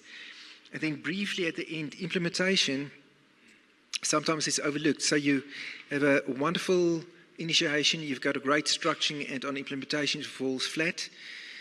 Implementation need to prove that there's value for money. If there's not value for money for government, it will fall flat. If there's not value for money for the consumer, it will fall flat. If there's not value for money for the investors and the risk takers, it will fall flat. And if you look back at some of those areas where we haven't had success, it often sat in the value for money side. It was a perception that somebody benefited too much. We do have institutional arrangements that we can overcome that. A lot of that has to do simply with transparency and setting up the expectations of what is reasonable returns upfront and having mechanisms that if you move outside of those boundaries, that you can correct it, whether it's for the consumer, whether it's for the government, whether it's for the investor, and lots of precedent that we look at that. But in a nutshell, if you get that initiation right, if you get the structuring right, if you get the implementation right, and if you carry forward those attributes that we've had in past programs, there's no reason to believe that we cannot get the scaling that is necessary in this. And in scaling in energy, in transmission, and in water, all of those, same common building blocks. Thank you. Thanks, Gert. That's a lot there. You mentioned trust, risk, short-term risk more for the bank, long-term risk more for the institutional investor. Musa, what is needed to get institutional investors invest in critical infrastructure? Could you unpack that for you? Thanks, Mark. I think the last speaker covered one aspect of what institutional investors are looking for. So bankability of projects is very important because that's where we'll derive our returns. So maybe let me preface my discussion point around what institutional investors and largely defined benefit schemes. I'm speaking on behalf of close to 15 retirement funds in South Africa that have formed the Asset Owners Forum, seeking to partner and invest in critical infrastructure to assist government through Infrastructure South Africa and the Infrastructure Fund. So retirement funds essentially look for infrastructure investments because they're long dated. We have patient capital to the extent that we are defined benefit schemes, so we are able to invest for the long term. So it does cover that last point around being able to absorb risk over the long term. However, to achieve that, we need to ensure there's bankability, but from a blended finance perspective, we also need these credit enhancements that Junaid was speaking about in his keynote address earlier. These credit enhancements will also provide us with the de-risking mechanisms to ensure that we're able to put our capital in these projects that are required. There is a trust deficit that has been mentioned. Largely, people believe that you cannot invest in infrastructure projects that are government-driven, which we don't believe in that. Hence, we've pulled together as the retirement fund industry to make available resources to invest in this critical infrastructure. Firstly, because we believe in the sustainability of infrastructure in the country and what infrastructure can do for the development of the country, but also how it can contribute to the sustainability of the country and ticking the E, S, and G aspects which most of these retirement funds aspire towards. So circling back to the elements that we look for specifically so that we do not lose a lot of our money in seeking our risk-adjusted market rate returns, we need to ensure that the governance aspects in these projects that we're investing in have been catered for. And governance is very important. One of the exercises that we do in the due diligence before capital is deployed is to ensure that there is adequate corporate governance in all the structures that will be engaging with the finance that we'll be deploying. But one of the requirements of late, which we've been pushing for, is to ensure that the right professionals are involved in the projects that will be deployed. So where we are providing capital, we will restrict our involvement to the extent that our capital will be deployed, whether it's taking up a seat in one of the governance structures, but allow, be it a development as an example, allow the professionals in that space to operate in that space and not interfere in that space, because that will allow the delivery of the project and ensuring that you are successful in that space. But lastly, without digressing from the topic, there is an allowance of up to 45% of investment in infrastructure across the various asset classes, but there's a push now to have infrastructure as a standalone asset class. It might not happen in the near term, but in the long term, to have infrastructure as a standalone asset class, which will allow not only investors to track where the infrastructure investments are, but it will channel intentionally investments in infrastructure, and that will also include investments in climate resilient infrastructure, as well as our support for the JETP project, which, interestingly enough, some of the retirement funds where we struggle, and the numbers that were given by our colleague earlier around the infrastructure fund and the projects that they're working on, we struggle to get bankable projects with the necessary credit enhancements and the discussions that we need to have to ensure that those are unlocked to allow us to invest in those to assist in achieving some of these targets. For example, the net zero target by 2050.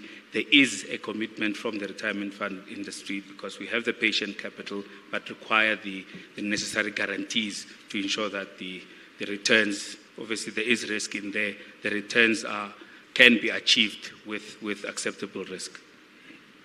Thank you, Musa. Before I go to Jared, maybe it's also good to tell a little bit about an initiative that we as a World Bank group are taking together with National Treasury. I see Magoshi sitting here, and Wanga talked about it yesterday. And Junaid also talked about it, a blended finance and risk sharing platform. So what we're currently working on is developing a credit guarantee vehicle. So that means that's a vehicle that issues guarantees to de-risk, and it was mentioned a few times, to de-risk the private sector, to come in and invest in critical infrastructure, for instance, in the energy sector, for instance, in a transmission as a bottleneck in the energy sector. Important there is that different sources of capital are brought together. Government needs to put skin in the game, but the development partners should also come in, or could also come in, let me put it like that, to come with the concessional finance, and instead of having commercial capital, come with patient capital to support these guarantees. Let me now turn to Jared. So Jared, you're sitting, well, yeah, maybe sitting on a pile of concessional finance. What needs to happen to make this flow? So, Mark, I was introducing myself on a call yesterday, and I realized this week is my 1-year anniversary at the PMU, and there was no honeymoon phase. So, look, I've had to address this question quite a few times, right, on this concessional finance. So it used to be $8.5 billion, it's now $12 billion. And I thought this time, on a lighter note, I would try ChatGPT. So I'd actually just put the question to ChatGPT and see what comes back. And I must say I'm feeling very safe and secure in my role at the PMU after doing that. But maybe I'll use it as a point of reference to your question, right? So where myself and ChatGPT agree is you need a plan. And we're fortunate that we have a good one in the JET implementation plan. It is a plan that sets out the key sectors, it sets out strategies around that, it sets out an architectural design that converts that strategy into work streams. It's gone through cabinet, so you have the political endorsement and sponsorship, and I think you would have heard this week that political sponsorship and endorsement remains. So we're in a good position in terms of having a plan. Unfortunately, the AI didn't mention the 1.5 trillion rand investment budget that exists within the implementation plan, and I think it's very important to speak about that, because when we talk about the concessional funds, it's critical that we use it in a way that unlocks the 1.5 trillion. That's really important. And so there was an expected use of proceeds in terms of the concessional funding, and that expectation, I think, has come up against a few headwinds. So if I just list them out quickly, if we think about the debt moratorium at Eskom, that was a headwind that met this sort of expected use of proceeds. If we look at the establishment of the National Transmission Company of South Africa, already positive, but it certainly brings in a level of complexity in terms of using that concessional funds that you refer to. And then finally, I think on Monday, when I attended at least, there was a lot of really good input from a financial or from a fiscal discipline point of view, why the appetite for sovereign guarantees has reduced. Now, because of these headwinds, I think it's fair to say that we're not happy with the way the funds have flowed to date, and we're certainly working really hard on improving that in the year ahead. And so it's important to maybe speak about some of the other really good work that is happening that, unfortunately, again, ChatGPT didn't refer to. So I want to refer to, firstly, there was some input on policy loans on Monday. I think that's been positive, and it's clear that instrument will have to evolve if it's going to be more relevant in a 1.5 trillion rand investment case. There's also been really, really good work around introducing the private sector opportunity into transmission, which we know is going to be critical.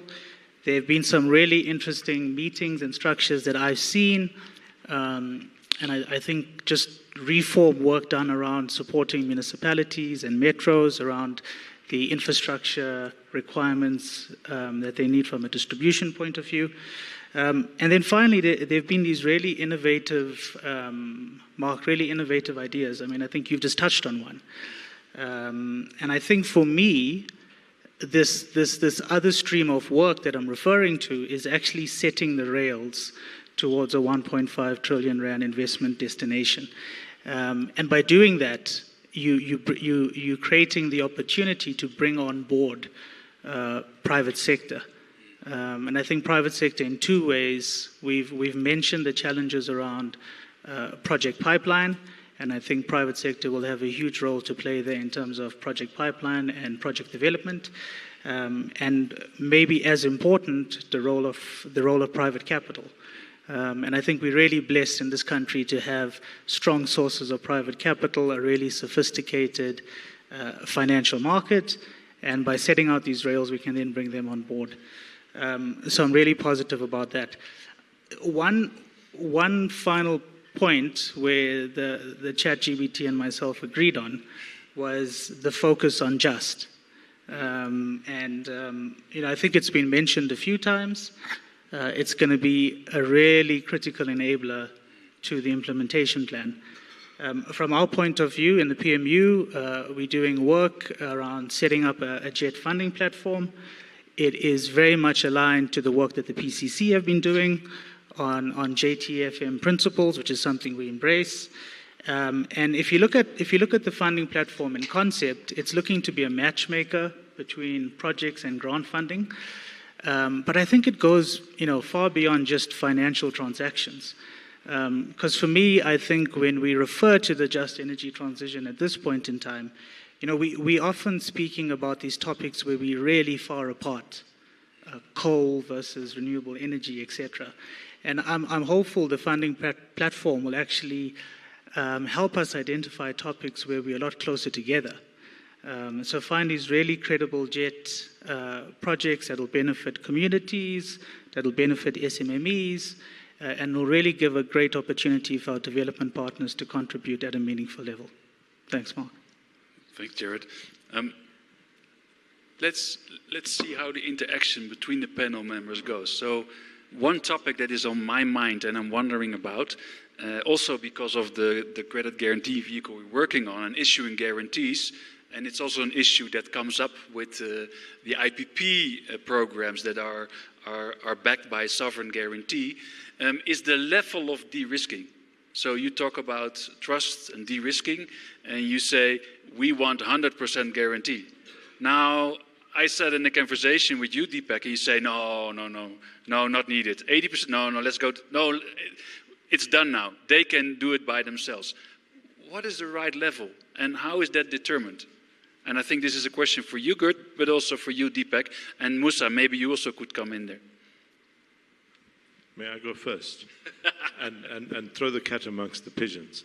So, Gert, we understand that commercial banks, with their understanding of risk appetite, risk pricing models, etc., would want to see a particular hurdle rate of return against the risk profile of a particular thing. I found Junaid's comments earlier on quite interesting. And he made the comment that what we need is a programmatic approach to our transition. If we had to handle this project by project, it's not going to work. And therefore, what we really need and what we in the PCC advocate for, firstly, is a common narrative that all social partners buy into. And within that common narrative, find the kind of soft levels of trust that are obviously lacking when it comes to actually structuring a particular project. And here I want to argue that there are different areas of risk mitigation that are required for different parts of the program. And I think we are near consensus. Jared referred to it and other speakers referred to it as well, of what is our just energy transition investment plan. It is the next 5 years of critical actions that we need to take to start decarbonizing the base of our economic and social structure. And in order to do that, we all know that through the REAP program, unfortunately, there was an interruption for reasons that I won't go into now, but it had gone smooth sailing for at least 7 to 8 years, where through a combination of government guarantees, through a PPA set of arrangements with ESCOM, the private sector, in my opinion, from a renewable energy point of view, has been de-risked. What is required? What is required is a transmission company that creates fair and level playing fields in the market so that the price signals that come from that fair trading capability that the transmission company eventually will possess should unlock private capital for renewable energy. But we also know that at a physical level, the constraint is the grid.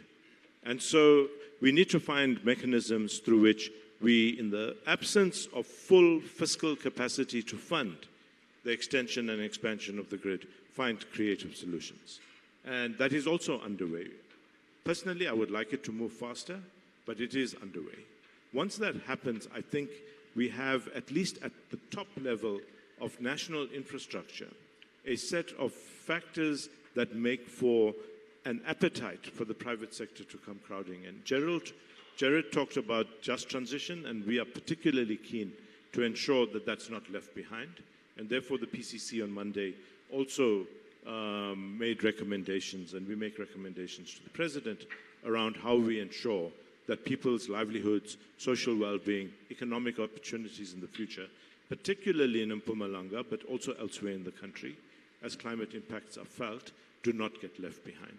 So I think we've got the big pieces in place, but we must have the honest and frank conversation around what level of de-risking using public resources, what other non-financial mechanisms from the public sector that can in fact provide the kind of directional certainty that is needed for the private sector to have an appetite. Final point, Mark, I don't want to monopolize this. We did some work, interestingly enough, in landscaping climate finance flows 2019, 20, and 21.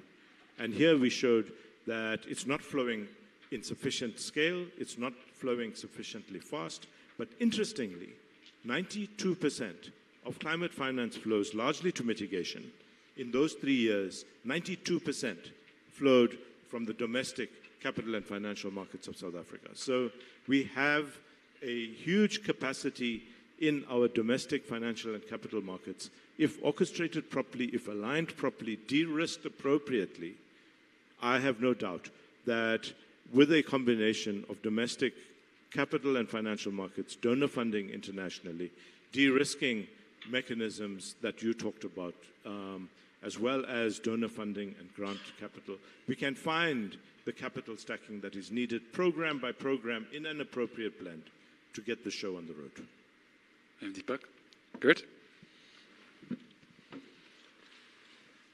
The question that you pose is a very relevant question, and certainly a question that we do believe that it's possible to answer that objectively. Why do I claim that?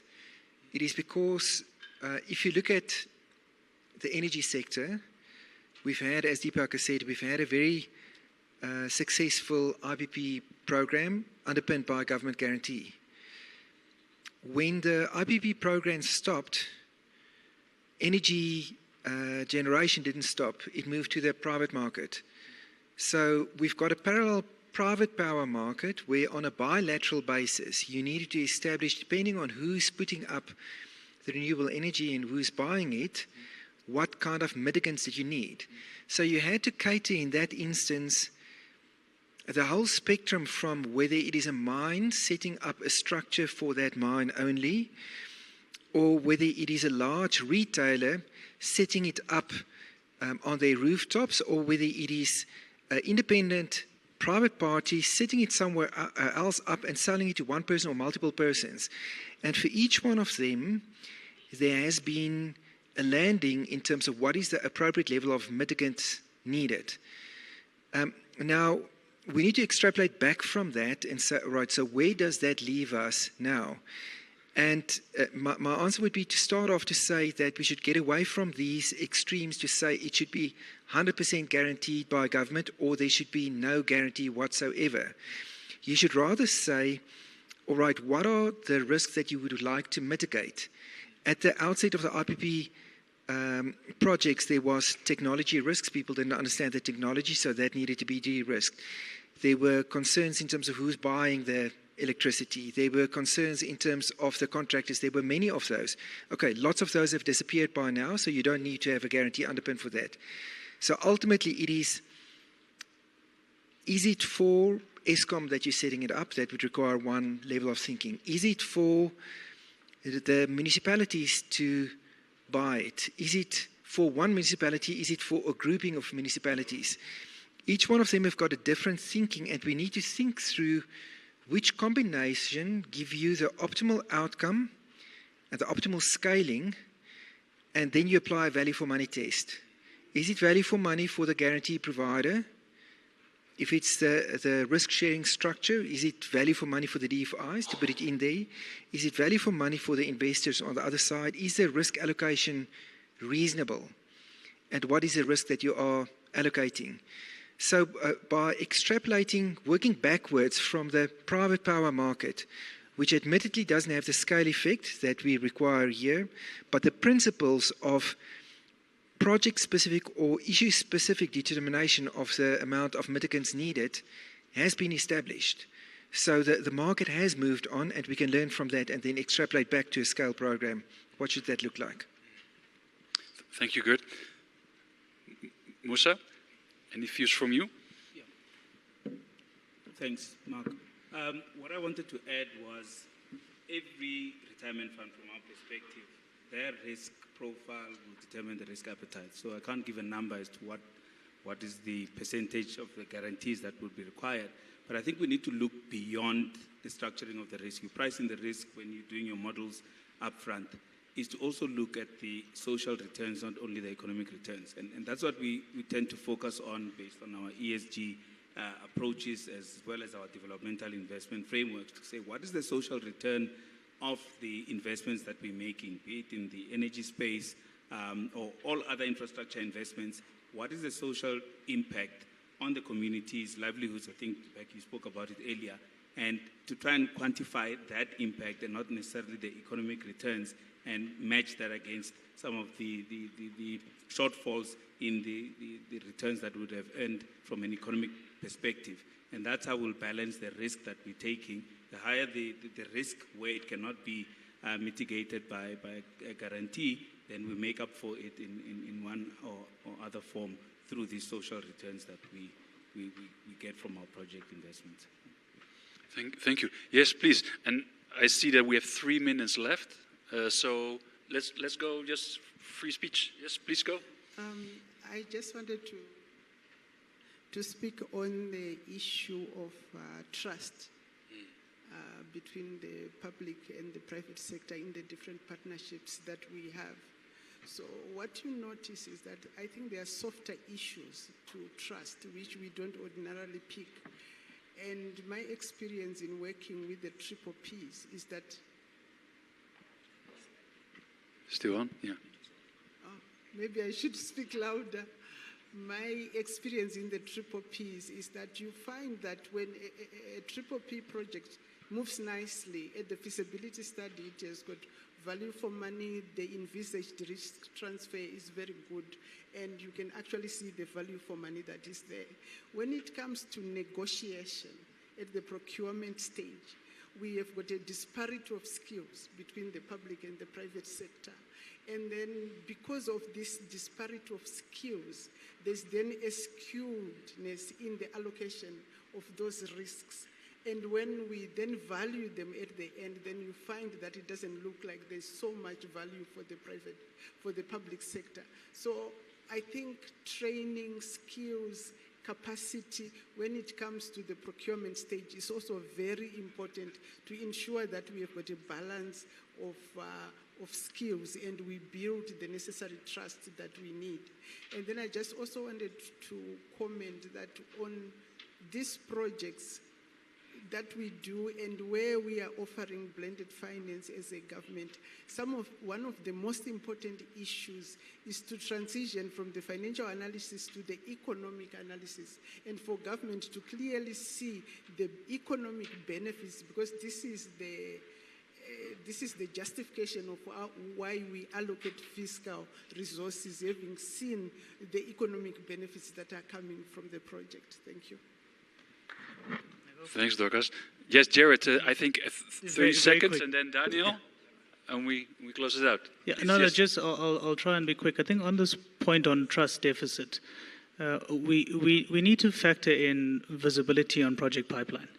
It has a material impact on pricing. So I know guarantees are important, but if pipeline is not visible, then institutions will price in a certain way, which could then have a really negative impact in terms of, for example, accessing the institutional investor market. Assets need to be appropriately priced, and in that context, we really need to focus on delivering on a consistent project pipeline.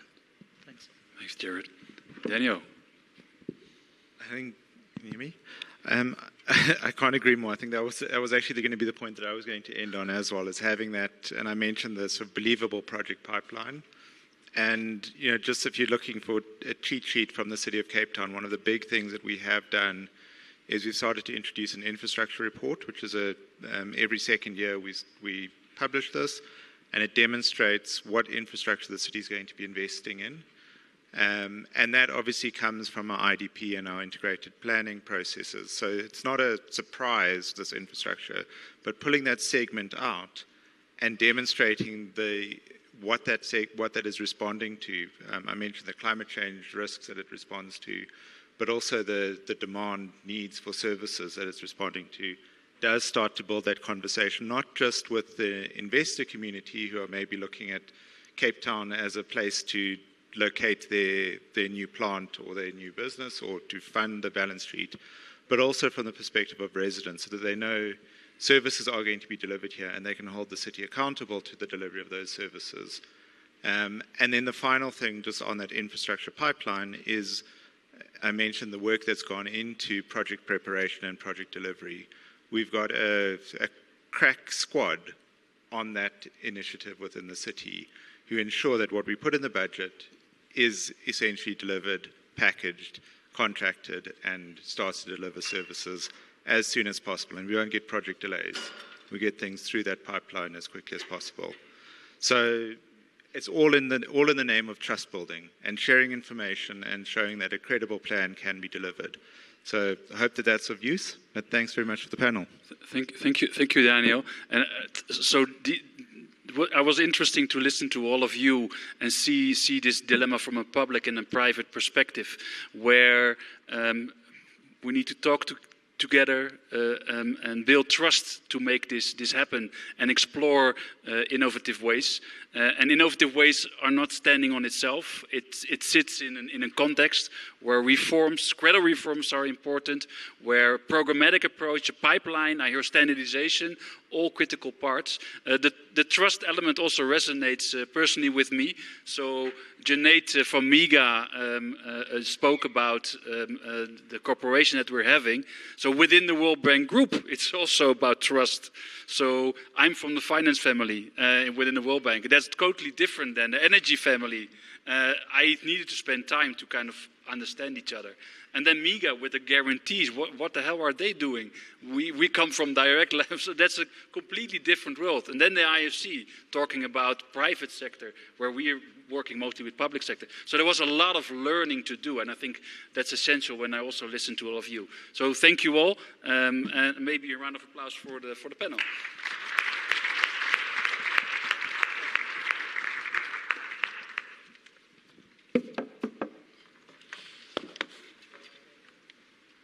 Thank you so much, Mark. I laughed. You said robust, too heavy. Conversational, rather. Thank you indeed to our moderator and our panelists. So we're going to go into the last section before we then land the plane. I believe we're going to land the plane in style. I can't say much yet, but you have to wait until the end to find out. Now, the last section is going to be on governance arrangements and coordination of climate action in South Africa. This will be moderated by Dr. Rendani Randela. I like that name. It has such a cool ring. Dr. Rendani Randela, I like that. Acting Deputy Director General, Public Finance, National Treasury.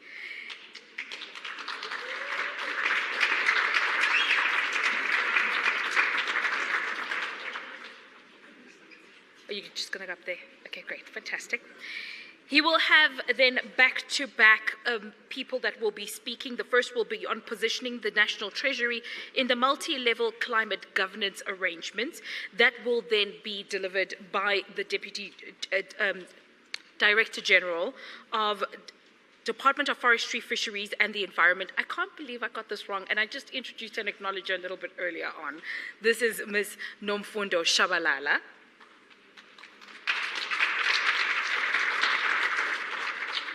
Followed by the role of the private sector in the climate coordination by Ms. Shamila Subramani, CEO of National Business Initiative.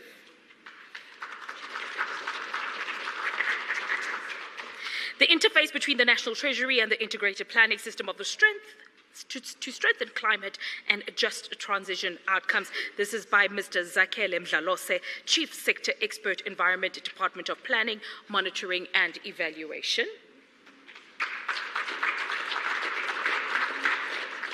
Then coordinating mechanisms of the GETIP, Ms. Joanne Yawich, we are welcoming her back to stage. We have heard from her before. I remember yesterday the moderator says, I call you Joe. Can we now call you Joe too? You're welcome. Fantastic. And then making up the last seat for this section on the importance of inclusive multi-stakeholder governance and independent science-based advice in the climate transition. We welcome back to stage Deepak Patel. Over to you, Rendani. Thanks very much, Program Director. Am I audible? Yes. Okay, thanks. Since Monday, a lot has been said, and we've had a lot of people delivering papers. There are various stakeholders, as we've noted them, and one of those stakeholders is the National Treasury. The President said, as we do this work, no one should be left behind. So National Treasury is one of those stakeholders. We don't want to be left behind. And this work within the National Treasury has taken off like a rocket. So, and we're doing this within our framework, which is the PFMA. Section 6 of the PFMA. I think the DG knows better about it. That talks to the promotion of fiscal framework and coordination of macroeconomic policy. So within that framework, like I said, there are various stakeholders. This session will be telling us how things, at the moment, everything's fragmented. So you will assist us in understanding how we as the National Treasury, for example, we fit into the whole ecosystem. So we'll do it in the following way. I will start with the DG, followed by Mr. Zakhele Mdlalose to bring the planning spice to the debate. And thereafter, we're gonna have Ms. Joanne.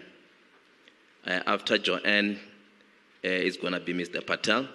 I hope you didn't steal your own thunder from the previous session. And lastly, Shamila will take us through on the role of the private sector. Each one of you, at most, you will have 10 minutes, at most, so that we can have 10 minutes for discussions, comments, or questions. So in the interest of time, you will be on autopilot. So it's going to be speaker after the speaker. And then at the end, we're going to have a discussion. DG, Your 10 minutes starts now.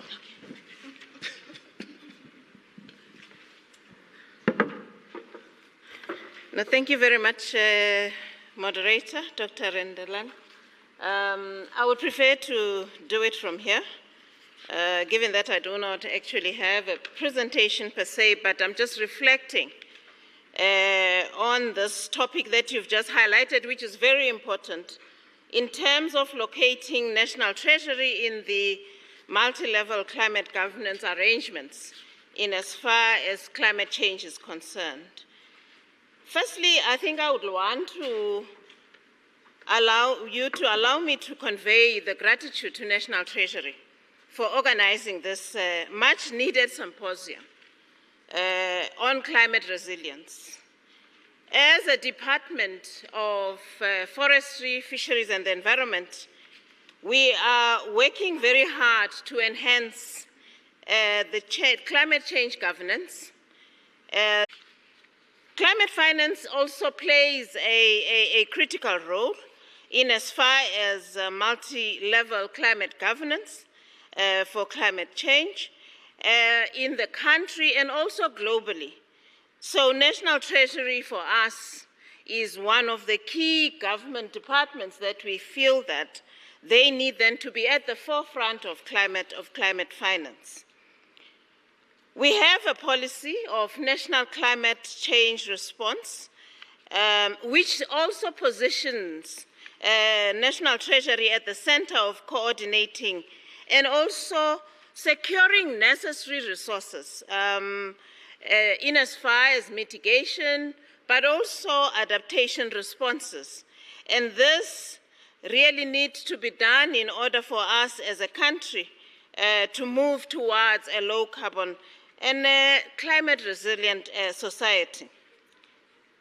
This policy, what is most crucial about it is that it recognizes the role of National Treasury in them being the pioneers of public finance and them being fundamental in as far as the implementation of climate response in the country.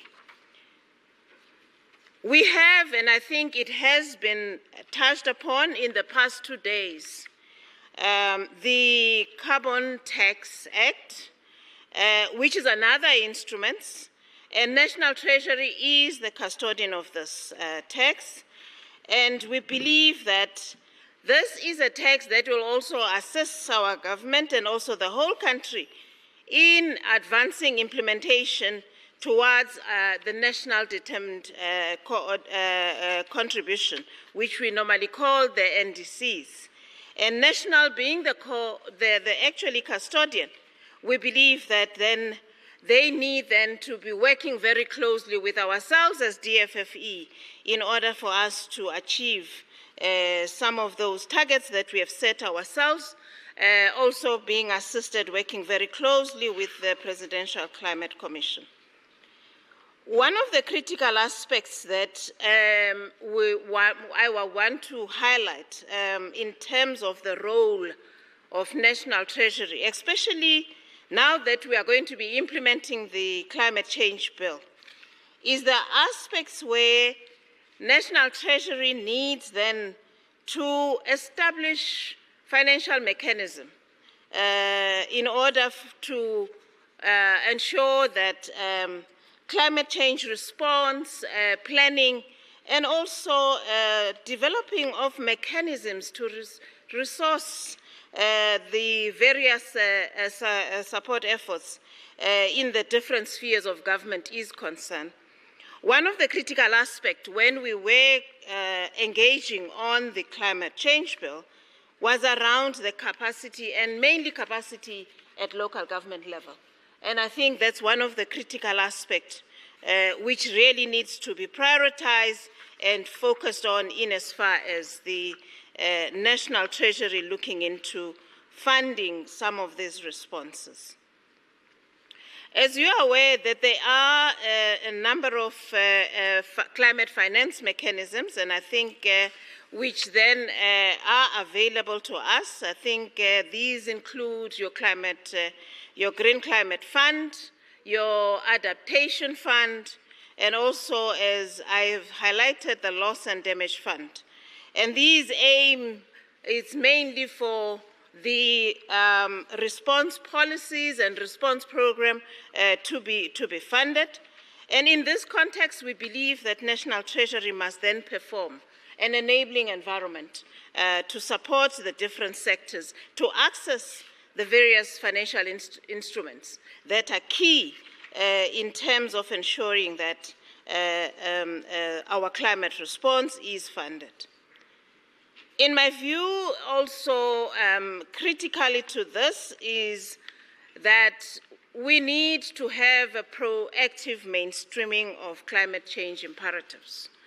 And that for government to be able to respond, we really need, currently we are very reactive in certain areas in terms of the impact of climate change, but we now need to be very decisive and clear around proactive mainstreaming in our planning and also in the budgeting tools that we're implementing, of which then we're looking into National Treasury, working together with everyone else in government and also in the private sector in order for us then to respond accordingly.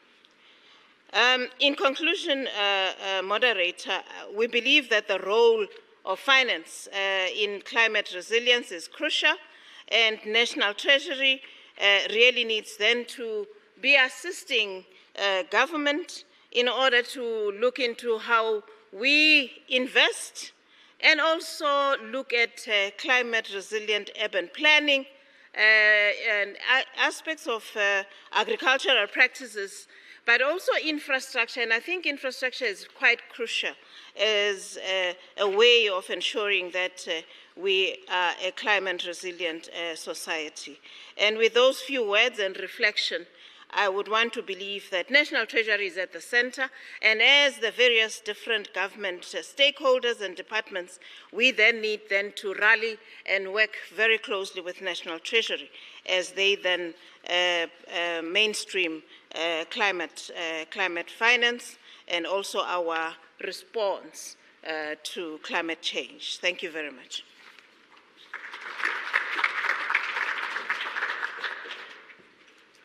Thanks very much, DG. I think your presentation will be followed by Zakele to bring the planning and monitoring evaluation spice. Thanks, DG. What I liked about your presentation is that you also offered a solution to tax so that we can fund this initiative. Thank you. Over to you. Thank you, Program Director. Good afternoon, colleagues here. It is very much an honor to me to be here today. But speaking at last, I think is the best thing because everything has been said. I might just say everything has been said and conclude. But for the sake of avoiding fruitless expenditure, DG, I'm going to say something. Since Monday, we have heard from His Majesties from different countries where they've indicated how much money has been allocated and where those money is going to be deployed. And we have heard from the presentation as well in terms of what are the key areas of interventions that needs to be focused on, wherein the issues of infrastructure in different sectors have been laid out, meaning we are now coming to the point of converging our thinking. Now we know. There are things that we know, that money is there. We have had those commitments on Monday. We have heard from the different speakers during the course of the week saying where are the issues in infrastructure, water, where are they needed. So to me, there are a lot of convergence that we are seeing. Also, we have heard from the banking sector this morning where they were talking about their approach to how those monies are going to be deployed in areas where they are required, which is coordinated exactly at the National Treasury Program Director, as DG has indicated as well. We have heard about the funding approach from Dr. Junaid around MIGA today, in terms of that is still showing how much is going into that pot. Now it remains with the people who are developing the projects and get those projects running. I've provided that background now, but what we know in terms of the just transition, we know that almost 1,480 billion is required for the just transition. We were told by Umhlegazi from PCC, as well as from Joanne. That is what we know. And we're told the money is there to cover that. So now they need to release that money and we get going Treasury. And what we know as well is that we've got the sectoral approach that has been developed by the government departments through the leadership of different governments. And the other thing that we know is that there's a portfolio of catalytic and ready interventions, programs or projects, specifically around electricity, electric vehicle, greenhouse gas emission reduction, and cross-cutting areas. Amongst them, it talks about the skills as well as the municipality capacities to build the proper employment or deployment of those programs at the coalface levels. We also know that the regulatory and financial framework is there. DG has confirmed it, Treasury has confirmed it. The governance to run that is also been established and running well so far. We also know that there are coordination mechanisms to synchronize different plans. But the question that has been raised by Jared from PMU, he said there are plans. And the coordination of those plans from his GPT, ChatGPT, whatever, there are plans. Are those plans implemented?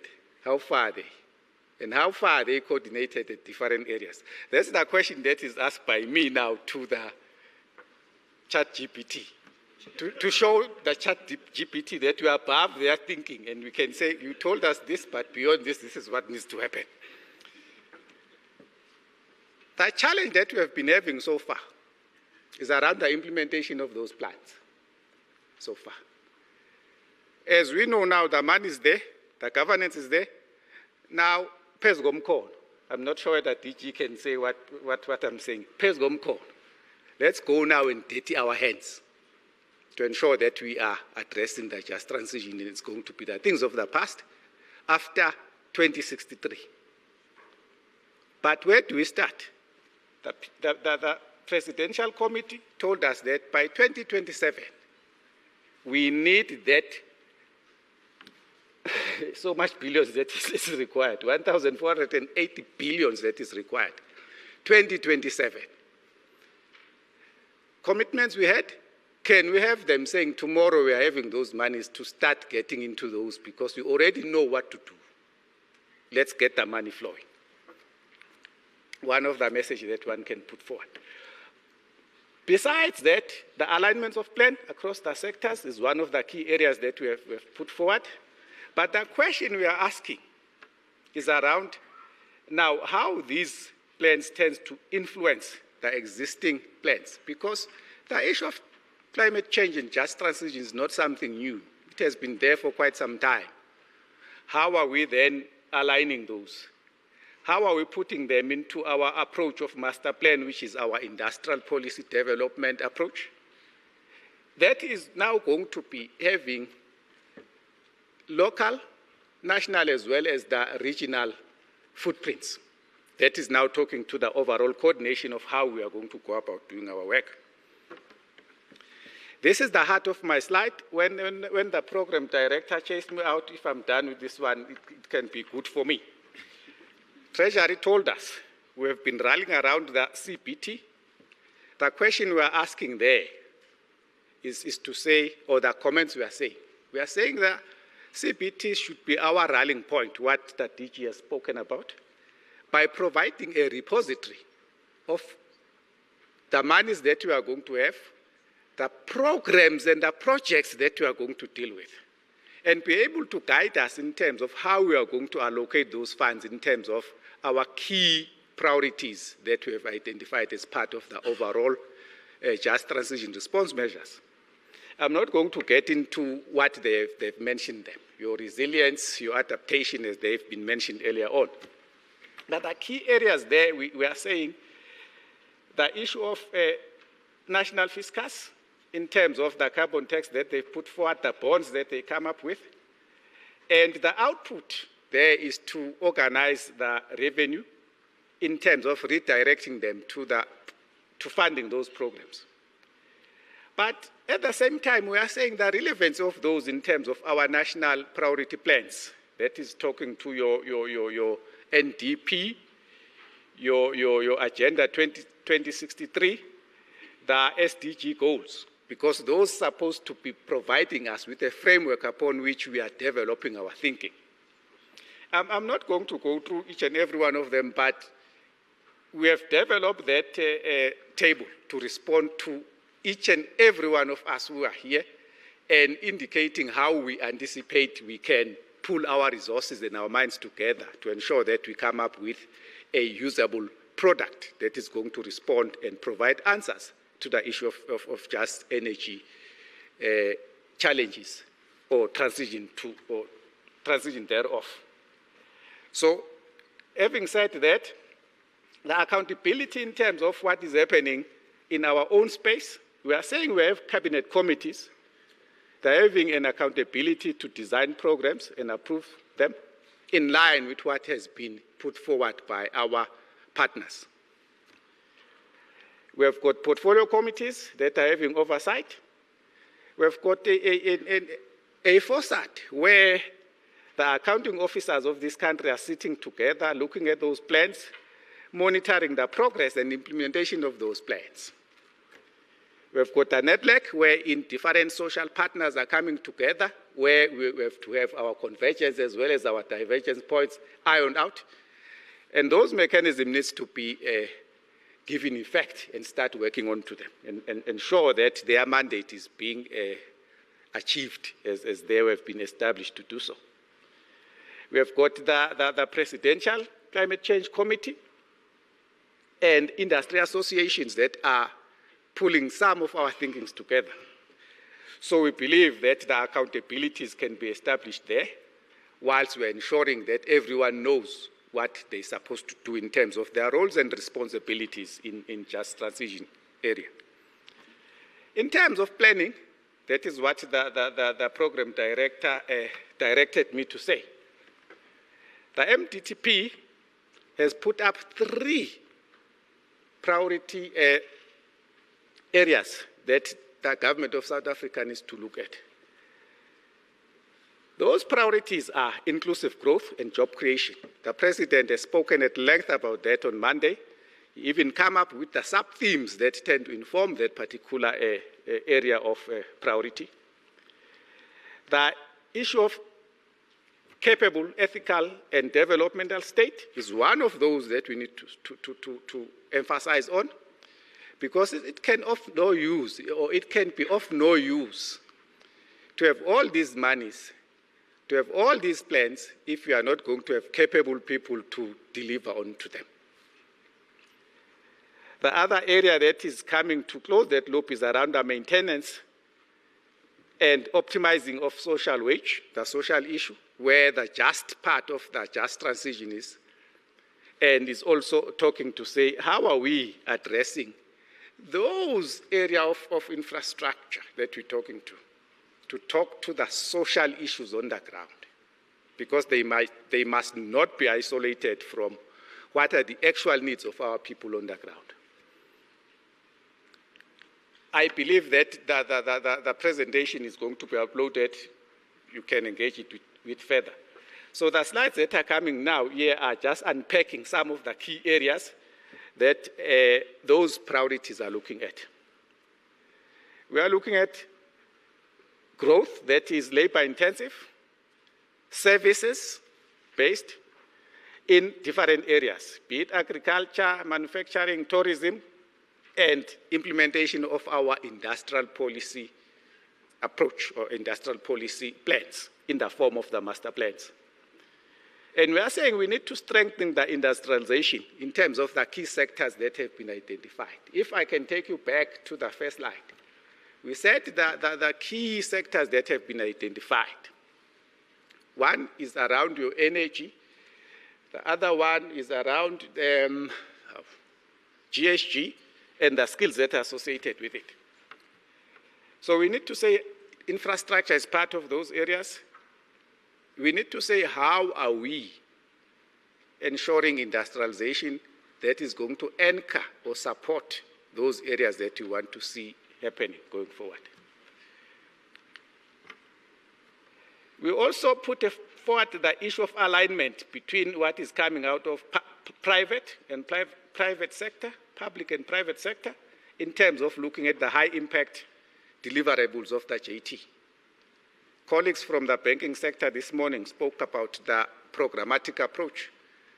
That is where we can have that convergence point while having those complementaries in terms of how we are thinking from different strategic points. The issue of innovations and research has been raised, and the capacity of the different spheres of government. In terms of how we're going to monitor this on our side, we have put up that the monitoring should look at providing us with improved implementation on achieving those programs that we set ourselves to do.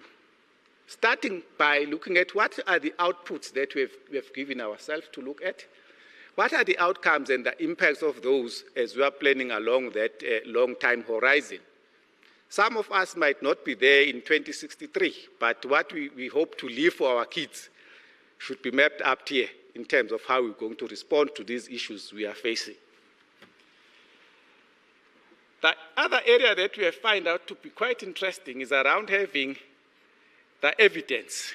We need to have built evidence capabilities to say, in terms of what we are doing as our interventions, we need to build the collage of evidence that are going to prove that we have progressed in whatever that we are doing. Some of the challenges that have been faced by how we have been doing our work is around focusing on whether we performed without tracking the progress on what we have achieved. That has been outlined properly by the professor from VETS on Monday, where he indicated that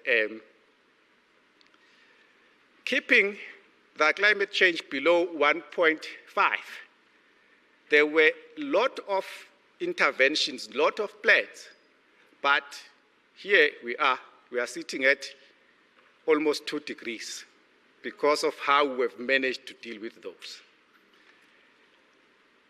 Then what are we going to go about this? It's been unpacked on what we have put forward here. We are saying we need to look at the value chains to say, are we tracking results that is intended to be achieved, rather than just tracking results that are not giving us any mileage. And that is now talking exactly to the thematic area of this session, Program Director. You said moving the needle. How are we moving the needle? By looking at the value chain and the result chain approach to that. Having said that, thank you very much. We can interact with the presentation. It has been provided. That is the end of the key messages that I was having for you this afternoon. Thanks.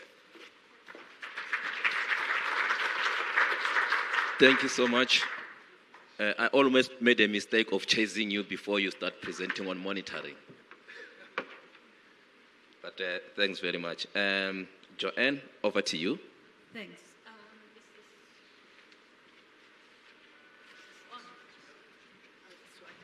Thank you. Can you? Yeah, you can hear me. I think I'm going to talk from here, if that's okay.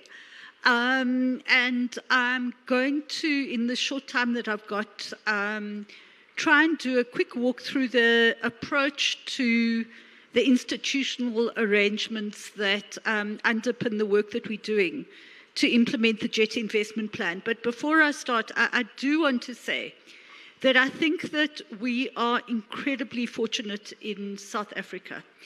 Since 1994, there has been an incredibly strong commitment right across government to address issues related to climate change. And I think that over a very long period of time, we have built a common approach, a capacity, and a system that is underpinned by a very high-level political will in order to be able to ensure that the issues related to climate change are taken absolutely seriously across government. And I think that the ability to hold a conference like this, the ability to set up institutions like the Presidential Climate Commission, the personal interest that the President has taken in this has really meant that South Africa, for South Africa and for South Africans, wanting to and concerned about the impacts of climate change, we've got an incredibly strong base. And so I think that the work that all of us does really needs to be based in a recognition of the power and the importance of that. And it's not only in government. I think that it is right across societies, civil society and NGOs, the labor movement, and business. So it is unusual internationally, and I think that that's why it's worth pointing out. So maybe just to talk about the JET-IP PMU, we spoke about the plan that we are tasked with implementing and supporting, and essentially it is a cross-governmental, cross-society plan. The JET-IP project management unit sits in the project management office in the presidency. And the project management office in the presidency is essentially a facilitation, a coordination, a delivery unit, and a problem-solving unit that has been set up in order to be able to address some of the more challenging and more cross-cutting issues across government. So it sits together with the National Electricity Crisis Committee, the Presidential Youth Employment Initiative, Operation Vulindlela, which is a partnership with National Treasury, and most recently the National Logistics Crisis Committee. And so it's looking at in areas where in order to move forward, you've got to bring together a set of stakeholders and you've got to solve some pretty difficult issues in order to move forward. So that's where we sit. We report into an intergovernmental steering committee that brings together quite a wide set of directors generals responsible who have climate mitigation mainly in their mandate, but it goes a bit broader. For example, the Minister of Higher Education and Training is part of that, or the DG of Higher Education and Training participates in that. There's been a very wide set of functions brought in, and we also have representation from the PCC as well as our development finance institutions. And in relation to the significance of Mpumalanga in the energy transition, the Director General of the Mpumalanga province is represented as well. That intergovernmental steering committee in turn reports into an interministerial committee, and we are waiting for, under the 7th administration, for that IMC to be reconstituted. So that's the kind of, I suppose, an accountability structure going up. Where the rubber hits the road, though, is the work that we are currently doing, and it is set out in the JET-IP implementation plan. And the intention there is to take the various elements of that plan and to try and institutionalize them across government and across society. And the way that we are doing it is by, for each one of the different elements of the plan that we spoke about yesterday, is that we are identifying a lead institution to act as a champion. We are capacitating that lead institution with some level of permanent capacity, so setting up a secretariat for that institution, and that institution is then convening a council or a committee of all key stakeholders, including in this instance financiers and lenders, and is setting up a process to work jointly to build the project and the program pipeline that will give life to the jet. So let me give you a couple of examples. In relation to the green hydrogen economy, and there's been a lot of work done by the DTIC and others on green hydrogen, the Industrial Development Corporation has agreed to take on the role of lead institution, and it is taking forward the work of supporting the entrepreneurs and the businesses and the communities that are involved in the development of the green hydrogen economy in the country, and they are bringing them together so that there is one place that allows for sharing of information, for conversation, and for problem solving and the mobilization of finance around the green hydrogen projects that we wish to see in the country. Similarly, with new energy vehicles, it is also the IDC that is taking that forward with a very strong focus, as I said yesterday, on the public transport side, looking at the potential to address some of the intractable problems we face as a country around public transportation through the potential of the electrification of the transportation industry. In relation to skills, it is likely to be the Department of Higher Education and Training and the Human Resource Development Council that will take forward the work. And when it comes to issues such as the work that we are doing around the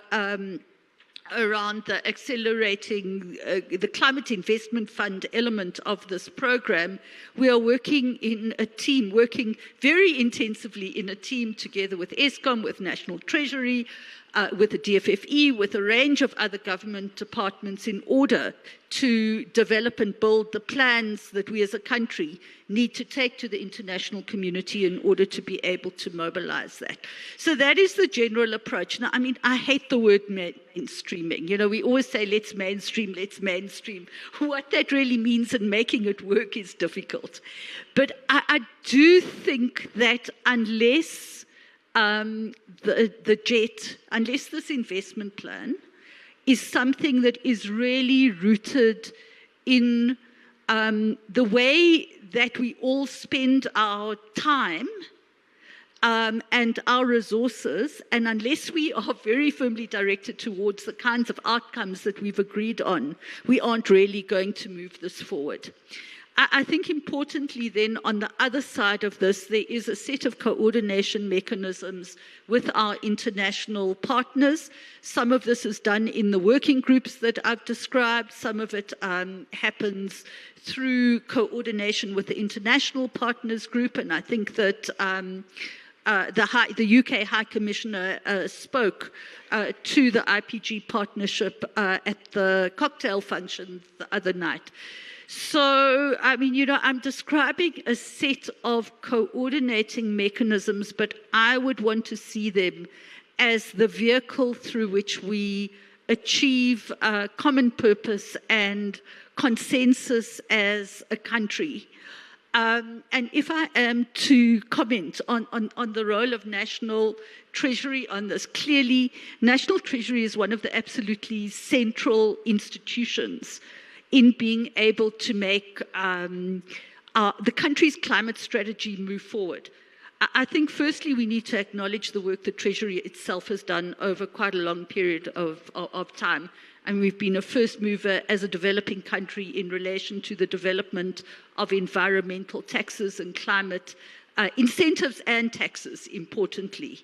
So I think that work has been critically important. I think the climate budget tagging work is a tool that is going to be absolutely essential, particularly as we start to look at how we work with municipalities around climate change and make the climate outcomes more tangible. I think that in relation to the ability to bring the private sector in behind a country climate agenda, tools like the green climate taxonomy have been absolutely central. So I think it is about taking all of this and being able to pull it together in ways that are agile and flexible and that allow us to move forward together. So thank you very much.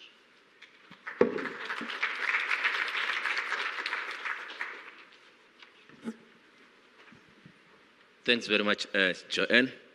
I think, Mr. Patel, it's your turn now. And thereafter, it's going to be Shamila, the last speaker. Over to you, Mr. Patel.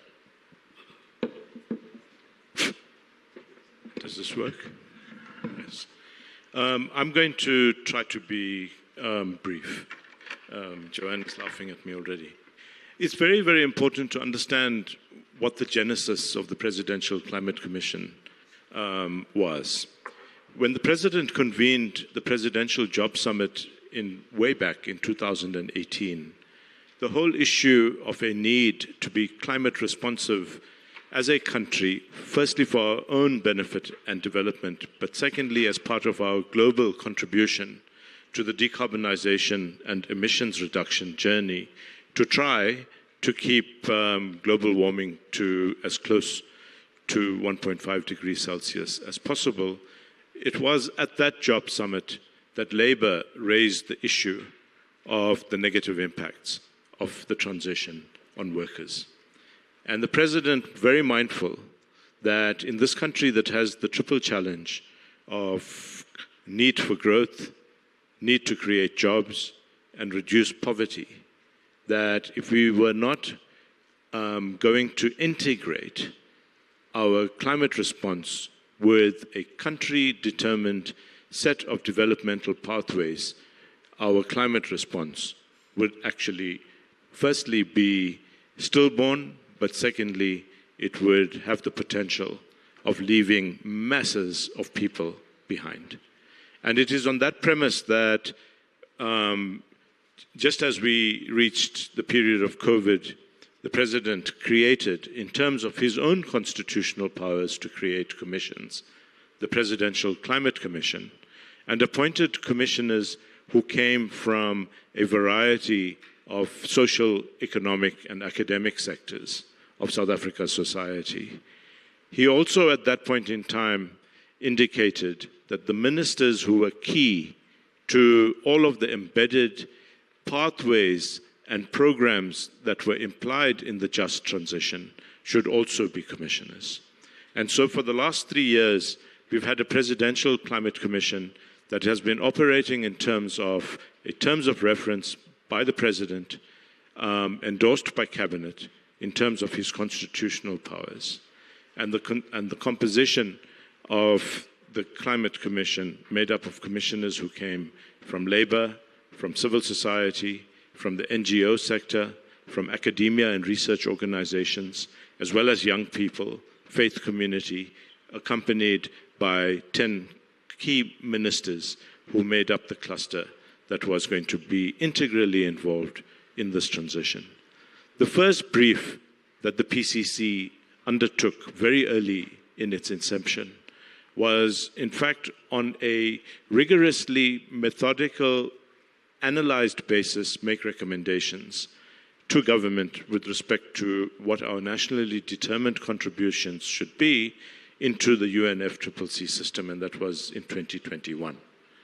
Cabinet endorsed that NDC proposal and, in fact, lodged it as the country's commitment to the global climate response by way of that NDC. The second thing the President asked us to do was to enunciate the set of key principles and strategic imperatives that would be paramount in terms of importance, but also non-negotiable as embedded principles and strategic platforms for this transition, which is both climate as well as developmental. And here the Presidential Climate Commission once again went through a methodical analysis of what justice means in the course of the transition. And we came up with 3 elements of justice that were imperatives in the transition. The first one was restorative justice. And restorative justice very quickly relates to the amelioration, or at least the reduction of impact as a result of both climate change and emissions on the country's population, communities, and people. Secondly, we talk about distributive justice. And here, in anticipating that there were both rewards as well as costs associated with the transition, and that there was an imperfection in the market and in the political economic system with respect to the sharing of costs and benefits. Distributive justice relates to all members of society, all members or sectors of the economy having their fair share contribution, both with respect to costs and with respect to benefits. Lastly, procedural justice, which is at the heart of the way in which the PCC endeavors to conduct its work. And that is procedural justice, to steal a phrase that has emerged in particular from the Mpumalanga community, nothing about us without us. And what that means is that we have to engage people, firstly, in order to understand what climate impacts might be, secondly, to understand where the world is going, thirdly, the imperative to actually have a climate response program, and fourthly, in mitigation, particularly for those communities, localities, and workers who might be negatively impacted, to undertake frank conversations around how we can mitigate the negative impacts on those sectors of society. We also do work, and this is where the science comes in 3 areas. One is in mitigation, where we look at what the carbon budget implications are for the commitments that we've made to net zero in 2050, how the trajectory of that decarbonization might look given the structure of our political economy. Secondly, we look at adaptation and resilience, and sadly, adaptation and resilience is a bit behind the work that we've done in mitigation, but it's absolutely critical to start looking at what the impacts on both the economy and society, rural and urban, is going to be as climate actually changes. We are going to face climate changes that we have to be ready for. And in this respect, similar to the JET investment plan that has been developed, the Presidential Climate Commission wishes to undertake similar work to come up with an adaptation and resilience investment plan that gives us a sense of the kind of resources that are required to ensure that our economy and society is resilient to climate change as it unfolds. Thirdly, we look at just transition as well as financing. A lot of the conversations over the last 3 days have centered around financial resources. It is also critical to understand that the fiscus cannot bear the costs of this transition alone. Secondly, we are in a mixed market economy. Thirdly, we are blessed with fairly deep capital and financial markets, and we need to make sure that all of those endowments are brought together in unison to bear. The science that underpins our advice is, and I'm looking to Mark Swilling, whose session I went back because I was not here yesterday, and looked at on YouTube. Science is about empirical evidence. Science is also about objective determination of material conditions, as well as trying to project in a very complex and polycrisis-driven world where South Africa should actually fit in to the global dynamic. And here we would like to think that the PCC takes an empirical view on science, but marries that with the objective conditions that pertain in our own political economy to be able to give advice that is firstly objective, secondly progressive, and thirdly implementable, because it is no use coming up with a wish list contained in recommendations that have no hope of being implementable. And I want to almost end by saying that with the passage of the climate change bill through both houses of parliament in the previous administration, that bill now is on the president's desk for signing, which will make the Presidential Climate Commission no longer just a commission in terms of reference, but in fact a Schedule 3 institution in terms of the Constitution. And so we might say that we have embedded the social compacting process, consensus building process, and the advisory capacity with respect to climate change in the main body of our country's institutional fabric. Thank you. Thanks very much. I have changed the sequence here so that we start with the .gov.za first. And then for Shamila to show all of us that it can be done in 5 minutes.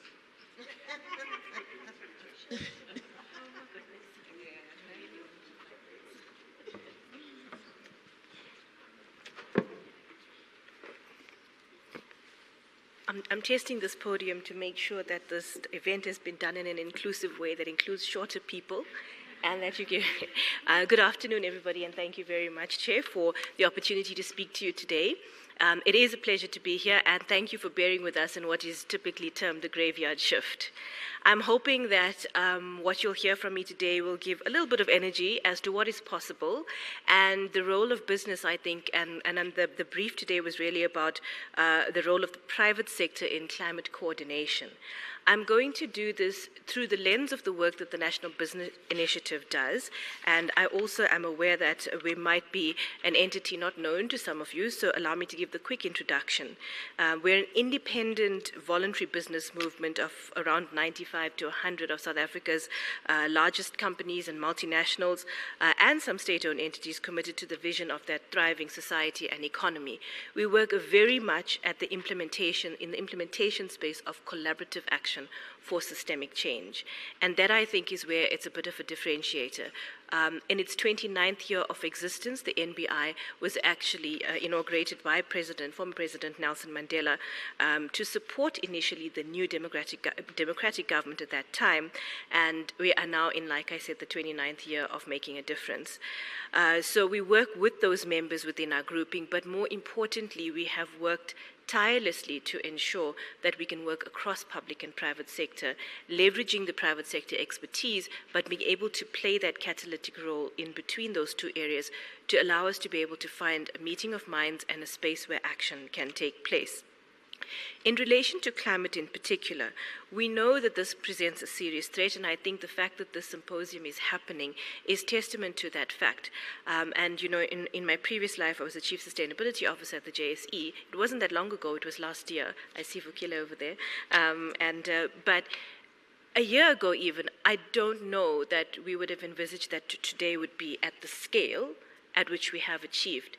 And I think that that is really testament to where we are. So the other part of that business is meaning that there's the real economy, but then there's also the finance sector and the broad institutional arrangements that need to come together to allow us to act in this coordinated fashion. One of the observations that I've had over the last number of years of working across financial ecosystem and then now more closely with the real economy through the NBI has certainly not been the lack of will. It has been kind of private sector feeling it from different directions, and of course there are some that need to be pulled along, but there are also those that have been leading in that action. And so where do we find that sweet middle spot that allows for all of those things to come together? We've also found that there have been private sector that is taking action anyway because the market pressures are dictating that they have to.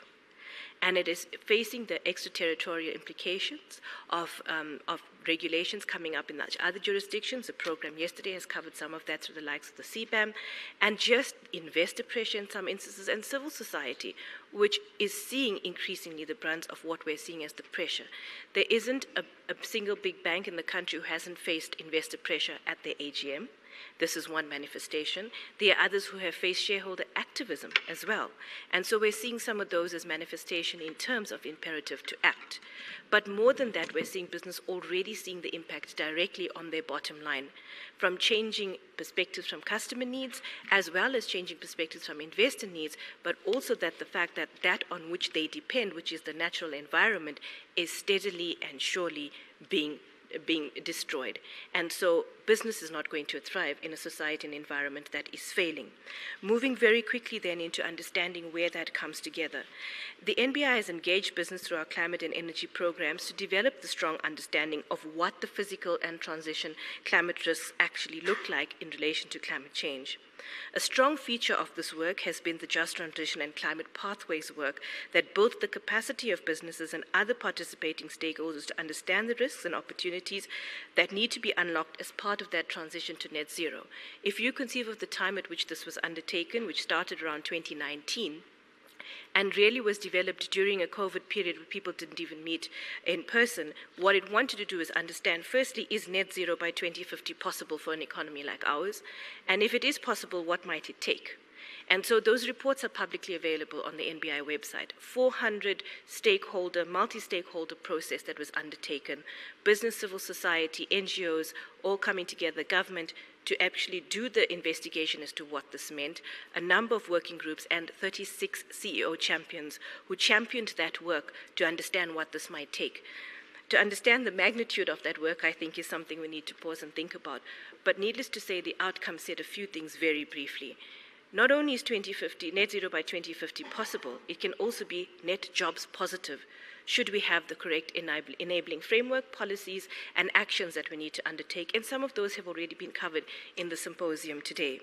The key highlights of that: unlock renewable energy implementation at scale, unlock the expansion and upgrade of grid infrastructure, decarbonize heavy emitting sectors to explore those new opportunities, shift as much road transport to rail and decarbonize passenger rail, enhance the climate resilience of our agriculture-based sectors, and ensure that all of this is done without leaving anybody behind. And I'm not going to belabor the just transition point, which is exactly what this is. How do we do that? How do we secure sustainable job creation, skills development, and reskilling programs to successfully transition and grow South Africa's workforce? If we look at that, that has really informed the next phase of our own strategy as the NBI, but understanding where that focus needs further coordinated action. We need to make sure that business is engaging more deliberately, particularly around the just elements of the transition, and we've encouraged greater collaboration through the different working areas of the NBI in this regard. To answer the question that may be on some of your minds, we work across with other business organizations as well. The differentiator, of course, is that the NBI has always been focused on sustainable development, but has done that to different mechanisms. A key program that we're also undertaking very quickly is that through the JET PMU have been given the endorsement to lead the private sector coordination of JET skilling. Skills are going to be critically important if we are to see through this transition and to be able to bank the opportunity of being able to do this in an inclusive manner that uses the skills we do. We're leveraging the NBI's multi-year program, which has already been established, working with TVET colleges, for example, where we're looking explicitly at youth employment, but also looking at what we're calling demand-led skilling, which means we're skilling for where the economy needs to go to ensure that our people have the opportunity and that we've created the opportunity for access to education in areas that might have been isolated, but at the same time has to be a coordinated approach to ensure that we can have the localization of those value chains to be able to take up the employment opportunity, which is going to deal with some of the issues that Deepak outlined and others have in terms of the three challenges we face in poverty and unemployment, for example, and what is it that we need to do. So firstly, the point is going to be that we have to be coordinated. Private sector is going to have a critical role to play. If you've listened to the numbers in relation to the financing, it is very clear that that financing is not going to come from the international flows alone. We're going to have to ensure that we have access to deep and liquid capital pools of our own country, but at the same time that many of these things we're doing for ourselves. If you look at the numbers again from the Climate Finance Landscape report of the PCC, of the amount of money that has flowed in the last few years, over 80% of that has come from the private sector. And so the fact that the private sector is there and willing and able, I think, is a clear indication. And just imagine how much more catalytic it would be with those one or two tweaks we need to make, both from the economic perspective and the enabling environment policy framework that we need to have. And so we stand ready to work together with government, with civil society, to achieve what I think we believe is a vision that can fundamentally shift an economy that was already in trouble and looking at needing the new ideas prior to even COVID, and that we have seen. And so, Chair, I'm not going to go then through all the other areas in the interest of time, but I'm hoping that that sketches out for us the key areas you want to look at. And I think to just close off on some of the other ones that we really want to look at and that we have started looking at, which is unlocking renewable energy procurement with, for example, local government. The support of the capacitation in relation to the state is an area as well that the NBI has been working very closely with through our TAMDEV program, which has worked with a number of MOUs at different different tiers of government to help with that capacitation. And right now, I can safely say that the demand we have far outstrips our ability to keep up, which is a really good sign. And then to also look at, like I said, the value chains and the opportunities we're looking at already there as test cases in the Western Cape, looking at how one can start localizing those value chains, starting to understand and respond to the biodiversity crisis, because we cannot have a climate change and resilience conversation without talking about biodiversity and the need to preserve our natural resources, which are carbon sinks, at least, but also the fact that there's a lot of economic activity directly related to those. And then, of course, developing the capacity of our educational institutions. The NBI certainly stands ready to help with that coordination piece, and thank you for the time today. Thanks very much, Shamila. It's already over time. I can only take one burning question. Is it burning? Go ahead. I think you can take a little bit more than one. More than one? Yeah, so I think let's start off with three and then see how we keep for time. As long as the questions are quite succinct, then we can get more questions in. Thanks very much, Program Director.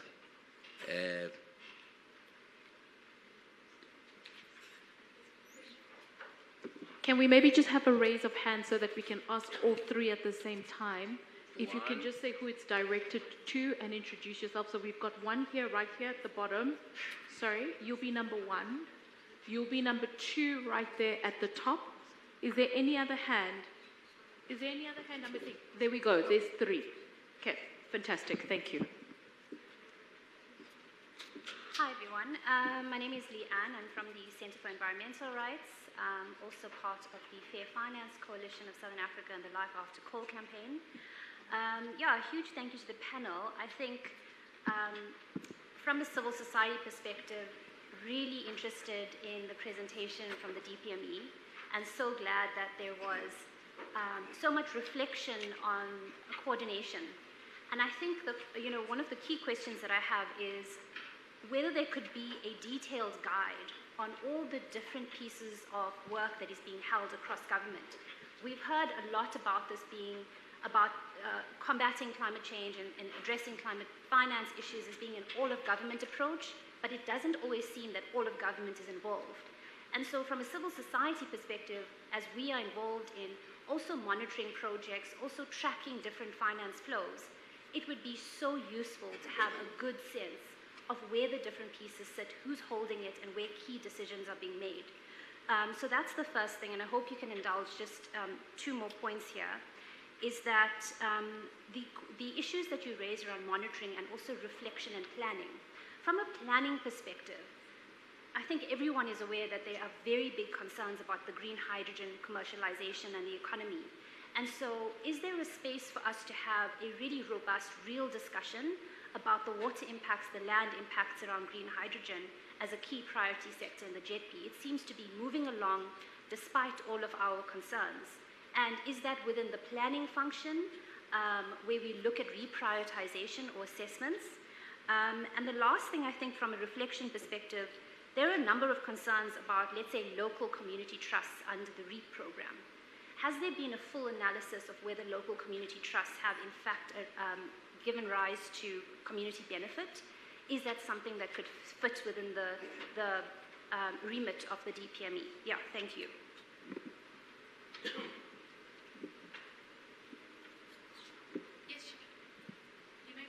Proceed. You may proceed. Number two, proceed. Thank you very much. My name is Tebo Macho. I work for an organization called SALGA. I will start by complaining because we were left behind. I just joined today because I was called by a colleague to look at some of the projects. But nevertheless, we're the same government.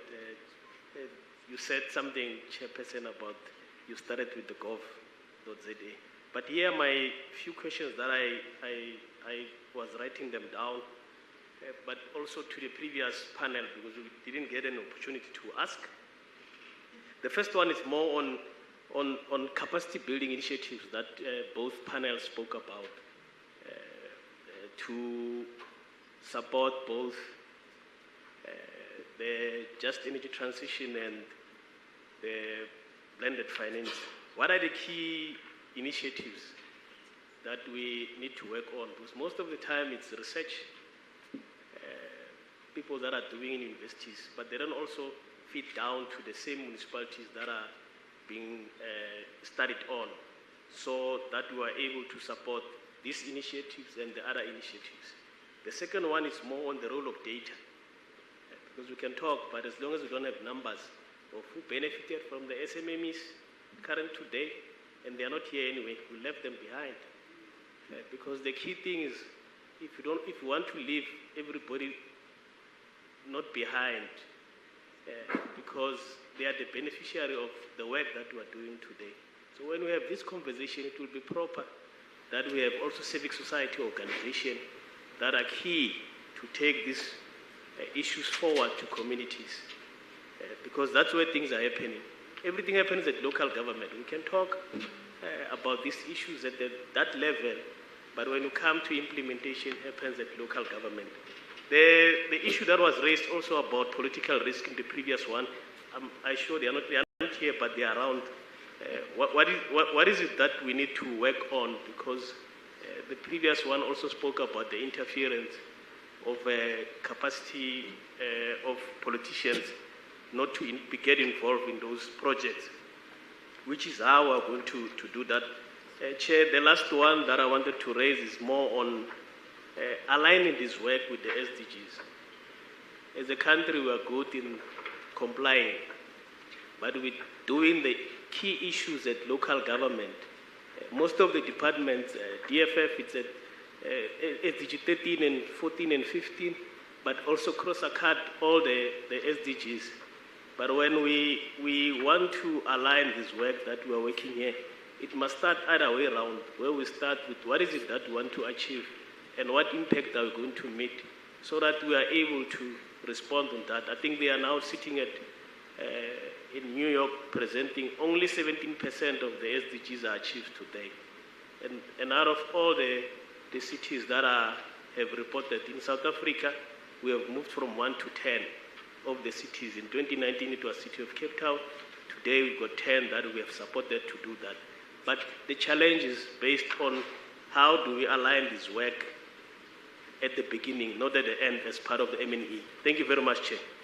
Thank you so much. We'll take the last one, and unfortunately, that will be the last question that we take, because we do have DG in the room ready to address us. So let's take that last question. Thank you. Thank you, Program Director. Thank you very much. I think my question, the first half of my question, very much aligns to the lady that spoke first. I'm still a bit confused about the coordination, so I appreciate your request for some kind of diagram as to where this all sits, and specifically goes to the slide that the DFFE put up, where you showed, certain governance frameworks. And I was just wanting to know, does that slide, and I can point it out to you after the session, allow for some conversation in terms of whether those governance structures are really fit for purpose, and whether one doesn't need one or two more entities involved in some of the governance across this? So when we talk about governance as well, I'd also like to know, we always refer to coordination, but ultimately can we also have in the matrix who is accountable? Because I don't see that. And then also with regard to the, the coordination, the gentleman from DFFE also said that one of the key government departments at the forefront of climate finance is National Treasury. But that is quite a loose statement, right? It's still one of the departments. So for me, it's still not clear. I think and with due respect, right, I wrote as clear as mud when the presentation was finished, because for me it's just not clear. So maybe I need to go and have a look at what was presented. And then just to Joanne, a question.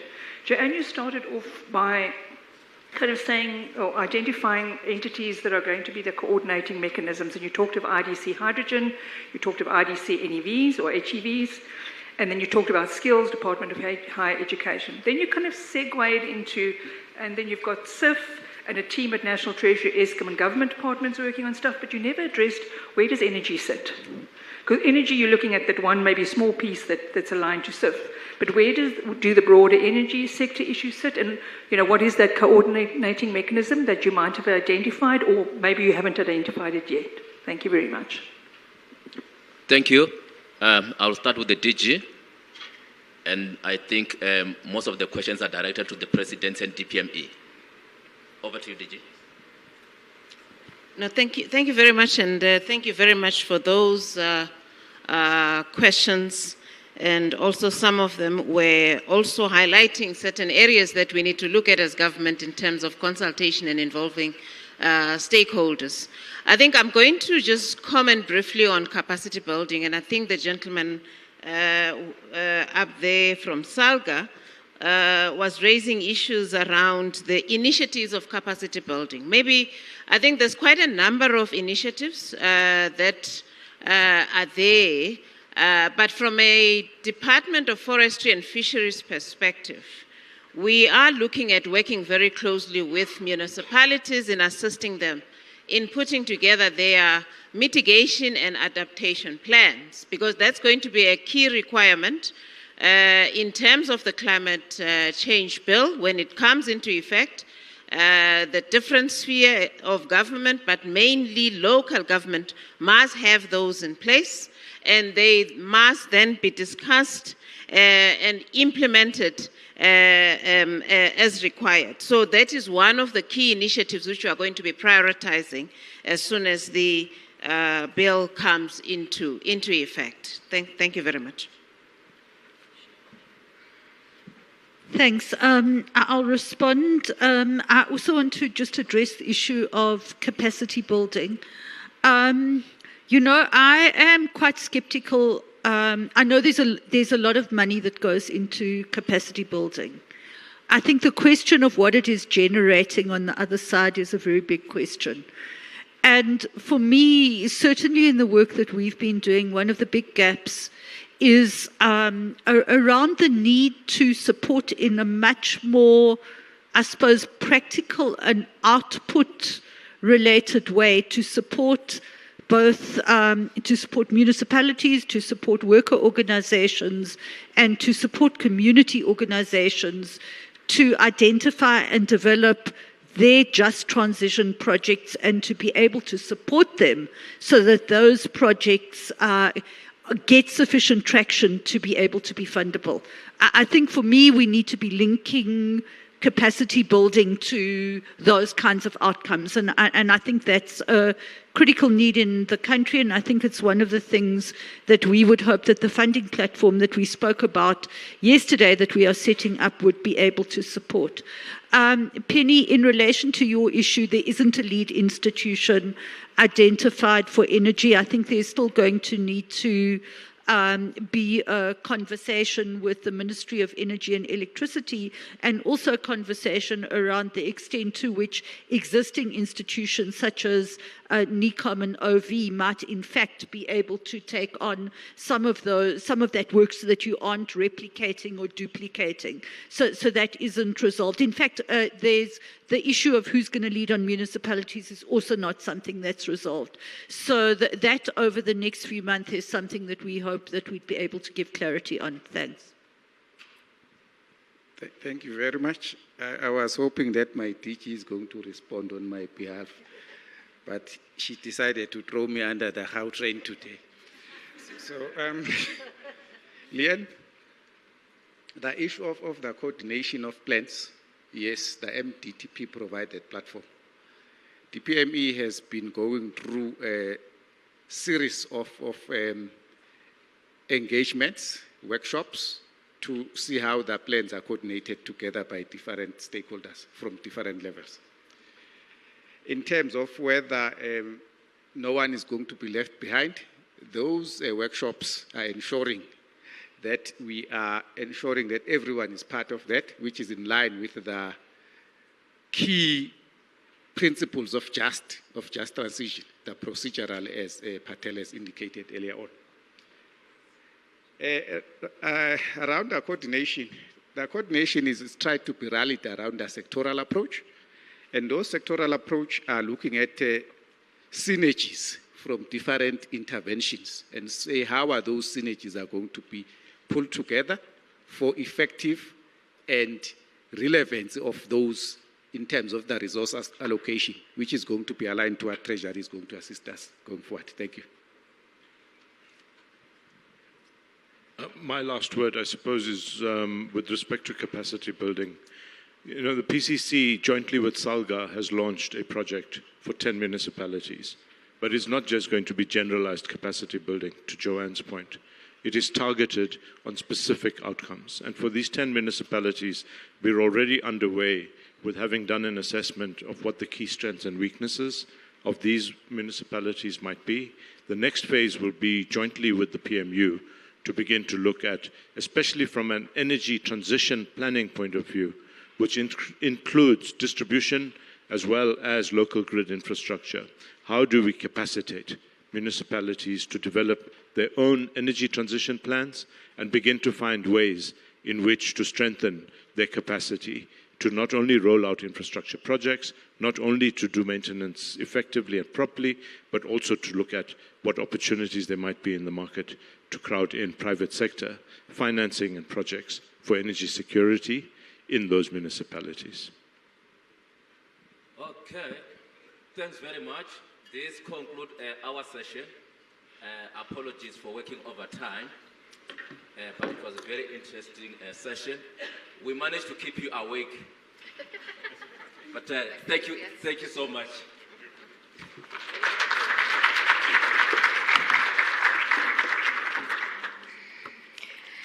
Indeed, you kept us awake. Thank you very much, Rendani. I love how he comes on and off there.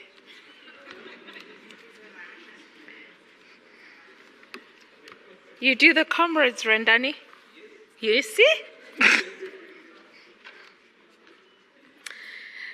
So we have a special guest who's going to close us off today, and I think it's quite befitting that he's going to be doing the closing.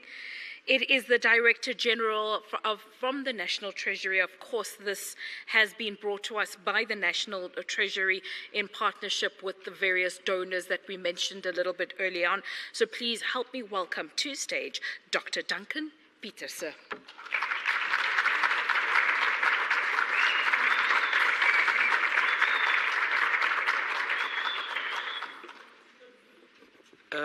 Good afternoon, everyone.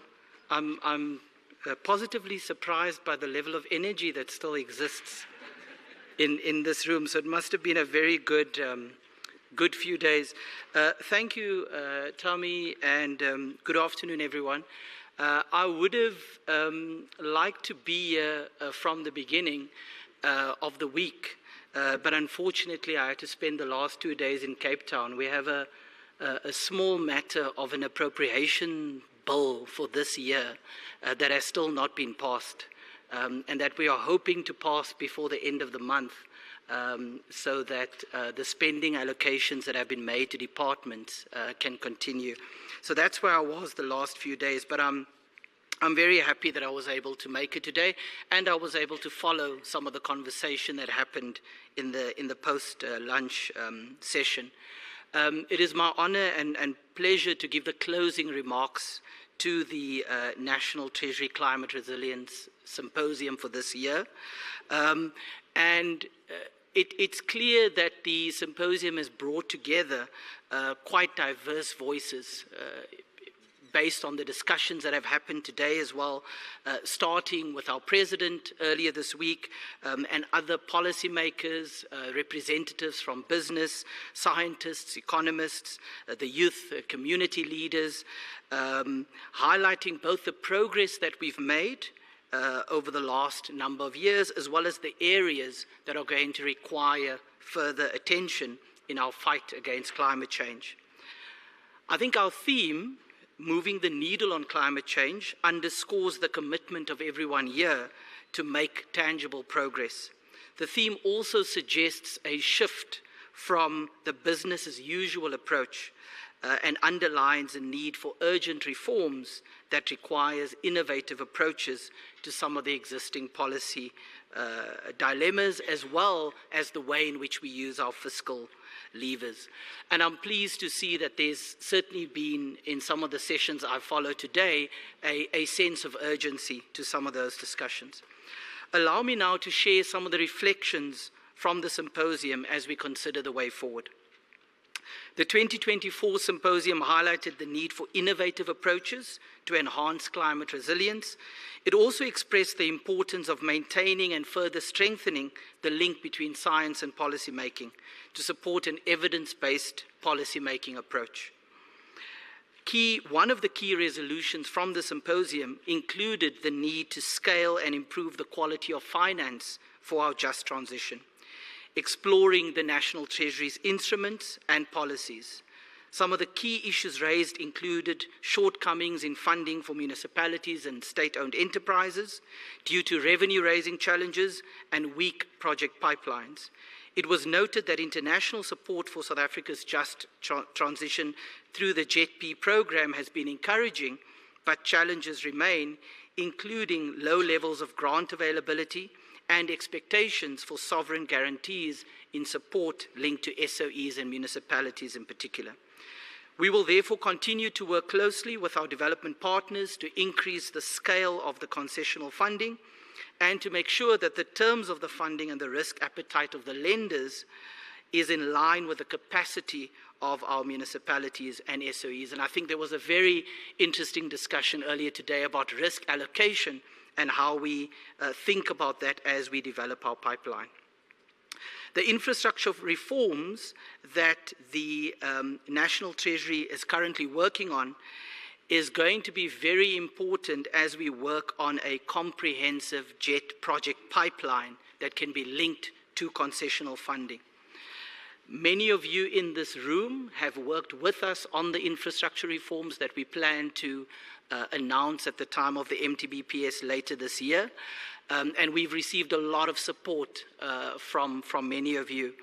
I think the previous session touched on some of the very important points in that regard, including pipeline development and visibility, as well as the capacity required to develop that pipeline. The symposium also discussed the macro-fiscal risks associated with climate change, emphasizing the policy interactions between financial sector risk, financial stability, and fiscal policy.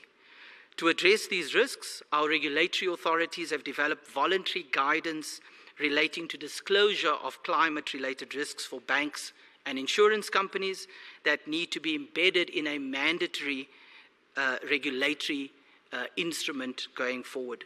In addition, appropriate climate-resilient infrastructure investments need to be enabled through regulatory frameworks. This will be reflected in the Conduct of Financial Institutions Bill, also known as the COFI Bill, which we plan to introduce in Parliament later this year. Collectively, we hope these measures will recognize climate risks, promote the internalization of these risks by the financial sector, but also promote the transition of climate-resilient, sustainable assets and businesses.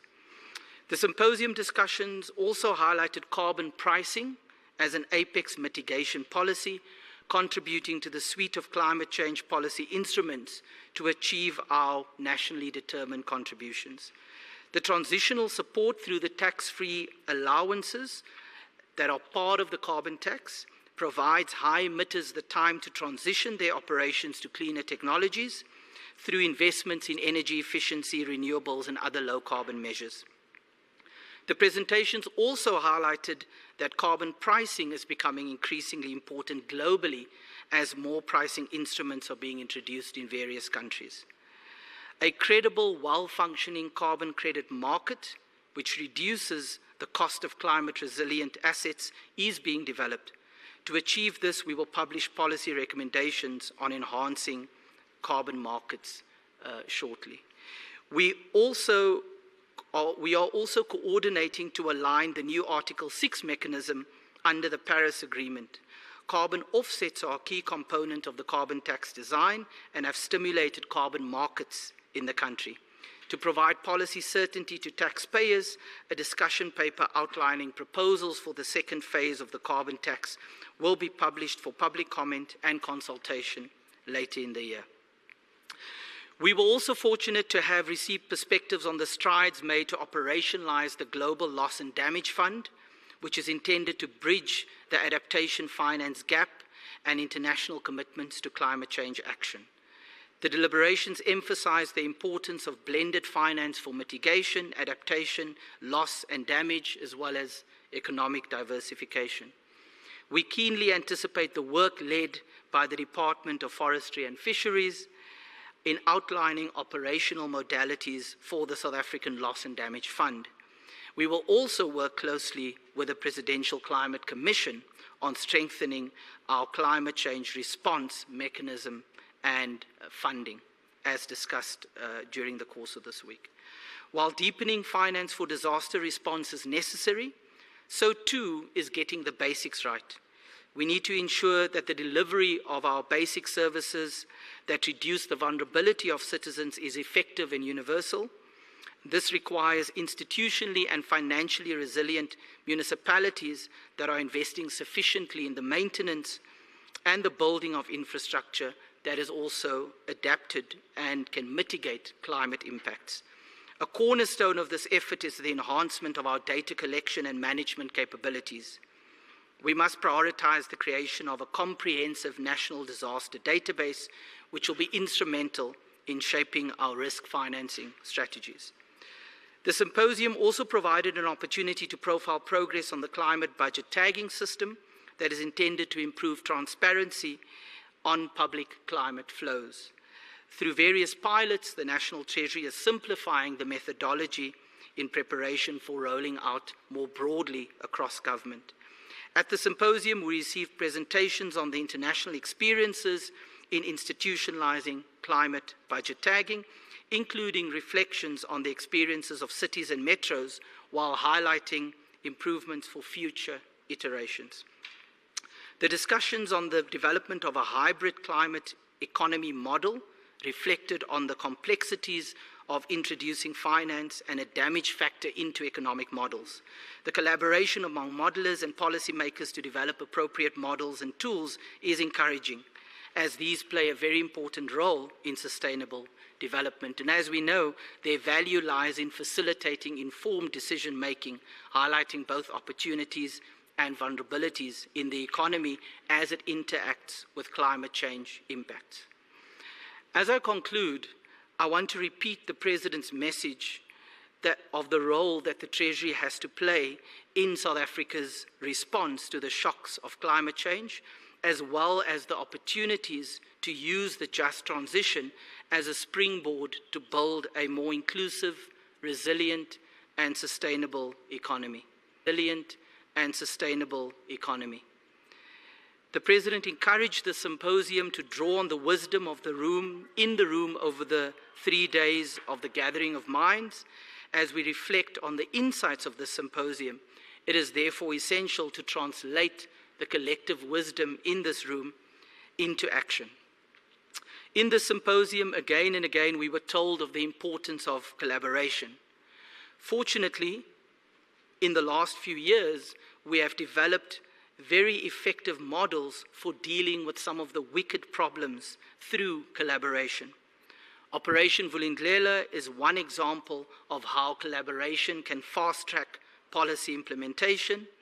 The research partnership between the National Treasury, UNU-wide, SARS, and others is another example of how we can collaborate to strengthen the importance of evidence in policymaking. And for this work, we have received a lot of support from many of you in this room, including financial support.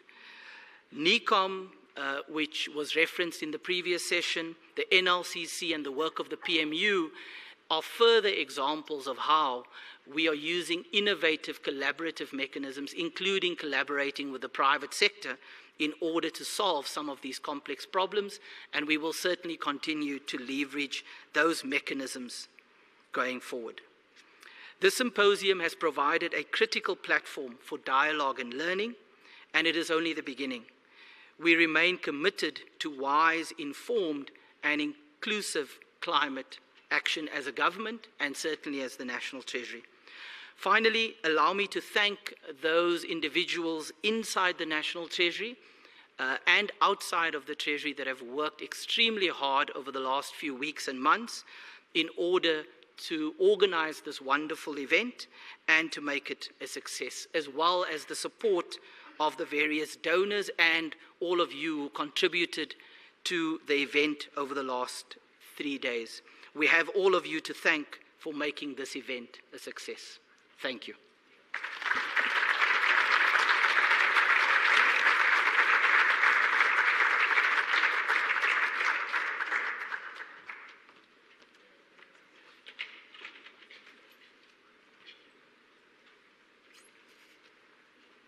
So just a few. Can you level me up a bit so I don't shot? Thank you. Thank you. So just a few announcements before we shut off for the day. First and foremost is that we do have a tea break that is organized for all of you just to be comfortable and network and say a decent goodbye to each other before you start driving out and going home. The second thing I'd like to also announce is on the QR codes, the first and the second day's presentations are already loaded. So you just scan it and you go to documents and then you'll be able to access the presentations there. I want to take the opportunity to thank the front of house. A lot of people are confused. Front of house is usually always at the back. And I'm the one that everybody gets to see, kind of like in marketing. I'm the product. But they do everything for me at the back. And they often never notice, nobody gets to see them.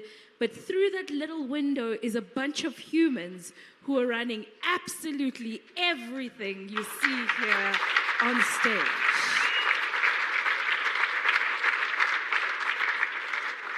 Before I call on the most important people in the room, I just want to say I thank you so much.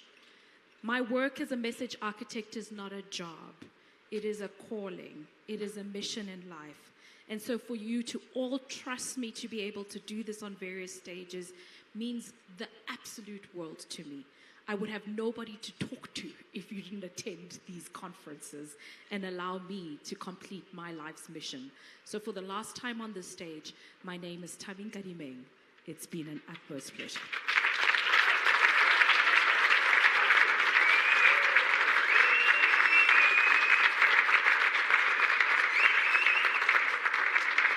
Yay, we're not formal anymore. But I think it's appropriate to end off this conference with the planning team. There was a bunch of people who planned this. They had sleepless nights. Some of them told us that they only started eating 4 days afterwards. I don't think people understand what it takes to actually plan a conference. From content, to the catering, to the venue hiring, to the microphones, to the little flowers here, to making sure you have water. So everybody in the planning team, please come up on stage so we can clap hands and then we can land this plane. Everybody, all of you, even you guys there at the door, I can see you. Come. All of you, come on stage, come on stage. I just want us to acknowledge them and to thank them appropriately. Please come on stage.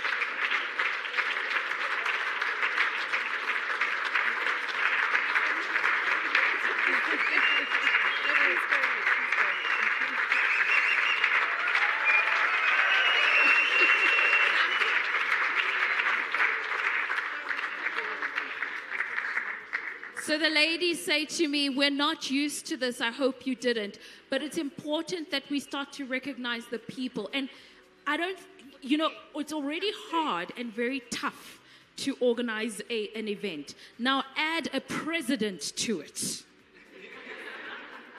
And then ministers. And then chargé d'affaires. Please, a round of applause, and that brings us to the end.